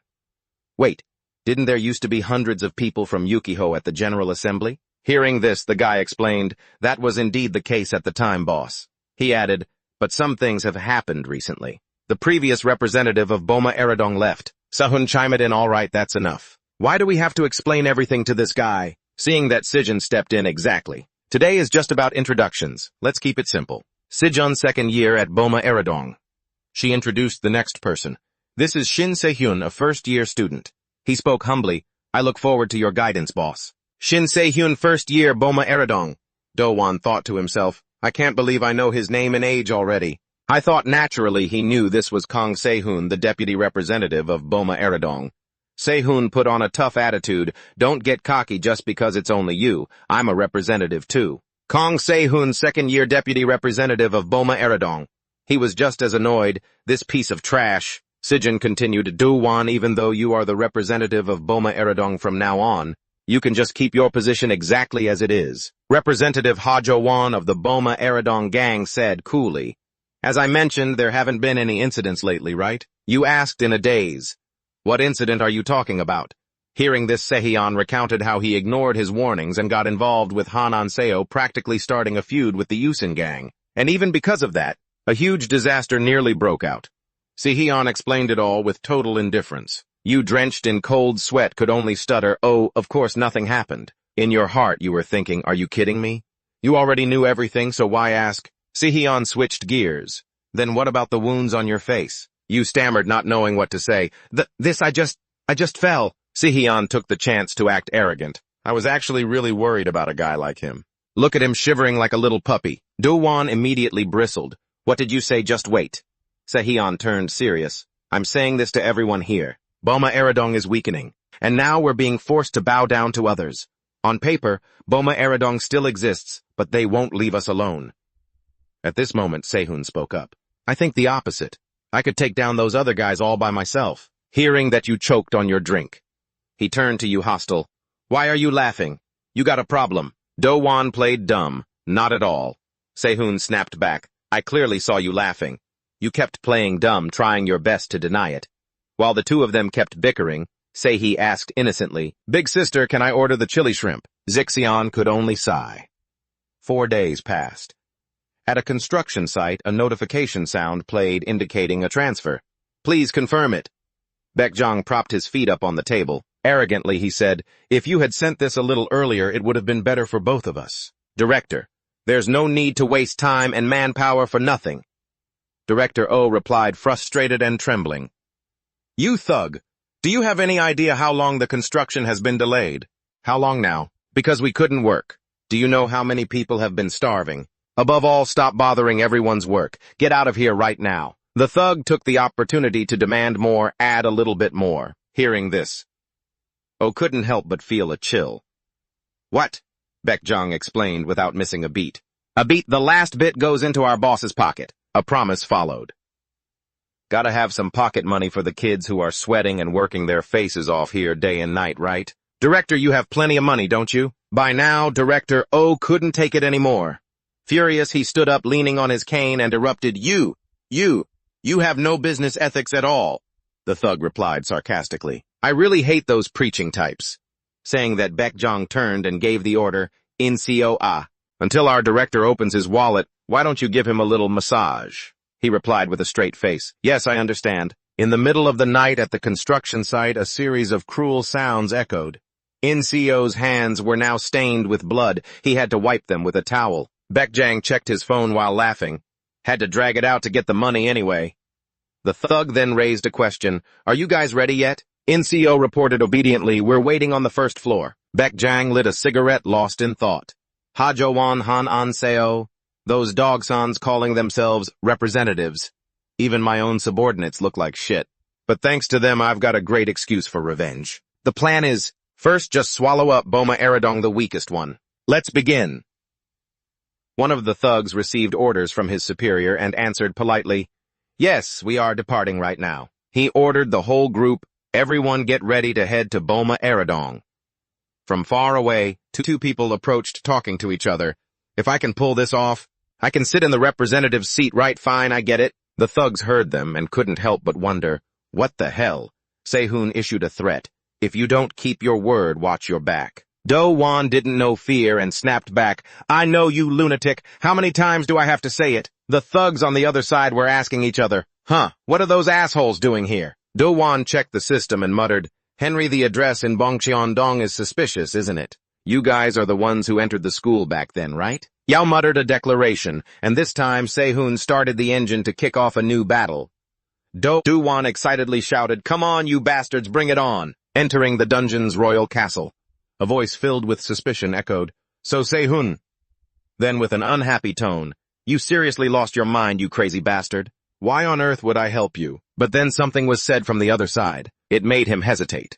Sehun, suspicious, asked back, "Are you for real?" Upon receiving confirmation, he stood up and barked, "Give me the address, I'm coming over." Right at their meeting spot, Sehun walked along and warned, "You have to give up the representative seat to me." Do-won was a bit annoyed. "I already told you I know. Just shut your mouth and help me out already." He smirked smugly. "Don't go clinging to my pants now. You dog." Taking this chance, he swung a club. "Worry about yourself first, you idiot." Unexpectedly, he remained unscathed, but the club snapped in two. Do-won trembled, unable to contain his shock. "Well, what the?" Sehun looked on with a hint of disdain. "You thought you could take me down with that?" Before the words even left his mouth, he grabbed the other guy by the throat. Sehun let out a terrifying laugh. "I am Kong Sehun, the granite of Boma Eradong." The rest of the group couldn't take it anymore and rushed forward. "Let him go, you piece of trash!" Not giving them a chance, he used the guy as a temporary weapon. Sehun shouted with excitement, "Bring it all on you scrubs of Bongcheondong!" Do-won looked at the person beside him, somewhat surprised. Because he had beaten him once before, he had always looked down on him, this guy Kong Sehun. Was he really this strong all along? He convinced himself right, he even blocked the Falcon draft. If he hadn't been so confident in his defense and taken that hit to the face, I would have definitely lost. Do-won learned his lesson. In the end, taking him along was the right choice. Let's kill them. I'll stand here and cheer for you, even trash has its uses. Suddenly, the system interface appeared. The content read, Newbie Dungeon Event Quest, defeat 5 low-level dungeon monsters, reward golden key. He discovered another surprise event quest. The other two started to get annoyed. Damn it, let's go too. Yeah. But Do-won had already taken the lead, even though I hate fighting. Each move he unleashed was as sharp as a sword. This is weapon mastery. But how could I pass up a golden key? The system updated again, defeated 1 low-level monster. The remaining guys were dazed, but still tried to curse him. You're not afraid, you son of a bok! He gently used his foot to block the ones holding steel pipes. A steel pipe swung in his hand like it had no lethality at all. Looks like it's time to play by the law of the jungle. I was beaten until his nose bled. Damn it, Do-won didn't wait for him to get up. He landed a finishing blow that left the guy with no chance of survival. The system updated again. Defeated 2 low-level monsters. He smiled with excitement. Weapon mastery is insanely strong. My skills are pretty decent, aren't they? I'm getting too addicted to this. Sehun watched on, amused. This guy is actually pretty good. Are you really the same bastard I knew? While he wasn't looking, 2 more guys rushed up. Sehun dodged them easily.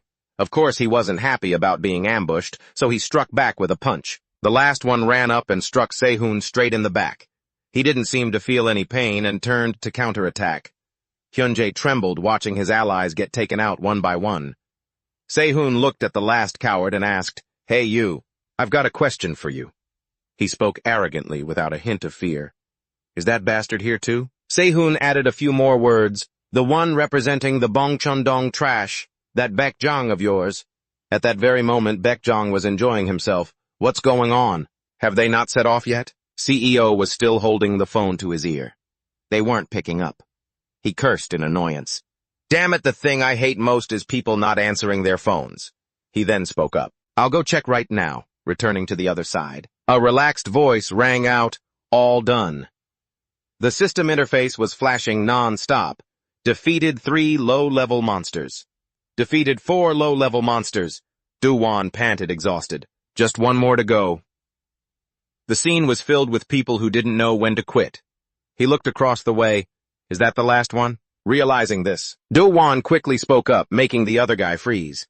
Hey, Kang Se-hun, how about you leave that one for me? But Se-hun wouldn't cooperate. What did you say? I don't feel like it. He boasted arrogantly, not paying attention to the person being restrained. I'll take down more than you, Se-hun realized too late. He turned around instantly. Do-won stepped back and asserted, that one is mine. As he finished, the weapon in his hand launched through the air. It's mine. It hit the target directly, causing the guy to lose his grip, and the dagger fell to the ground. The system appeared once more, defeated the low-level monster, newbie dungeon event quest completed. You receive the gold key, and look at it in your hand with joy. All right, that's done. Meanwhile, Sehun stands frozen, staring at the knife. He turns away, annoyed. Damn it, I never asked for your help. Do-won can't help but tease him. What was that? Sehun doesn't bother answering and just walks off. Suddenly he turns back. What are you waiting for? Not following me. Are you scared? Do-won doesn't back down, keep dreaming. The building falls silent again save for the sound of heavy breathing. Do-won complains while walking, man, I'm exhausted. Se-hoon looks a bit suspicious. Are you serious? Suddenly another voice rings out. This is outside of my expectations. In-seok stands proudly before them. I didn't expect to have seniors visiting our place like this. Do-won looks at him thinking to himself, that guy. Memories come flooding back like a wave. Wasn't he one of those bumchin-dong thugs who came to our school just like the guys I beat up on the first floor earlier? In-seok looks incredibly excited to see him there. If you're here, then Baekjang must be around too, right? Without waiting for an answer, Se-hoon casually walks away. I'm heading up first. In-seok growls, raising his hand to grab him. Where do you think you're going? But Do-won strikes first, targeting a gap in his defense. He calculates in his head Daniel's base is upstairs and there will be more monsters there. Do-won doesn't forget to posture. Your opponent is me. Leave the rest to Kang Se-hoon. He picks up a paint roller handle. Come on, take your weapon. Let's have a real brawl. I'll just keep hunting these low-level monsters here. On the other side, Baekjang shifts his posture, annoyed. Suddenly a voice appears, grabbing his attention. Long time no see, Baekjang. He asks with feigned interest. Who's this? Then he rambles. Not you, the piece of trash who thought he could take the chairman's seat only to get his face smashed in. It's Kang Se-hoon, right? Se-hoon introduces himself again. Kang Se-hoon, second-year Boramedong vice representative. He smiles, not losing his cool. And you. Just a guy who plays dirty behind everyone's back. Se-hoon doesn't hold back, speaking bluntly. But you wouldn't dare bark like that in front of the representative, would you? And this guy here is Jae Baekjang. Jae Baekjang, second-year Bumchin-dong vice representative. He puts a foot on the chair, acting arrogant. I hate guys who don't know their place but keep flapping their mouths like they're someone important. Se-hoon vanishes from where he stood, but replies, flapping my mouth or flapping something else. Baekjang attacks quickly, teeth gritted. They seem evenly matched. Just check and you'll find out. Back at the old building on the other side, Do-won is in pain, dropping his weapon. He has no way to retaliate.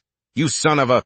I thought he was just a low-level monster. In-seok still acts polite. I can take you down with my bare hands. Senior, he's an elite monster, In-seok says. Do-won thinks to himself, a headache forming. What the hell is an elite?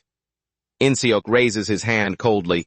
This situation is completely different from before. Since it's come to this, I'll just finish you off. But Do-won is quick, using a technique that forces his opponent to stop. Do-won steps back, surprised, looking at the hand that blocked his leg. You actually managed to block that. Do-won quickly creates some distance. This time, I'm not the same as I was before. Earlier, he had seen something more attractive after clearing the dungeon. You'll receive a massive reward. You had to make it this far. Do-won postures, pointing. This place will become your graveyard. I have to clear this place out no matter what. Night still covers the abandoned building.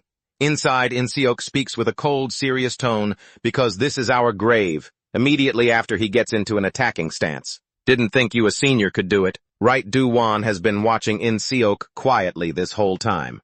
I've realized one thing through this fight. He quickly lands a blow on In-seok's chest. Using the gap strike skill rather than attacking head-on, exploiting openings is far more effective. In Do-won's eyes, In-seok's movements start to slow down. The bigger the gap, the more powerful the punch. He throws a strike at In-seok's head.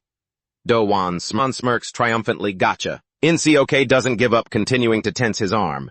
Do-won seizes the chance to punch him square in the eye. That's it. Whichever way he dodges, Do-won punches that side. This is what a real fight is. Unfortunately, In-seok finds a gap under his chin and delivers a powerful upward strike.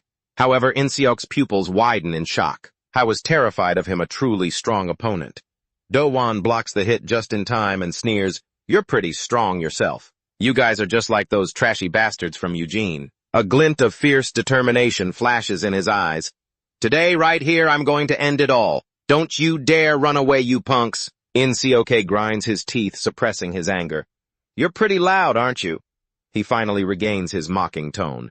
Over the past while, I did a bit of research on you, senior. In-seok speaks in a low, deep voice. There's a very interesting detail in there. Do-won hesitates, not understanding what he means. Why all of a sudden?